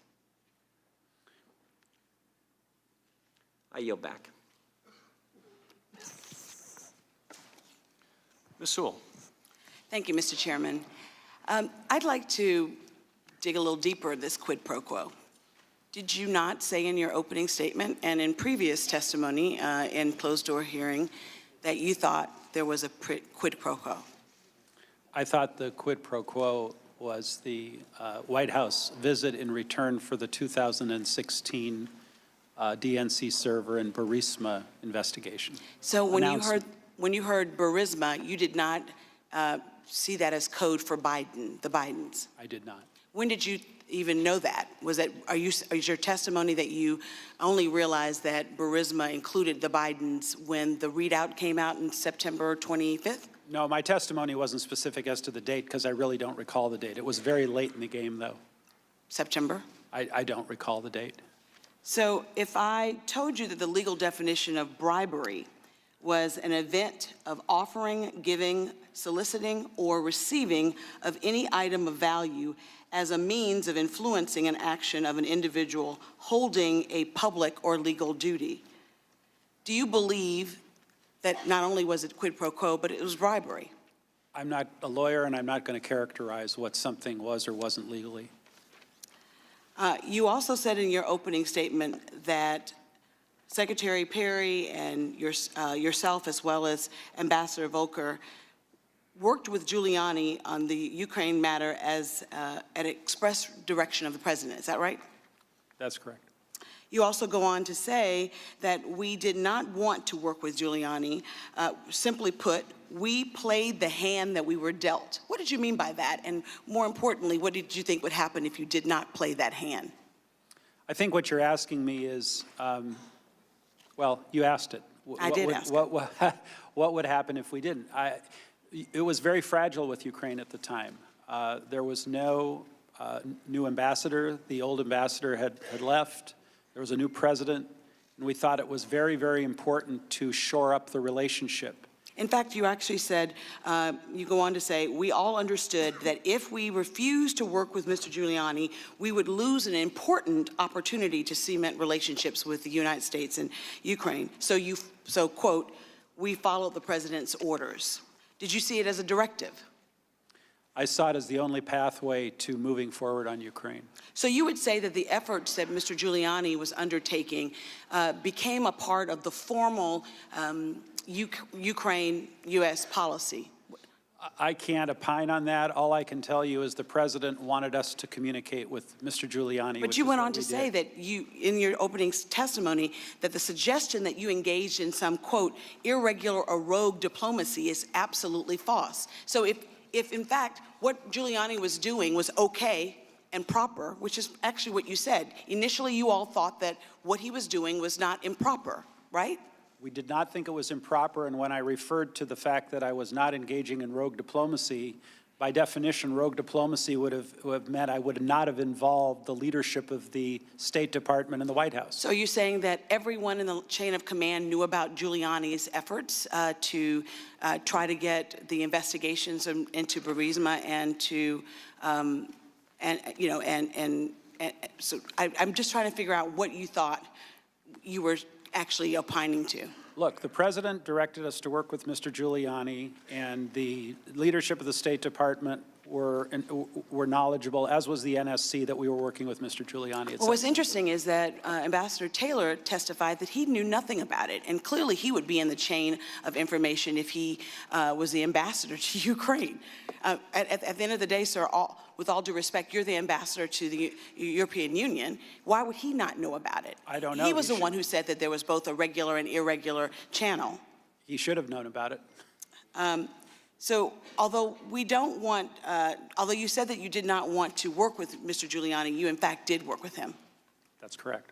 And do you think that the essence of what he was trying to achieve was accomplished? I don't know what he was trying to achieve. You clearly had to have known, sir. If you think that this was actually going down the center lane, is what you said, it was clearly important that we work with Mr. Giuliani to get what the president asked for because it was a directive and an order. Surely you must know whether or not mission was accomplished. Well, I know what Mr. Giuliani communicated to us. And you thought that that was totally fine? Did you really think that it was okay for... Can I answer your question? Sure. You asked what Mr. Giuliani was trying to achieve. No, I asked whether you thought that it was right for Mr. Giuliani to want to accomplish the efforts that he was involved in, which was to get them to investigate Burisma and the 2016 election, as you said. All I can testify to is what I know that Mr. Giuliani either told me directly or told Ambassador Volker and others that was relayed to me. Thank you. I yield back. Mr. Turner. Ambassador Sondland, I want to walk through some of the portions of your testimony because sometimes you seem to make direct connections and sometimes they seem to be dead ends. I kind of want to clear up what are the dead ends and what are the direct connections. Yesterday, Ambassador Volker, who I consider to be very talented and a man of integrity, and I believe you think he's a man of integrity, correct? I do. He testified that the President of the United States did not tie either a meeting with the President, a phone call, or any aid to investigations of Burisma 2016 or the Bidens, that the President did not do that. And you've testified that the President did not tell you that he tied them either, correct? I did testify to that, although when Ambassador Volker and I were working on the statement and negotiating with the Ukrainians, it was clear to Ambassador Volker that a meeting would not happen without the Burisma in 2016. That was very clear to Ambassador Volker. And how do you know that? What did he say to you? Because he says that was not clear to him. In fact, he says that's not the case. He was working on that. He knows that that's what the President wanted, but he didn't have it as this was a requirement. Oh, I strongly disagree with that portion of his testimony. It was absolutely a requirement, or we would have just had the meeting and been done with it. What about the aid? He says that they weren't tied, that the aid was not tied. And I didn't say they were conclusively tied either. I said I was presuming it. Okay, and so the President never told you they were tied. So your testimony, his testimony is consistent, and the President did not tie aid to investigations.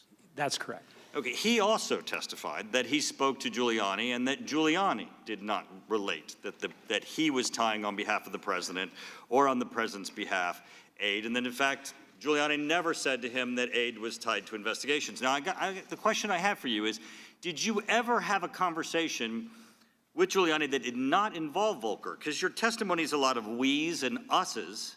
So do you and Giuliani have a separate conference, separate phone call where Giuliani told you that the aid was tied? Because Volker says, and if he was on all your phone calls, Volker says that never happened.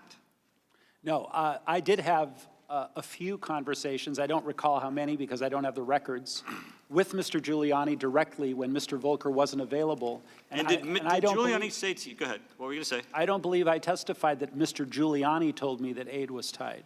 Oh, I think, see, this is part of the problem, Ambassador Sondland, and I just want to walk you through this, is you've said to us everyone was in the loop, and everyone knew. Now, hold on a second. I've listened to you today, as a lot of people, and not only are your answers somewhat circular, frequently you've contradicted yourself in your own answer. Now, the text messages and emails that you put up there, Kurt Volker walked us through, and he has a completely different understanding of what you were saying than what you're saying you were saying. So I'm a little confused as to how everyone's in the loop, because if Giuliani didn't give you any express statement, then it can't be that you believe this from Giuliani. Now, let me tell you right now, because is Donald Trump your friend? No, we're not friends. Okay. Do you like the President? Yes. Okay.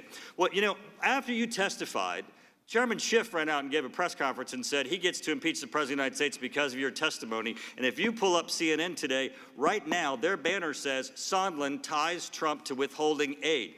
Is that your testimony today, Ambassador Sondland, that you have evidence that Donald Trump tied the investigations to the aid? Because I don't think you're saying that. I've said repeatedly, Congressman, I was presuming. I also said that President Trump. So no one told you, not just the President. Giuliani didn't tell you, Mulvaney didn't tell you, nobody, Pompeo didn't tell you, nobody else on this planet told you that Donald Trump was tying aid to these investigations. Is that correct? I think I already testified. No, answer the question. Is it correct? No one on this planet told you that Donald Trump was tying this aid to the investigations? Because if your answer is yes, then the chairman's wrong and the headline on CNN is wrong. No one on this planet told you that President Trump was tying aid to investigations. Yes or no? Yes. So you really have no testimony today that ties President Trump to a scheme to withhold aid from Ukraine in exchange for these investigations? Other than my own presumption. Which is nothing. I mean, that's what I don't understand. So you know what hearsay evidence is, Ambassador? Hearsay is when I testify what someone else told me. Do you know what made-up testimony is? Made-up testimony is when I just presume it. I mean, you're just assuming all of these things, and then you're giving them the evidence that they're running out and doing press conferences, and CNN's headline is saying that you're saying the President of the United States should be impeached because he tied aid to investigations, and you don't know that, correct? I never said the President of the United States should be impeached. Nope, but you did. You have left people with the confusing impression that you were giving testimony that you did not. You do not have any evidence that the President of the United States was tied to withholding aid from Ukraine in exchange for investigations. I yield back. Mr. Carson. Thank you, Chairman. Ambassador Sondland, I really want to better understand Mr. Giuliani's role in carrying out the President's demand for investigation. So, on May the 23rd, sir, during a meeting in the Oval Office to discuss the future of U.S.-Ukraine relations, President Trump told you and others to, quote, talk to Rudy. Do I have that right, sir? Correct.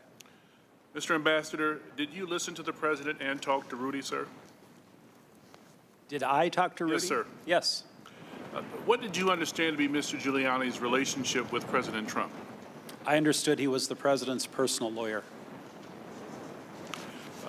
What did you believe to be Mr. Giuliani? What did you believe Mr. Giuliani was doing in Ukraine for President Trump, sir? I don't know. Ambassador Sondland, in August of this year, you and Ambassador Volker spoke with Mr. Giuliani about a draft statement to be issued by President Zelensky. During those discussions, it was Mr. Giuliani who suggested, in fact, insisted that the statement include specific language about Burisma. Correct, sir? Correct. And he insisted that the statement include the mention of the 2016 elections. And Mr. Volker transmitted this message to a top Ukrainian official, right, sir? Correct. Mr. Ambassador, and this statement was part of the deliverable that President Trump wanted, correct, sir? Correct. To your knowledge, sir, was pushing the Ukrainians to investigate Burisma 2016 on the Biden's part of some official State Department policy, sir? I never testified that we were pushing anyone to investigate the Bidens. I said Burisma. You were involved in Ukrainian policy, right, sir? I told you what my role was, which was quite limited and focused. Was it your understanding, Mr. Ambassador, that Ukraine policy should involve investigations into Americans or debunk conspiracy theories about the 2016 election, sir?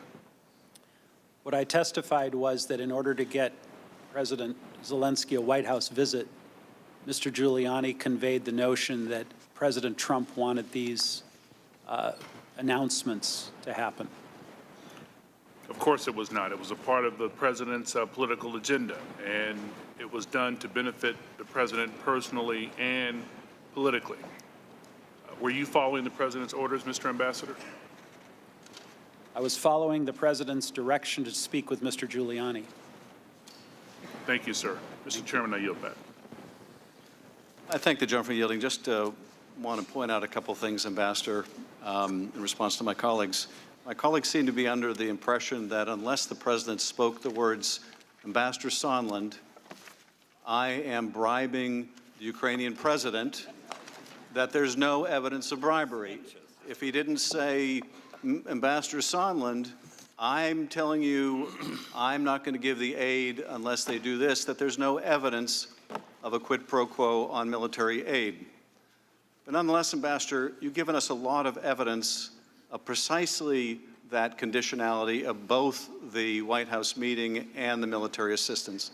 You've told us, Ambassador, have you not, that you emailed the Secretary of State and said that if these investigations were announced, the new justice person was put in place, that the Ukrainians would be prepared to give the president what he wants, and that would break the logjam. You've testified and showed us documents about this, have you not, Ambassador? I have. And in your written statement, you say that the logjam you're referring to includes the logjam on security assistance, correct? Correct, as my presumption. Yes, and we also have seen, and you testified, that you have also seen Ambassador, or rather, Acting Chief of Staff Mulvaney himself acknowledge that the military aid was withheld in part over the investigation into 2016 that you've talked about. You referenced that as well, correct? Correct. Now, they also seem to say that, well, they got the money. The money may have been conditioned, but they got the money. Yes, they got caught. They got caught. Now, they still don't have the White House meeting. They made no statement. They got no meeting. The statement on the investigations was the condition to get the meeting. They didn't make the statement. They got no meeting. But they got caught. You're aware, aren't you, Ambassador, that 2 days before the aid was lifted, this inexplicable aid was lifted, Congress announced it was investigating this scheme. You're aware of that, aren't you, Ambassador? I am now, yes. Dr. Wenstrup. Thank you, Mr. Chairman. Mr. Chairman, I'd like to address something, a claim that you made this morning, claiming that Republicans deny Russian attempts to influence our elections.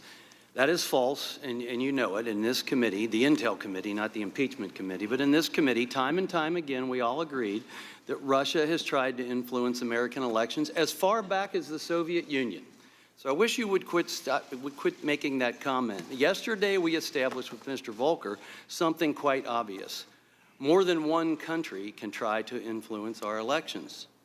See, Mr. Schiff, we didn't agree with your Russian collusion narrative, your DNC Clinton campaign coup attempt that occurred in conjunction with members of the FBI and DOJ and foreign sources, something that you have conveniently ignored as chairman of the Intelligence Committee, as you became the chairman of the Impeachment Committee. But in this process today, I'm interested in facts. I'm not a prosecutor or a defense attorney. I'm not an attorney like Mr. Turner. Ambassador Sondland, you honestly have used the words presumed, presumption, presuming, some form of the verb to presume repeatedly today. And today you said that was the problem, Mr. Goldman. No one ever told me the aid was tied to anything. I was presuming it was. You see, in mathematic fact, 2 plus 2 does equal 4. But in reality, 2 presumptions plus 2 presumptions does not equal even 1 fact. And the fact is, the President did tell you, Ambassador Sondland, no quid pro quo. That's a fact. And another fact, no quid pro quo occurred. This time I'd like to yield to Mr. Conaway. Thank you, Chairman. Mr. Chairman, I'd like to unanimously consent to enter into the record a Washington Post article from today that headline, Schiff's claim that the whistleblower has a statutory right to anonymity received 3 Pinocchios. Pinocchios meaning that, well, we all know what Pinocchios mean. The interpretation of that would be that, or 2 interpretations. The one that my colleagues on the other side would argue is that we're trying to protect the whistleblower. An equally valid and credible interpretation is that there's something to hide, and that this unlevel playing field that's been created by the chairman's insistence that there is a statutory right to anonymity maintains that unlevel playing field and the advantages that gives them. Now, the chairman also announces at every hearing that he will not tolerate, and I agree with him, any witness intimidation, any threats, or any issues of trying to bully a witness. Ambassador Sondland, have you, your family, or your businesses received any threats or reprisals or attempts to harm you in any way? Many. Could you give us an example or 2? We have countless emails, apparently, to my wife. Our properties are being picketed and boycotted. Well, let's explore that one. Our own colleague, Congressman Earl Blumenauer from Oregon, has in fact called for a boycott of your hotel chains or your hotels in Oregon. I'm assuming he believes that that will harm you to the point that you will then be bullied into doing whatever he wants done. Now, my colleagues and I know that using the word bully and Earl Blumenauer in the same sentence is a bit over the top. But nevertheless, he intended to harm you and your businesses. Is that what you would surmise? That's my understanding. And that the boycotts, his call for boycott gave rise to demonstrations in front of your hotels that made your customers have to weave in and out of the demonstrators to try to actually get into the hotels? As I understand, they're going on as we speak. Well, the words are better put by a couple of other Oregonians. It says, Congressman Blumenauer's irresponsible attempt to hurt a homegrown business that supports hundreds of jobs in our local economy is just shameful and ought to be an outrage to all Oregonians. Some fellow named McDermott. And then a lady named Ellen Carmichael, who I believe works for you, said, "We are saddened to have our Congressman Earl Blumenauer call for a boycott that would put the livelihoods of thousands of his constituents in peril. The attack on our employees is unwarranted." And I couldn't agree more, Mr. Ambassador. Mr. Blumenauer should not be using the vast influences that we as members of Congress have to bully you and your businesses and to harm the hundreds or thousands of employees that operate in your business by trying to take business away from you, to force you into doing something that they wanted you to do, which is actually testify, and you've actually done that. But that's a shame for that. And I'm hopeful that my colleagues on the other side of the aisle will join me in saying, Mr. Blumenauer, you really shouldn't be using your congressional influence to try to bully and threaten a witness before these proceedings. That is just wrong. I'm going to look forward to my colleague's response, and I yield back. Thank you, Congressman. Ms. Spear. I was somewhat humored by your request that Mr. Blumenauer not bully to get something done when all we're talking about is the president bullying to get something he wants done. But having said that, I'd like to clarify one point about the whistleblower protection from the article that Mr. Conway just provided. The law reads,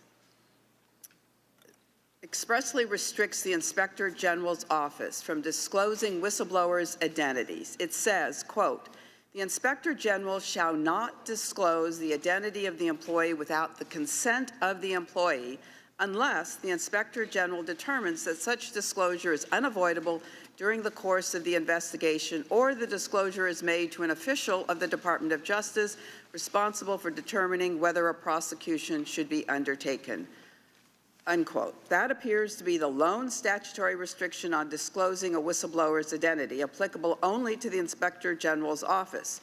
We found no court rulings on whether whistleblowers have a right to anonymity under the ICWPA or related statutes. Vladeck said it is nonetheless a best practice to avoid disclosure of the Ukraine whistleblower's identity, given the concerns about retaliation. McCulloch said, we've stepped into bizarro land when senior policymakers are trying to yank a CIA employee into the public spotlight in retaliation for making a whistleblowing complaint, especially when they are credible threats to that employee's personal safety. And I don't know why our colleagues on the other side of the aisle— Did you lady yield? No, I'm afraid I only have 3 minutes and I have some other issues, but thank you. Well, the end of the article does go through that and also says it's 3 Pinocchios in spite of that conversation. Well, the President of the United States has 5 Pinocchios on a daily basis, so let's not go there.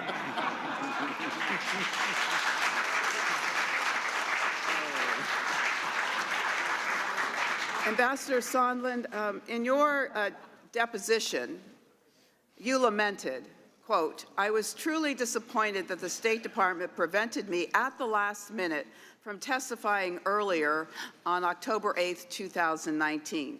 But your issuance of a subpoena has supported my appearance here today, and I'm pleased to provide the following testimony. So it is clear that the White House, the State Department, did not want you to testify at that deposition. Is that correct? That's correct. And since then, you have on numerous occasions during your opening statement today indicated that you have not been able to access documents in the State Department. Is that correct? Correct. So you have been hampered in your ability to provide testimony to this committee. Is that correct? I've been hampered to provide completely accurate testimony without the benefit of those documents.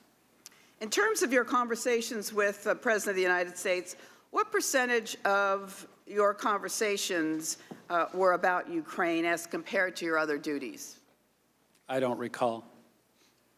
Well, you've only had 6 conversations or 7 conversations with the President, you said.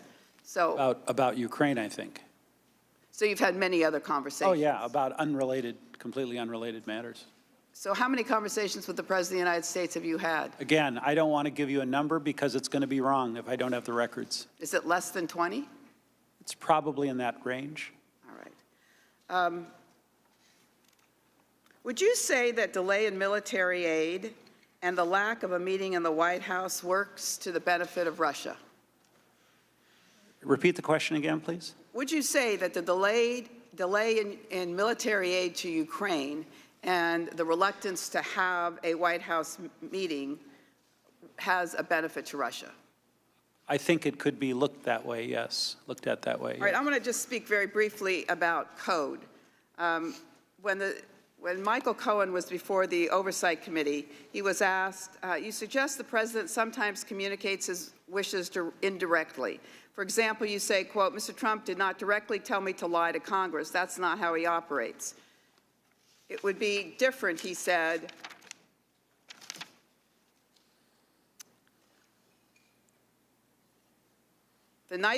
he doesn't give you questions. He doesn't give you orders. He speaks in code.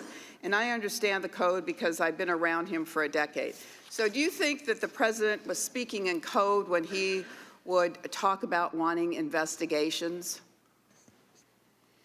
I can't characterize how the president was speaking. Every conversation I've had with the president has been fairly direct and straightforward. All right, with that I yield back. Mr. Stewart. Mr. Chairman, I have a unanimous consent request. You may state your request. The DOE responds to Ambassador Sondland's comments before the House Intelligence Committee attributable to the DOE Secretary of the Press Secretary. Ambassador Sondland's testimony today misrepresented both Secretary Perry's interaction and with Rudy Giuliani and direction the Secretary received from President Trump. As previously stated, Secretary Perry spoke to Rudy Giuliani only once at the President's request. No one else was on that call. At no point before, during, or after the phone call did the words Biden or Burisma ever come up in the presence of Secretary Perry. Again, I ask that that be entered into the record. Without objection, although I would note that they've also refused to come and testify under oath. The American people expect a lot of things out of politics. Arguments, protests, we certainly see that. Clash of principles and ideas. I think sometimes eventually they actually would like to see some compromise. But I think something they expect above everything else, fundamental, they expect there is a sense of fairness about it. And I want to read part of a text I received from someone that I have tremendous respect for. Just a few hours ago, she wrote, crafting a story to hurt another human being can never be right. The means of destroying and hurting another individual just does not justify the end, and politics does not give anyone free pass to destroy other people. Now, you can say a lot about the treatment of President Trump over the last 3 years, but I think one thing you cannot argue is that it has been fair. There were those calling for his impeachment literally before he was inaugurated. For 2.5 years, we were told every single day he has betrayed our country. He is a Russian asset. He has committed treason. Accusations that we know now are not true, and for which we never have any evidence to support that. He was accused of obstruction, and now here we are actually impeaching the president over, well, first, quid pro quo, until we found out that didn't poll very well with focus groups, and then it was bribery, until virtually every witness before us who was asked a question said they had no evidence of bribery, and now it's extortion. And again, the American people expect some sense of fairness. So when Nancy Pelosi goes before she has seen a shred of evidence, and she announces the president has betrayed his oath of office, he has betrayed the American people, he betrayed national security, without seeing any evidence, again, the American people say, well, what is fair about that? So the question before us now is, again, extortion. That's the latest version of the charges against the president. I'm not an attorney. Extortion sounds pretty scary. It's kind of serious. I had to look it up, what it means. It means obtaining money or property by threat to a victim's property or loved ones. Mr. Ambassador, I'm going to read you a couple of quotes from President Zelensky and then ask you a question. First, from a Ukrainian press release, Donald Trump is convinced that the new Ukrainian government will be able to quickly improve the image of Ukraine. Complete investigation of corruption, which inhibited the interaction with Ukraine and the USA. Does that sound like President Zelensky is being bribed or extorted in that comment? As I testified previously, I'm not a lawyer either, and I don't want to characterize any legal terms. I really don't. That's fine. I think most people would read that and say, that doesn't sound like he's under severe pressure. He makes it very clear in his own words then. Ukrainian President Zelensky told reporters during a joint press conference with Donald Trump that he was not pressured by the U.S. president. Again, I was not pressured. He used another time. There was no blackmail. I would ask you, do you think he felt like he was being extorted by the president based on these comments? I really think that's for the committee and the Congress to. Well, you know what, Mr. Ambassador, it's really for the American people. I agree. And the American people aren't stupid. And the American people can hear that, and they can say, I don't think he was under duress. I don't think he was being extorted. I don't think there was an exchange of a bribe. And I would conclude with this last observation. It is common for our national policy to withhold aid for various reasons. You know that's true as an ambassador. Is that not true? That's true. It's frequent, isn't it, that we will withhold aid for various reasons.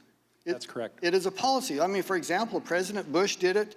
He suspended military aid to 35 countries over their lack of support for the International Criminal Court. I'll bet that helped his political standing back home. But I don't remember anyone suggesting we should impeach him for it. President Trump did it last year with Afghanistan over corruption. We did it with Pakistan over much the same thing, and no one suggested that we impeach them for it. This is a common occurrence in international relations. It is hardly an impeachable offense.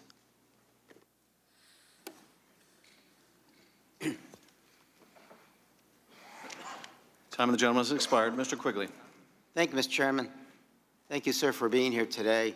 You know, there are things we can agree with our colleagues on, things we can disagree. I can agree that with my colleague that we should turn over all the documents should be turned over. Mr. Ambassador, I think you agree that it would have helped your testimony, helped you understood that the State Department, the White House hasn't turned over a single document. The White House won the President's April phone conversation, but millions more out there. So on that we can agree. On others, we can disagree as to, particularly as it relates to the whistleblower. It distresses me because I begin to wonder about the motivations. In the final analysis, the way I look at this is if we were investigating an arson, you all would indict the person who pulled the fire alarm. That person's job is done, and we've seen the smoke and we've seen the fire. Whatever the whistleblower did doesn't change the president's actions, doesn't change the president's own words, which are in our testimony, are in our body of evidence. It doesn't change Mr. Mulvaney's own words. It doesn't change the body of evidence here. All it does is put this person at risk. Back to the documents and what you know, and clearly, Mr. Ambassador, you seem to have your memory jogged by documents. Let's talk about May 23rd and see if this one helps you. Senator Johnson, in referencing the May 23rd meeting in his letter, sir, says, I have no recollection of the president saying that during the meeting. It is entirely possible he did because I do not work for the president. If made, the comment simply did not register with me. He also says, I also remember Sondland staying behind to talk to the president as the rest of the delegation left the Oval Office. Sir, do you recall this later conversation and what you and the president discussed? I do. And what was that? Just Again, recapping what, it was sort of a free-for-all conversation, and I wanted to tie down exactly what we agreed to do and what we didn't. And in that subsequent, he reinforced, talk to Rudy. And talk to Rudy, you guys should work on this. Did he go into any more detail about what that meant? No. Just said, talk to Rudy. It was a very short conversation. And the second part, you said there was something besides just talk to Rudy? Yeah, to reconfirm that the three of us would be working on the Ukraine file. Yeah, and so on.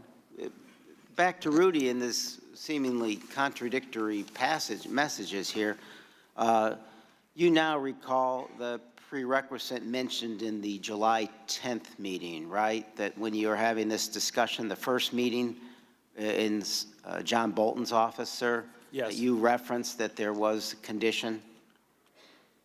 I believe someone else testified that I raised that, and I didn't dispute that testimony, that I said it's my understanding that in order to get this visit done, there needs to be an announcement about, I don't know if I said investigations or said specifically Burisma and Sure, but in your opening, you mentioned at the very same time that apparently there was a meeting with Rudy Giuliani, and the message you got was underscored, very concerned about what Lutsenko told them, that according to RG, Rudy Giuliani, the Z POTUS meeting will not happen, which is not conditioned. It's just not going to happen. Your understanding of the difference here? I think what you're saying is this meeting I was talking about in my opening statement was apparently a meeting that Rudy Giuliani was having at the same time. At the same time in Ukraine. Right. Unbeknownst to us. Right. But he's saying something different. He's saying it's not going to happen. There's no notice in here that it's conditioned in any way. Well, that was Ambassador Volker's point. This was really an exchange with Ambassador Taylor Correct. and Ambassador Volker. Ambassador Volker is saying, don't let other people speak for the U.S. government. That was his point. But if Rudy is following the directions and he's saying what he's saying here, and you're also following directions, right? And you're saying it's conditioned, who's giving you the instructions to say what you're saying? That's why we thought it was problematic to work with Mr. Giuliani. Exactly. But who did you work with to say the things that you said? Did you have conversations with the Chief of Staff, with Secretary Pompeo to say what you were saying? You didn't just say this on your own. Are you talking about in the July 10th meeting? That's correct. Oh, yeah, with Ambassador Volker, because at that point, Ambassador Volker was the one in touch with Mr. Giuliani, not me. But you had no direct conversations with Mr. Mulvaney about this or Secretary Pompeo to make this condition statement? Only the texts and emails that I've already reviewed. Thank you. My time is up.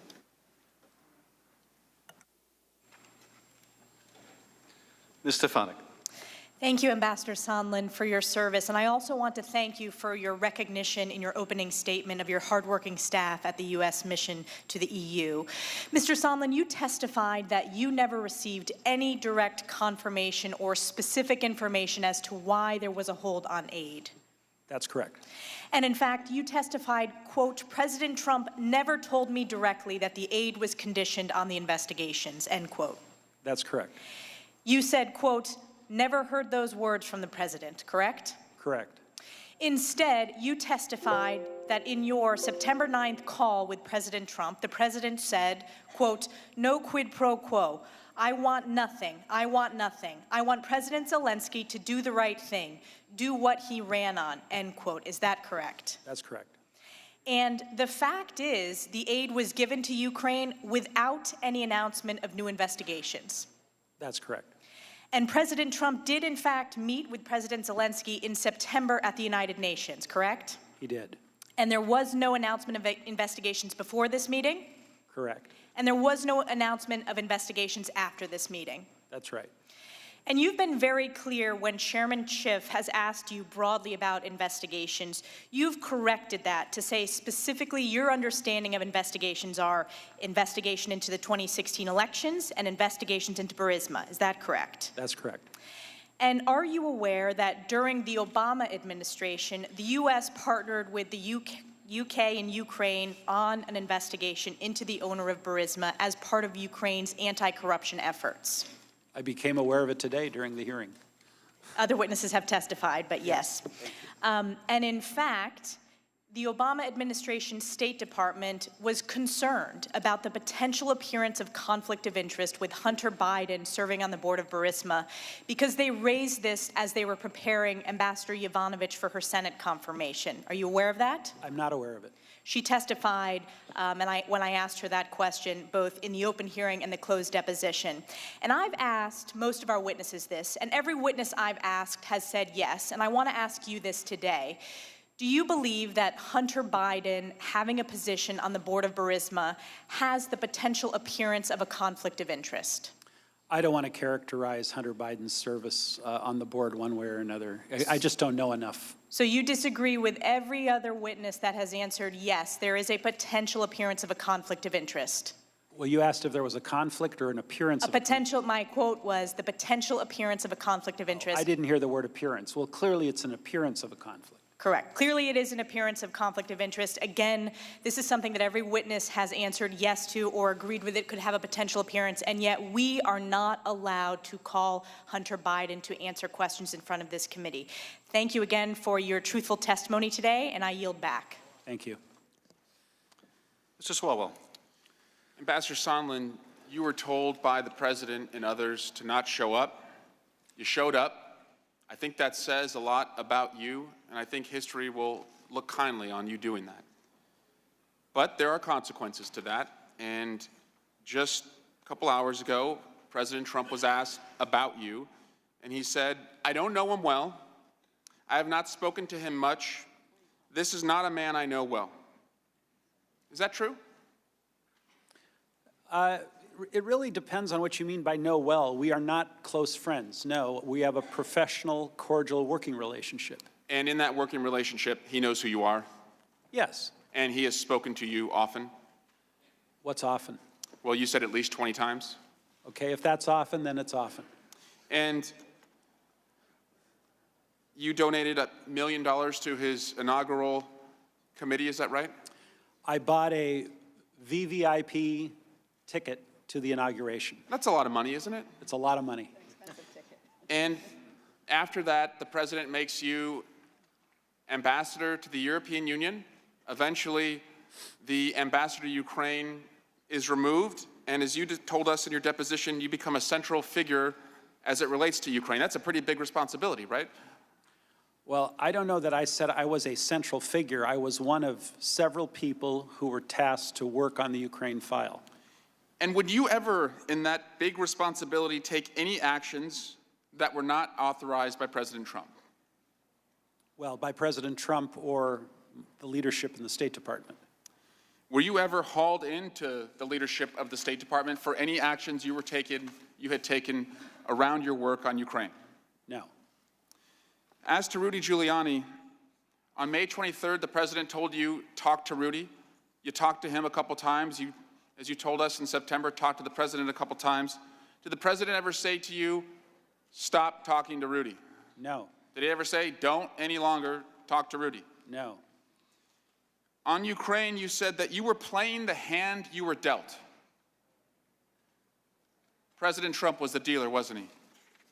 President Trump was what? The dealer. In your metaphor, you were playing the hand you were dealt. The dealer is President Trump, is that right? I'll recharacterize your question by saying we followed the direction of the president because that was the only pathway to working with Ukraine. On page 4 of your testimony, you said, given what we knew at the time, what we were asked to do did not appear to be wrong.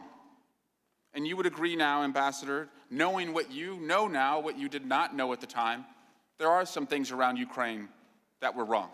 I agree. So let's take out any leveraging of security assistance over the Ukrainians and a White House visit. Would you agree that it is wrong for the President of the United States to ask the leader of a foreign government to investigate the President of the United States' political opponent? Yes.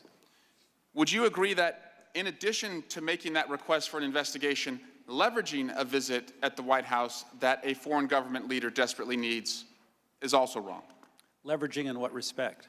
A meeting at the White House. If someone really needs a meeting at the White House to show their legitimacy to their people, that leveraging that meeting and asking for an investigation would be wrong. Well, to be candid, Congressman, every meeting at the White House has conditions placed on it. I've never worked on a meeting at the White House that doesn't have a host of conditions placed. But if one of those conditions is to investigate a political opponent, you would agree that would be wrong? The political opponent, yes, but making announcements or investigations per se, no.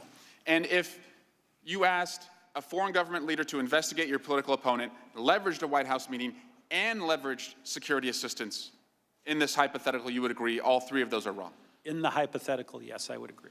Now, you, before becoming an ambassador, worked as a businessman, and I presume you worked on a lot of deals, is that right? Correct. Involving millions of dollars? Correct. You work for a guy now who wrote a book called Art of the Deal, is that right? I do. And State Department employees have told us that they don't want to make legal definitions around what occurred with the White House meeting being leveraged against the investigations, but you plainly call it a quid pro quo. Is that right? I did. And finally, one final hypothetical. If someone walks through those two doors wearing rain boots, a raincoat, and holding an umbrella with raindrops falling off of them, do you have to see outside that it's raining to presume or conclude that it might be raining outside? I understand your hypothetical. I yield back. Thank you. Ms. Hurd. Thank you. Mr. Ambassador, good to see you. Good to see you. My colleague from California basically implied that you've been supportive of President Trump's campaign. Is that correct? I'm having a very hard time hearing you, sir. My colleague from California indicated that you were supportive of the president's campaign. Is that correct? I actually donated to the inaugural committee in order to secure tickets. So let me ask this question. Did you participate in or overhear any conversations about the potential information collected by Ukraine on the Bidens, collected by Ukrainians on the Bidens would be used for political gain? Did I personally hear that? No. Did you participate in any conversations when this was being discussed? Not that I recall. In your statement on page 5, you said Mr. Giuliani's request for a quid pro quo for arranging a White House visit for President Zelensky. Then you also recounted your conversation with President Trump where he says, I want nothing, no quid pro quo. How do you reconcile these two statements? They're hard to reconcile. We were working along Mr. Giuliani's direction for a period of time. We still didn't have a White House meeting. Aid was now held up. There were lots of reasons being given by various people as to why those weren't moving forward.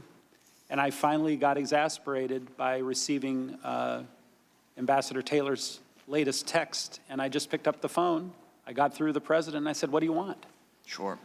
Are you aware of any specific conversations Mayor Giuliani had with the president between your May 23rd conversation and September 11th, 2019?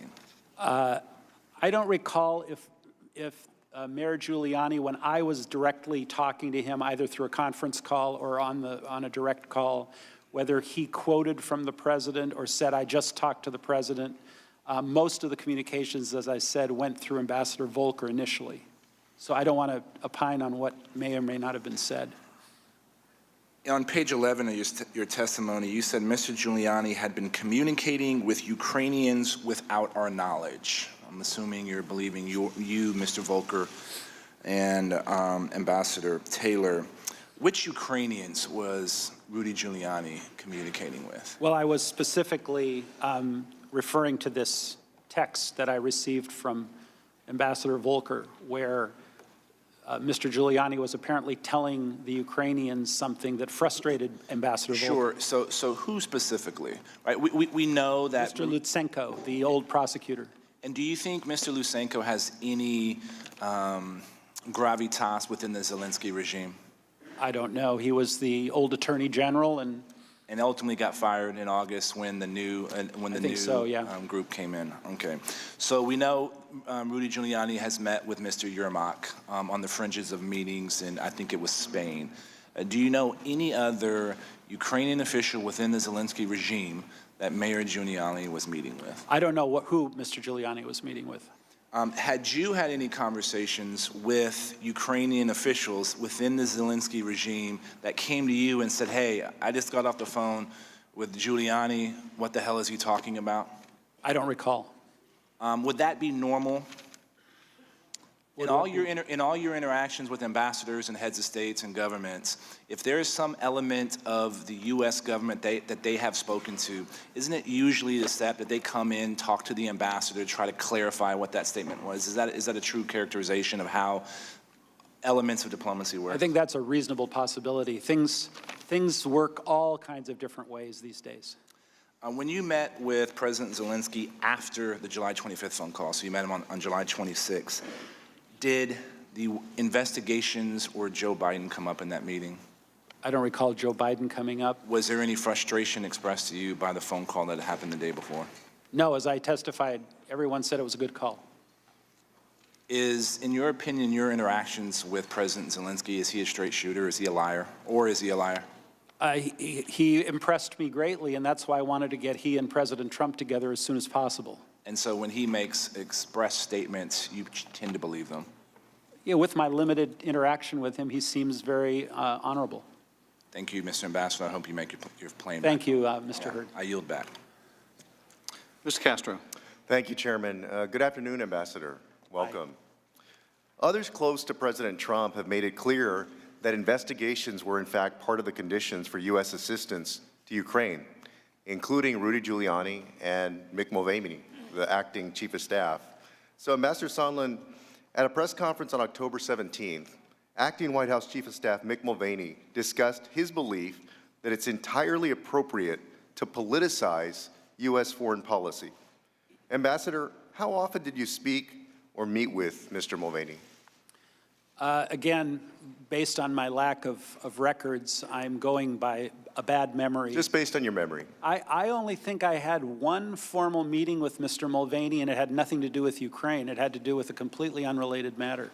So, did you have a chance to talk with Mr. Mulvaney about your efforts in the Ukraine?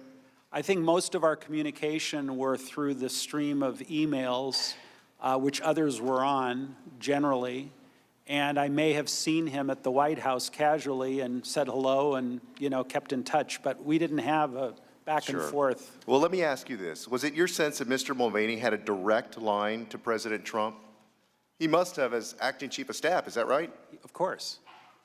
Let us look at what Mr. Mulvaney said during his October 17th press conference.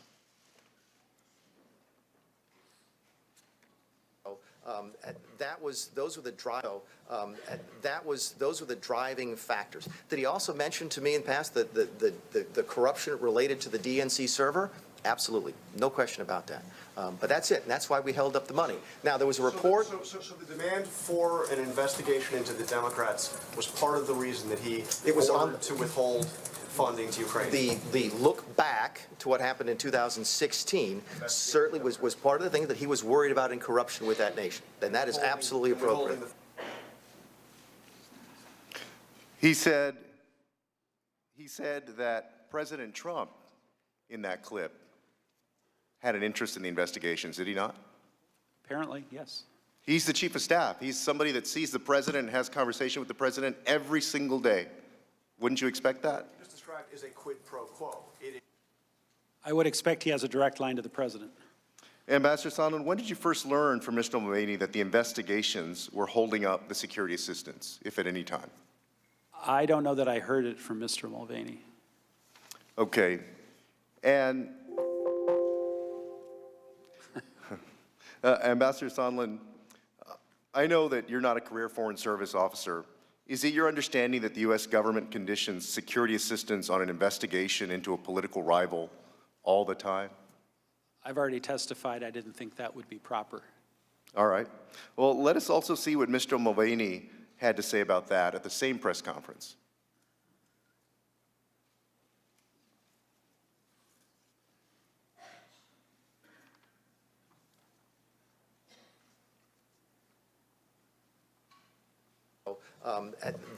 Those were the driving factors. Did he also mention to me in past the corruption related to the DNC server? Absolutely, no question about that. But that's it, and that's why we held up the money. Now, there was a report. I'll just go ahead and read it for you because this thing. I'll read it. He says, and I have news for everybody. Get over it. There's going to be political influence in foreign policy. Knowing what you know now about what was intended with Ukraine, do you agree with Mr. Mulvaney that there's just going to be political influence in foreign policy, or that we should all just get over it and allow a president now or later to investigate a political rival and ask a foreign government to do that? Do you agree with Mr. Mulvaney? I think there's a big difference between political influence and investigating a rival, because politics enters into everything relating to foreign policy.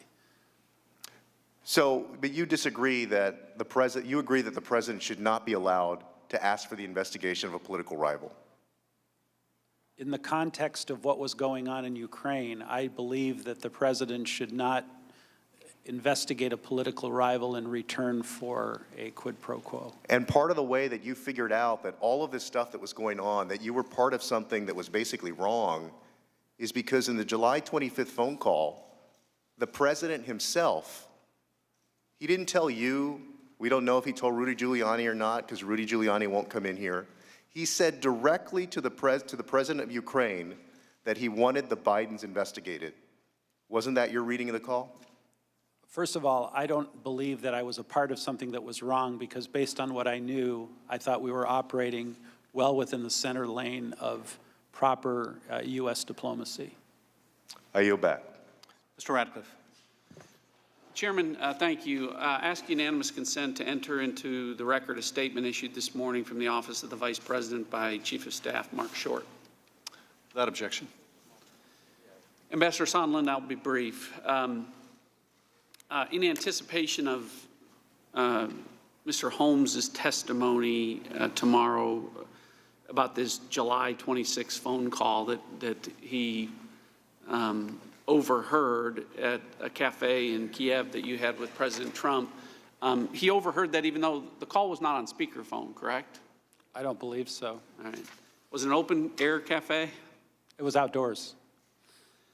One of the points that my Democratic colleagues keep making is that David Holmes's prior testimony, which he'll apparently confirm tomorrow, is that President Trump said that he doesn't give a blank about Ukraine. You heard that earlier? That was not on the phone call. I don't think he testified that was on the phone call. I think he was testifying that I summarized the phone call, and I don't recall saying that. And you have no recollection of that? I don't. Yeah. Even if it was true, there's nothing wrong with that, to have an opinion about. He can have whatever opinion he wants about Ukraine. It's all part of the narrative that President Trump is a bad guy, that he doesn't care about the Ukrainians. But it seems to me, Ambassador Sondland, that nothing says you care more about the Ukrainians than sending Javelin anti-tank missiles. Do you agree with me? I agree that sending Javelin anti-tank missiles is something the Ukraine wanted and needed. Certainly, those work a lot better in stopping Russian tanks than the blankets that were sent by the Obama administration. Your point is taken. I'll yield back. Thank you. Mr. Heck. Thank you, Mr. Chairman. And Ambassador, thank you for your stamina, sir. I have a few quick, fairly easy questions. You would agree, would you not, sir, that foreign interference in our elections is or can be a threat to our democracy? Under certain conditions, yes. There are conditions under which their interference is not a threat? I'm sorry, did you say foreign interference? Yes. Always, sorry. And do you also agree that identifying and preventing that interference should be a priority of the federal government? It should be one of its priorities. And when you were assisting President Trump in his effort to obtain those investigations, did you at all realize that those investigations could in fact impact the 2020 election? No. Do you believe, sir, that it is appropriate, ever appropriate, to invite, press, bribe, or coerce foreign interference in our elections? No. Thank you. I want to refer to something that you said in your opening statement. As I previously testified, had I known of all of Mr. Giuliani's dealings or of his associations with individuals now under criminal indictment, I would not have acquiesced to his participation. It's hard to read that without believing that you thought that what he was doing was either wrong or that he was not reputable. Fair? Well, with 2020 hindsight, that's fair. Yes. You've testified here today that you also came to believe that the request for investigations into Burisma was in fact a request to investigate the Bidens, both former Vice President and Hunter. And indeed, the transcript of the July 25th call makes specific reference to that, including Hunter Biden. And today, even the ranking member said we could clear all this up if we could have Hunter Biden. And I have a simple question. What Ukrainian law did Hunter Biden violate? I'm not aware. What evidence is there that he may have violated any Ukrainian law? I'm not aware. That's because there is none, sir. Finally, also from your opening statement, you said, as you know, I have already provided 10 hours of deposition testimony. I did so despite directives from the White House and the State Department that I refused to appear as many others have done. I agreed to testify because I respect the gravity of the moment, and I believe I have an obligation to account fully for my role in these events. By obligation, you mean simply your legal obligation, or did you mean something bigger? Well, both my legal obligation and my moral obligation. Your moral obligation. I actually want to present an alternative theory. Your family came here escaping the Holocaust via Uruguay, and your parents moved Lucy and later you here, where, frankly, you've been an American success story. Through dint of hard work and innovation, good idea, a knack to hire the right people, and some luck, you've built a considerable, successful business, one that I know for a fact would make your parents proud. They came here because they knew that it was here that they could have freedom that they had not enjoyed, security that they had not enjoyed, an opportunity that they had not enjoyed. And no doubt, on some level, you're grateful, and it's created a sense of patriotism in you. Is that fair to say? Very fair. Why then, sir, with your courage to come before us, does that same standard not apply to Mr. Mulvaney, Mr. Duffy, Mr. Pompeo, Mr. Bolton, Mr. Vogt, Mr. Giuliani? Why shouldn't those same sentiments beat within their hearts to do their patriotic duty and do what you have done, sir? Indeed, why doesn't that same standard apply to the President of the United States? I wish I could answer. I suspect you can't because there is no good answer. But I do appreciate your willingness to come here today. With that, I yield back, Mr. Chairman. Thank you, Congressman. Mr. Jordan. Thank you, Mr. Chairman. I ask unanimous consent to enter into the record a statement from Chief of Staff Mick Mulvaney. Without objection, we haven't seen all these statements, but I presume they are accurate and no objection. Thank you. Ambassador, President Trump's not a big fan of foreign aid. Is that right? I don't know if that's a fair characterization. I think he's careful. He's expressed concerns about foreign aid going to certain countries. Okay, fair enough. And he knew Ukraine was corrupt. Is that right? He believed Ukraine was corrupt. Yeah, and he wanted Europe to do more? Definitely. Definitely wanted Europe to do more. And the president had a belief that Ukrainian government officials, some senior Ukrainian government officials, supported his opponent in 2016. I won't go into all the details, but I think of the one member of parliament who said the majority of Ukrainian politicians want Hillary Clinton to win. So he had that belief as well. And obviously he understood what was happening. We got a brand new guy in Ukraine. This Zelensky guy wins, right? Right. And his party takes over, and President Trump wants to see, with all these other things that are of concern to him, he wants to see if this new guy is actually, as I like to say, the real deal, a real reformer, and actually going to deal with the corruption problem. So aid gets held up for 55 days. Gets held up on July 18th, and then is released on September 11th. But it seems to me more important than the 55-day pause is the 14 days when Ukraine realized aid was held up on the 29th. We've now had you testify to that. The two witnesses yesterday testified that, the Politico article. So aid gets held up on Ukraine learns aid is held on August 29th, and then, of course, released on September 11th. In those 14 days, there are 3 important meetings with senior government officials and President Zelensky. There's the August 29th meeting between Ambassador Bolton and President Zelensky. There's the meeting September 1st that you're a part of. Vice President Pence meets with President Zelensky. And then there's the meeting on September 5th where U.S. Senators Murphy and Johnson meet with President Zelensky. None of those meetings did any linkage to security assistance dollars and an announcement or start of any investigation ever come up. None of them. But it seems to me the one that's the most important is probably the one we've talked least about, and that's the September 5th meeting.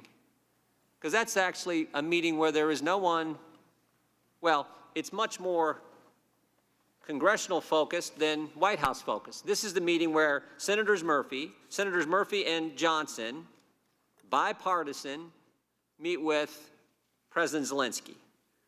And what's interesting is what both senators in the last 2 days have given us letters recounting what happened in that meeting. Senator Murphy said, I broached the topic of pressure on Zelensky from Rudy Giuliani and the president's other emissaries to launch investigations into Trump's political rival. Murphy brought it up. You got two senators who both strong supporters of money going to Ukraine. These guys are all for it. And Senator Murphy, the Democrat, even brings up the issue everyone's been talking about. It seems to me if ever there was going to be a time where the president of Ukraine says, guys, you don't know what I'm dealing with. I'm getting pressure from the president of the United States.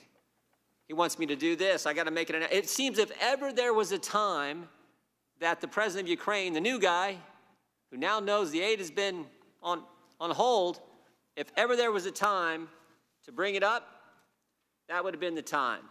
But guess what?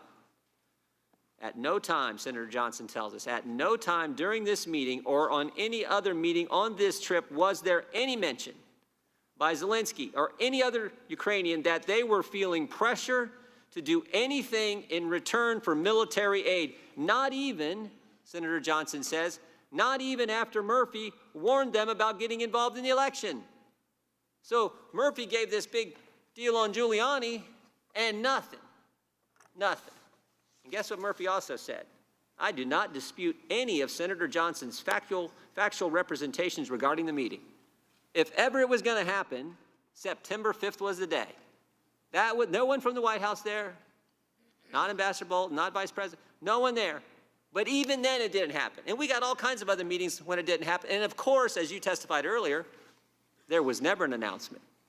You said there were 3 quid pro quos, but there weren't, because there was never an announcement. I mean, this is as clear as it gets, but these guys want to keep stirring it up based on no direct evidence whatsoever. And the best direct evidence we have is actually what the president told you. I want nothing. There is no quid pro quo. I want Zelensky to do exactly what he campaigned on. And when that became clear to us, guess what? They got the money. They got the money. God bless America. It all worked out, right?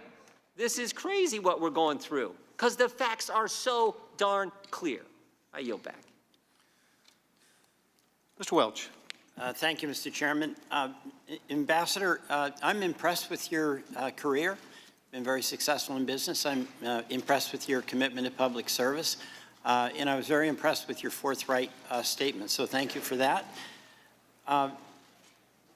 You said it was the highest honor for you to have this opportunity to have this appointment to serve as ambassador to the EU, correct? Correct. And you quickly became very involved in the Ukraine policy. And that policy has been described by you and others, was really very clear. Help Ukraine fight internal corruption and resist external aggression, correct? Correct. And this Congress, I think with the support of everybody up here, Republicans and Democrats, and in fact with a significant amount of Republican leadership, authorized the release of military aid, right? Right. And you and others who were working with you believed it was very important to the new government, President Zelensky, to have that White House meeting to show our support and send a signal to Russia, correct? That's correct.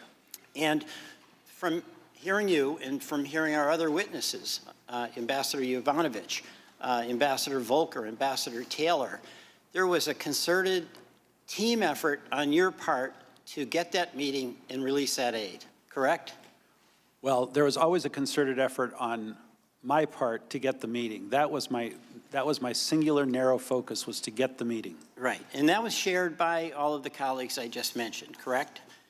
Yes. All right, and incredibly urgent, Ambassador Taylor described going to the front where Ukrainians were dying at the Donbass. 14,000 had died, and it was an existential issue for them that they get the aid. And you were well aware of that and shared, I'm sure, Ambassador Taylor's concern. Is that correct? I did. right? And in your forthright testimony, you've testified, and it's really with the benefit of hindsight because you couldn't piece it all together. You know, Giuliani knew in real time what you were trying to figure out as you went along. Is that a fair statement? I think so. One, you testified that you acted on the orders of the president. That was you acting on his orders, correct? Correct. And you said quite explicitly there was a quid pro quo. Relating to the meeting and the Burisma DNC. That's exactly right. No meeting unless there's an investigation, right? That's what we were told by Mr. Giuliani. All right. And Mr. Giuliani, you absolutely... Wait, no meeting unless there was an announcement of investigation. Okay, thank you. And I asked, by the way, did the efforts of Mr. Giuliani authorized by the president impede the efforts that you and others were making to try to advance what you thought was the Ukraine policy? Not initially. We were just working toward... Ultimately? Well, ultimately nothing happened. Right. And Giuliani was the one who was absolutely insistent on the meeting, correct? Giuliani was insistent on the investigation. Yeah. All right. Now, I asked this of Ambassador Taylor or Ambassador Volker. If the mayor of Portland said to the police chief, I'm not going to authorize your budget unless you agree to do an investigation into my political opponent, would that be wrong? Of course. And likewise, if it were the governor of the state of Oregon doing the same thing, correct? Correct. And would that same rule apply to the President of the United States? To investigate a political opponent? Yes. That's correct. Yes. All right, so that's the question here. The President, in his phone call, he asked President Zelensky, who desperately needed the release of that aid, who desperately needed the White House meeting, to do an investigation, and it was focused on the Bidens and Hunter Biden in Burisma, in CrowdStrike. I mean, you don't have to answer that. The President's words speak for themselves. Do you feel, as a person who went into public service to serve, who had a team of people that shared your desire to help Ukraine, do you feel in any way betrayed by the double dealing of the President? It's a real question. I don't want to characterize... You don't have to characterize him. I'm just, you know, we all, if we get a chance to do something useful, we like to do it. And there's no better joy than when you're doing it with other people. Mr. Welch, let me answer your question this way. I would have preferred that, and I'm sure everyone would have preferred, that the President simply met with Mr. Zelensky right away. Our assessment of Mr. Zelensky was that he and the President would get on famously. He was smart, he was funny, he was charming. He was the kind of person the President would like. And once the two of them got together, we thought the chemistry would take over and good things would happen between the U.S. and Ukraine relationship. That's why we were pushing for a quick, unconditional meeting. So it's unfortunate that he was That it didn't unwilling to happen. meet without the commitment on the investigation. Thank you, Ambassador. Thank you. Mr. Maloney. Mr. Ambassador, let's pick up right there. You would have preferred if they just had the meeting with the president of Ukraine without these conditions. Is that what you're saying? Yes. But there were these conditions, and it involved an investigation, right? Well, remember, the initial invitation that the President sent to President Zelensky had no conditions. Well, but that didn't last very long, did it? And then there were conditions. This is not controversial at this point, I don't believe, sir. There were conditions that the President wanted investigations, right? Right. And you thought they were of Burisma and the 2016 election. Correct. We now know, of course, that Burisma means Biden's, right? Today we do. And we can probably, from today until the end of time, set aside any confusion that when somebody's asking for an investigation of Burisma over the summer, what they really meant was Biden's, right? With 2020 hindsight, yes. Right, with hindsight. And of course, on the day after the president's famous call, you're having lunch with David Holmes, we've covered this, and he overhears your conversation. And I know you said you have no reason to dispute what Mr. Holmes said. And I think you said you wouldn't have any reason to believe, to think you didn't speak about investigations with the president. The president raised investigations with you, right? Correct. On the 26th. Correct. And we now know, of course, that was about the Bidens and Burisma in 2016, right? I mean, I know you didn't know that at the time. That's your testimony, but we now know that, I understood it right? meant to mean Burisma. Mr. Holmes says you said Biden's right after that, but I know you don't recall that, right? That's correct. Do you dispute it? I do. Okay, but you don't recall it. But we know that that's what the president meant, right? And you do confirm that he wanted to talk about investigations with you. Well, now with the complete picture, I of what he said 24 hours before, yes, I understand. it makes sense. And you said it's wrong to investigate political opponents. We've agreed on that today, haven't we, sir? Yes. And yet, of course, that's what we know the president was asking for. Let me ask you something. Who would have benefited from an investigation of the president's political opponents? I don't want to characterize who would have and who would not have. I know you don't want to, sir. That's my question. Would you answer it for me? Restate your question. Who would benefit from an investigation of the president's political opponent? Well, presumably the person who asked for the investigation. Who's that? If the president asked for the investigation, it would be he. Well, it's not a hypothetical, is it, sir? We just went around this track, didn't we? The president asked you about investigations. He was talking about the Bidens.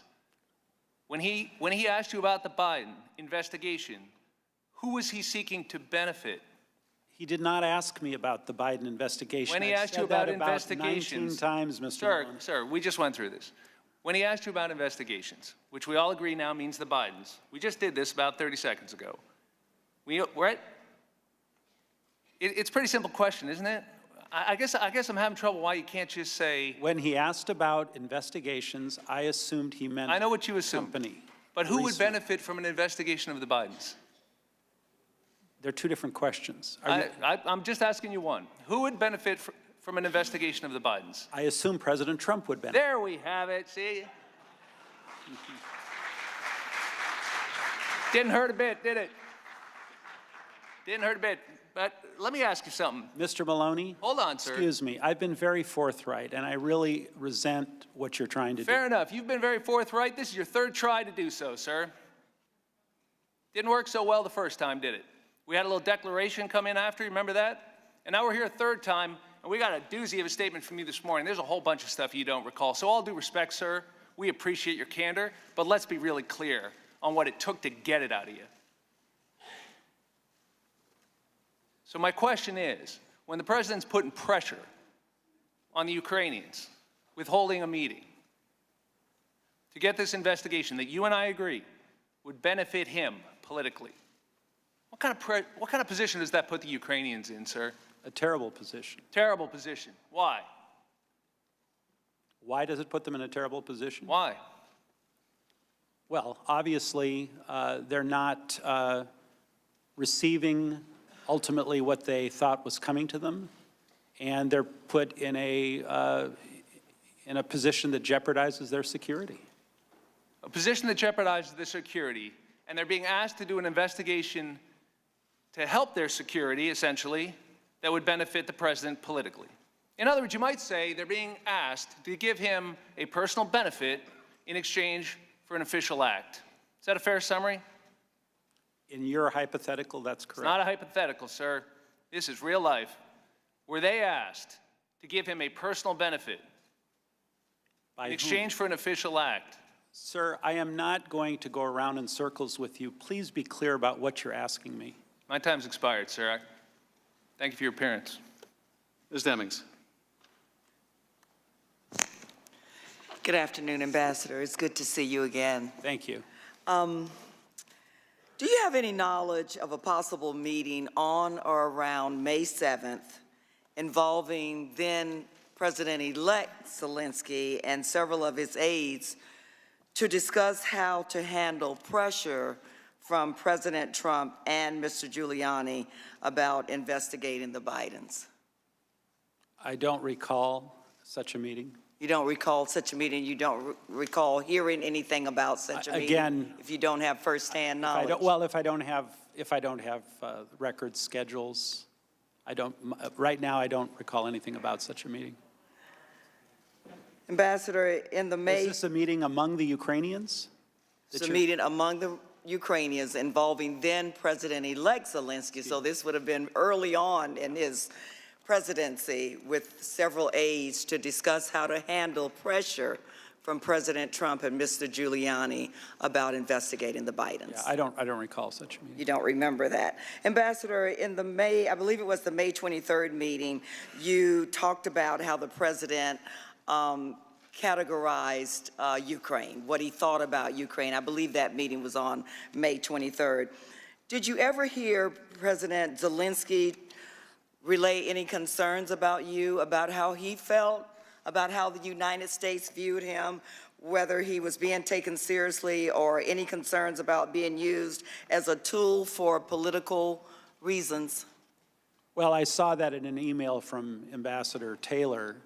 We obviously tried to relay to President Zelensky the glass half full version of how the United States felt about Ukraine, not the glass half empty version, which is we're here for you, we support you, and we're trying very hard to get you the meeting with President Trump. So after hearing that from Ambassador Taylor, you tried to reassure President Zelensky that America was truly on their side. Is that what you I think we've just been said? trying to assure President Zelensky throughout his entire term as a president. Ambassador, I know you said you don't quite remember exactly when you came to the realization that Burisma actually meant Biden's. But back on May 6th, when asked about a news report about the role of former Vice President's son on Burisma, President Trump told Fox News that it was, and I quote, a major scandal, major problem. On May 9th, the New York Times reported that Rudy Giuliani planned to travel to Ukraine and, quote, shortly to meet with President Zelensky to urge him to pursue the 2016 election and the involvement of Hunter Biden in Burisma, unquote. Are you saying that you did not realize at that time, we're talking about on May 9th of this year, that Mr. Giuliani wanted to urge President Zelensky to pursue the 2016 election and the involvement of Hunter Biden of Burisma? I do now, but I did not then. You did not know that, and I believe you said earlier that you did not pay any attention or much attention at all to any of the numerous news reports of the person you were directed by the president to work with when he was on television over and over and over again talking about Hunter Biden and Burisma. No, I did not. On September 9th, in a text from Ambassador Taylor, he said something to the effect, are we now saying that aid is tied to investigations? And I believe you text back, call me. Then you had a conversation with President Trump. And President Trump said something to the effect that there is no quid pro quo. Do you know what prompted him to say that? You asked him, what do you want? And he goes directly to, there is no quid pro quo, as opposed to going directly to the list of things that he wanted. What prompted him to use that term? I have no clue. Did you discuss your conversation or your text from Ambassador Taylor with President Trump before he made that statement? I did not. I asked a very open-ended question. What do you want from me? And you remember that directly, although there are several other conversations that you cannot recall because you don't have your notes or your documents or your emails or other information. But you remember that call specifically, exactly what the president said to you in response to your question about what do you want. Why is that? I remember the first girl I kissed. I mean, I remember certain things. Well, I won't say that, but anyway. I remembered that conversation because, as I said, it was a pretty intense, short conversation. And tell me again about the conversation you had at the restaurant that was overheard by Mr. Holmes, because that was a conversation with the president. Tell me about that conversation with the president. What was said on the phone? Again, I don't remember the specifics. I'm being guided by what Mr. Holmes testified to. I said I didn't dispute the basic subject of the conversation. As I said, we were talking primarily about ASAP Rocky.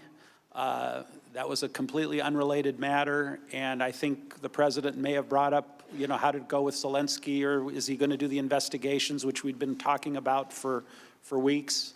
And then, as I said, I dispute the Mr. Holmes' characterization of what I said afterwards. Thank you, Ambassador. Mr. Chair, I yield back. Mr. Krishnamurthy. Good afternoon, Ambassador. I'm just going to pick up on that September 9th conversation, which the president allegedly said, "I want nothing. I don't want a quid pro quo." I presume that on this September 9th conversation, the president did not mention that that was the same day that we launched a congressional investigation into whether there was a quid pro quo. Did he say that to you? Again, I know all of that today, but he did not. We didn't have a time to talk about things like that. And I presume he also didn't mention the whistleblower complaint that also alleged that there was a quid pro quo that day. He did not. Okay. So you can't rule out the possibility that the reason why he started talking that way on that day is because of the congressional investigation. I can't rule that out. You know, the inauguration of President Zelensky was on May 20th, correct? Correct. As you stated, you attended this inauguration with Senator Johnson, Secretary Perry, Lieutenant Colonel Vindman, and others, right? Correct. But Vice President Pence was supposed to originally attend that, correct?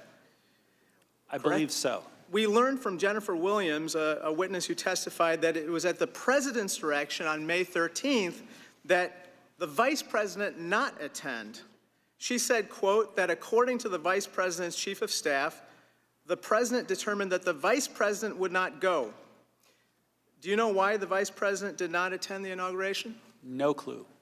I want to point to a New York Times article from last week that says that Lev Parnas' attorney, you've heard of this gentleman, Lev Parnas, an associate of Rudy Giuliani. Who's only what I've read very recently. He's recently indicted. Yeah.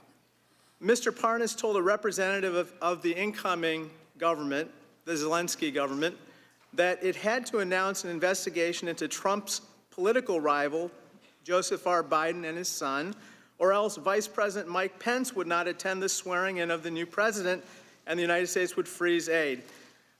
Did the Vice President not attend possibly because this investigation had not yet been initiated by the Zelensky government?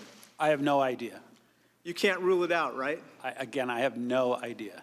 You have no basis for ruling it out, however, correct? All I know is that the leader of the delegation was Secretary Perry, who invited me along. Interestingly, Ambassador Sondland, since you came forward in these proceedings, others in the administration have tried to distance themselves from you. You know, on October 14th, Rudy Giuliani told the Washington Post that Sondland, quote, seemed to be in charge, close quote, of the effort to get Ukrainian officials to publish or to publicly announce investigations. Of course, that's false, correct? If I had been in charge, I would have asked President Trump to have the meeting without preconditions, and the meeting would have occurred a long time ago. That's exactly right. The president is the one that wanted these investigations, as we learned later on in reading the July 25th call transcript. Isn't that right? The president, through Mr. Giuliani, is conveyed through Mr. Giuliani, wanted the investigations. Mr. Tim Morrison came in yesterday, and in his deposition testimony, as well as yesterday, disparaged you too. He called you, quote unquote, the Gordon problem. That's what my wife calls me. Maybe they're talking. He, Should I be worried? Maybe. You know, on October 8th of this year, the president tweeted that you are a really good man and a great American. And of course, on November 8th, 1 month later, he said, let me just tell you, I hardly know the gentleman. Easy come, easy go. You know, what I'm concerned about, you were part of the Three Amigos. But what I'm really concerned about, Ambassador Sondland, is that the president and the good folks over here, my Republican colleagues, are now casting you as the one amigo. The one lonely amigo they're going to throw under the bus. But the truth is that, as you said in your opening statement, the suggestion that you were engaged in some rogue diplomacy or irregular channel of diplomacy is, quote unquote, absolutely false. Isn't that right? That's correct. The presumption that military aid was conditioned on investigations was based on Mulvaney's statement that we saw on the video. Isn't that right? Well, I didn't have the benefit at that time of Mulvaney's statement. But you would stand by the presumption that you had based on what you know now, right? Correct. And on September 1, when you told Andrei Yermak your presumption, which you've told us about military aid being conditioned on the investigations. You then told Mr. Morrison what you told Yermak, and Morrison did not try to dispute your presumption, correct? I don't recall him disputing it. I think I went right over to him and just repeated the conversation. And when you told Vice President Pence your concerns, he did not dispute that as well? He didn't respond. He just listened. And when you told Secretary Pompeo, that wasn't disputed as well? I don't recall. Thank you. That concludes the member questioning. Mr. Nunes, do you have any closing remarks? Just briefly, Ambassador, I know you want to get on a plane, so I want to thank you for your indulgence today. Once again, the American people have seen another failure of their preposterous conspiracy theory, which that's if their conspiracy theory doesn't change between now and our next hearing, which is in a few hours from now or another hour or so, and it keeps changing every day. The claim, Ambassador, that you had an irregular, you were accused of having an irregular channel, drug deals, now supposedly you're one amigo.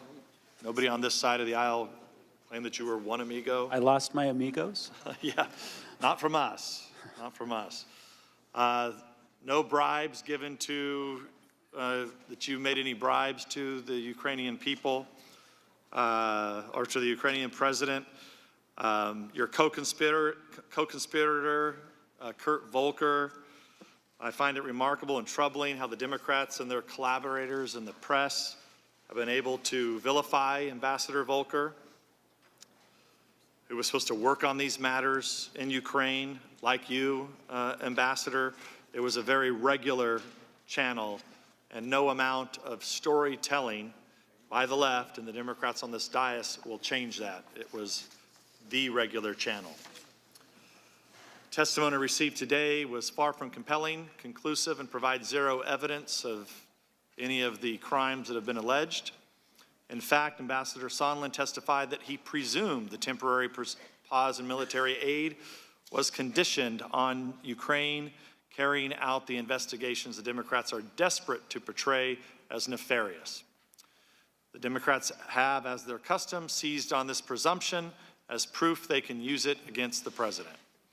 However, Ambassador Sondland testified in his deposition that when he asked President Trump, "What do you want from Ukraine?" President Trump replied, "I want nothing. There is no quid pro quo." Let me repeat.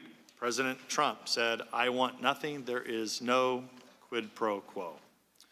This comes on the heels of the testimony by Ambassador Volker that he saw no evidence of bribery, extortion, quid pro quo, or treasonous actions. We didn't get to ask him about obstruction of justice because we didn't know that was on the table until today. Like the president's call with President Zelensky, Democrats want the American people to believe, as one Democrat on this committee put it, that hearsay is much better than direct evidence. And I think Mr. Ratcliffe from Texas laid out the direct evidence that we have from your testimony today. Nothing we have heard establishes a claim that the president acted improperly in his dealings with Ukraine, and certainly nothing has been presented to support anything near impeachment. In the meantime, Mr. Chair, we continue to have no answers to the questions that only you know, starting with who is the whistleblower who gave birth to this hoax and what was the nature of his coordination with the Democrats on this committee. Second, what is the full extent of Ukraine's election meddling against the Trump campaign in 2016? And finally, why did Burisma hire Hunter Biden? What did he do for them? And did his position impact any U.S. government actions under the Obama administration? Another hearing in the books and no answers to basic three material, factual questions that we need answers to. Yield back, and thank you, Ambassador, for being here. Thank you. I thank the ranking member for his remarks. Ambassador Sondland, thank you for your testimony today. This is a seminal moment in our investigation, and the evidence you have brought forward is deeply significant and troubling. It's been a long hearing, and I know Americans watching throughout the country may not have had the opportunity to watch all of it. So I'm going to go through a few of the highlights, and I'm not going to try to paraphrase what you've said. I'm going to refer to your opening statement. We all understood that if we refused to work with Mr. Giuliani, we would lose an important opportunity to cement relations between the United States and Ukraine. So we followed the President's orders. Mr. Giuliani's requests were a quid pro quo for arranging a White House visit for President Zelensky. Mr. Giuliani demanded that Ukraine make a public statement announcing investigations of the 2016 election, DNC server, and Burisma. Mr. Giuliani was expressing the desires of the President of the United States, and we knew that these investigations were important to the President. Later, you testified, I tried diligently to ask why the aid was suspended, but I never received a clear answer. In the absence of any credible explanation for the suspension of aid, I later came to believe that the resumption of security aid would not occur until there was a public statement from Ukraine committing to the investigations of the 2016 election and Burisma, as Mr. Giuliani had demanded. I shared concerns of the potential quid pro quo regarding the security aid with Senator Ron Johnson, and I also shared my concern with the Ukrainians. So much for the Ukrainians didn't know. You can't have a quid pro quo unless the Ukrainians know, and you have testified today, Ambassador, the Ukrainians knew. You further testified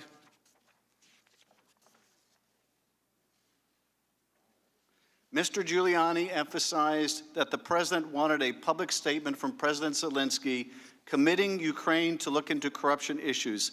Mr. Giuliani specifically mentioned the 2016 election, including the DNC server and Burisma, as two topics of importance to the President. In reference to the July 10th meeting at the White House, which you attended with Ambassador Bolton and others and Ukrainian delegation, you said, I recall mentioning the prerequisite of investigations before any White House call or meeting.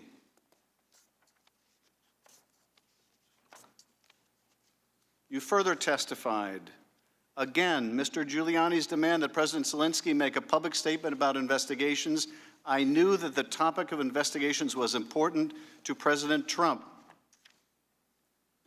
You testified later, I know that members of this committee have frequently framed these complicated issues in the form of a simple question. Was there a quid pro quo? As I testified previously, with regard to the requested White House call and White House meeting, the answer is yes. We all understood these prerequisites for the White House call and White House meeting reflected President Trump's desires and requirements.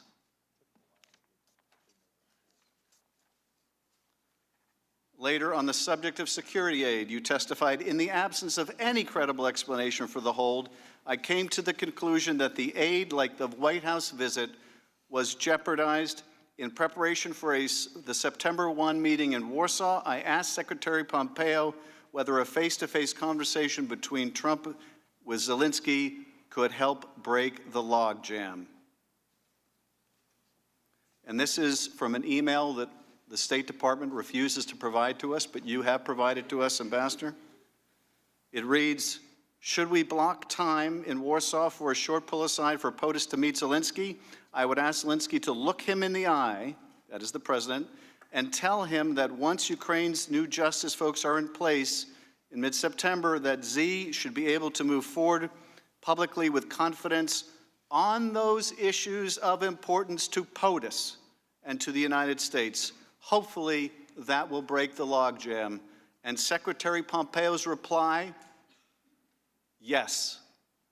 Not what issues of importance to the POTUS, not what are you talking about, Ambassador Sondland, because Secretary Pompeo was on the July 25th phone call. He knew what issues were important to POTUS, and there were two of them. the investigation into 2016 and the DNC server, and the investigation into the Bidens.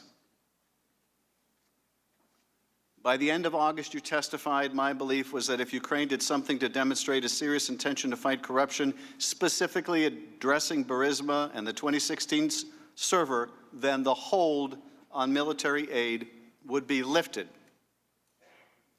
I mentioned to Vice President Pence before the meetings with Ukrainians that I had concerns that the delay in aid had become tied to the issue of investigations. And as you testified, he gave you no response. No, what are you talking about, Ambassador? How could that be, Ambassador? How do we clear this up, Ambassador? He merely nodded his head or took it in. And of course, the record of that 25th call between President Trump and Zelensky was in the Vice President's reading book earlier. Then you testified, my goal at the time was to do what was necessary to get the aid released, to break the logjam. I believe that the public statement we have been discussing for weeks was essential to advancing that goal. Now, my colleagues seem to believe, and let me add too about this call you had with the President, you have confirmed today, in addition to claiming there was no quid pro quo, the President was adamant that President Zelensky had to, quote, clear things up and do it in public. That's what you have confirmed. That is what you also told Ambassador Taylor. So he would deny there was a quid pro quo, but he was adamant that Zelensky had to, quote, clear things up and do it in public. Now, I've said a lot of things about President Trump over the years. I have very strong feelings about President Trump, which are neither here nor there. But I will say this on the President's behalf. I do not believe that the President would allow himself to be led by the nose by Rudy Giuliani or Ambassador Sondland or anybody else. I think the President was the one who decided whether a meeting would happen, whether aid would be lifted, not anyone who worked for him. And so the answer to the question, who was refusing the meeting with Zelensky that you believe should take place, and Ambassador Volker believes should take place, and everybody believes should take place? The only question was when. Who was the one standing in the way of that meeting? Who was the one refusing to take that meeting? There's only one answer to that question, and it's Donald J. Trump, 45th President of the United States. So who was holding up the military assistance? Was it you, Ambassador Sondland? No, it wasn't. Was it Ambassador Volker? No. Was it Ambassador Taylor? No. Was it Deputy Secretary Kent? No. Was it Secretary of State Pompeo? No. Who had the decision to release the aid? It was one person, Donald J. Trump, President of the United States. Now, my colleagues seem to think unless the President says the magic words, I hereby bribe the Ukrainians, that there's no evidence of bribery or other high crimes or misdemeanors. But let's look to the best evidence of what's in the President's head. What's his intent? What's the reason behind the hold, on the meeting, and on the aid? Let's look at what the President has to say. Let's look at what's undisputed about what the President has to say. And you know how we know what the President has to say? Not because what you have represented or others have represented, but because we have a record of his conversation. And with who? The one who really matters. With the other president, Zelensky. And this is what he says. He says, Rudy very much knows what's happening. And he is a very capable guy. This is after he says he wants a favor. And he goes into CrowdStrike in 2016. He says, Rudy very much knows what's happening and is a very capable guy. If you could speak to him, that would be great. The former ambassador from the United States, the woman was bad news. And the people she was dealing with in Ukraine were bad news. So I just want to let you know that. The other thing, there's a lot of talk about Biden's son, that Biden stopped the prosecution, and a lot of people want to find out about that. So whatever you can do with the Attorney General, that would be great. Biden went about bragging that he stopped the prosecution. So if you could look into it, it sounds horrible to me. So what's in the president's mind when he has placed this otherwise inexplicable hold on the aid when he refuses to take the meeting. What's on his mind? Biden. He makes that abundantly clear. I understand, Ambassador, you said you didn't make the connection between Burisma and Biden. I will let the American people judge the credibility of that answer. But there's no mistaking what Donald Trump's interest was. There's no mistaking about what Donald Trump meant when he had that call with you on an unsecure phone as you're sitting there in an outdoor terrace in Ukraine. When the president said investigation, he meant Biden. He made that abundantly clear to the president of Ukraine the day before. The question is not what the president meant. The question is not whether he was responsible for holding up the aid. He was. The question is not whether everybody knew it. Apparently they did. The question is, what are we prepared to do about it? Is there any accountability? Or are we forced to conclude that this is just now the world that we live in, when a president of the United States can withhold vital military aid from an ally at war with the Russians, an ally fighting our fight too, to defend our country against Russian aggression? Are we prepared to say, in the words of Mick Mulvaney, get over it or get used to it? We're not prepared to say that. We're not prepared to say that. And I appreciate Ambassador Ambassador Sondland, I appreciate the fact that you have not opined on whether the president should be impeached or not be impeached, or whether the crime of bribery or the impeachable offense of bribery or other high crimes and misdemeanors has been committed. That is for us to decide in consultation with our constituents and our conscience. That is for us to decide. And much as my colleagues have said otherwise, this is not an easy decision for any of us. And much as my colleagues may say otherwise, this is not something we relish. For over a year, I resisted this whole idea of going down the road to impeachment. But it was made necessary, and not by the whistleblower, but by the actions of the president. I'm continually struck how my colleagues would suggest that because the president got caught, we should ignore the fact that he was conditioning official acts in order to get political favors, in order to get an investigation against his rival. Getting caught is no defense, not to a violation of the Constitution or to a violation of his oath of office, and it certainly doesn't give us a reason to ignore our own oath of office. We are adjourned.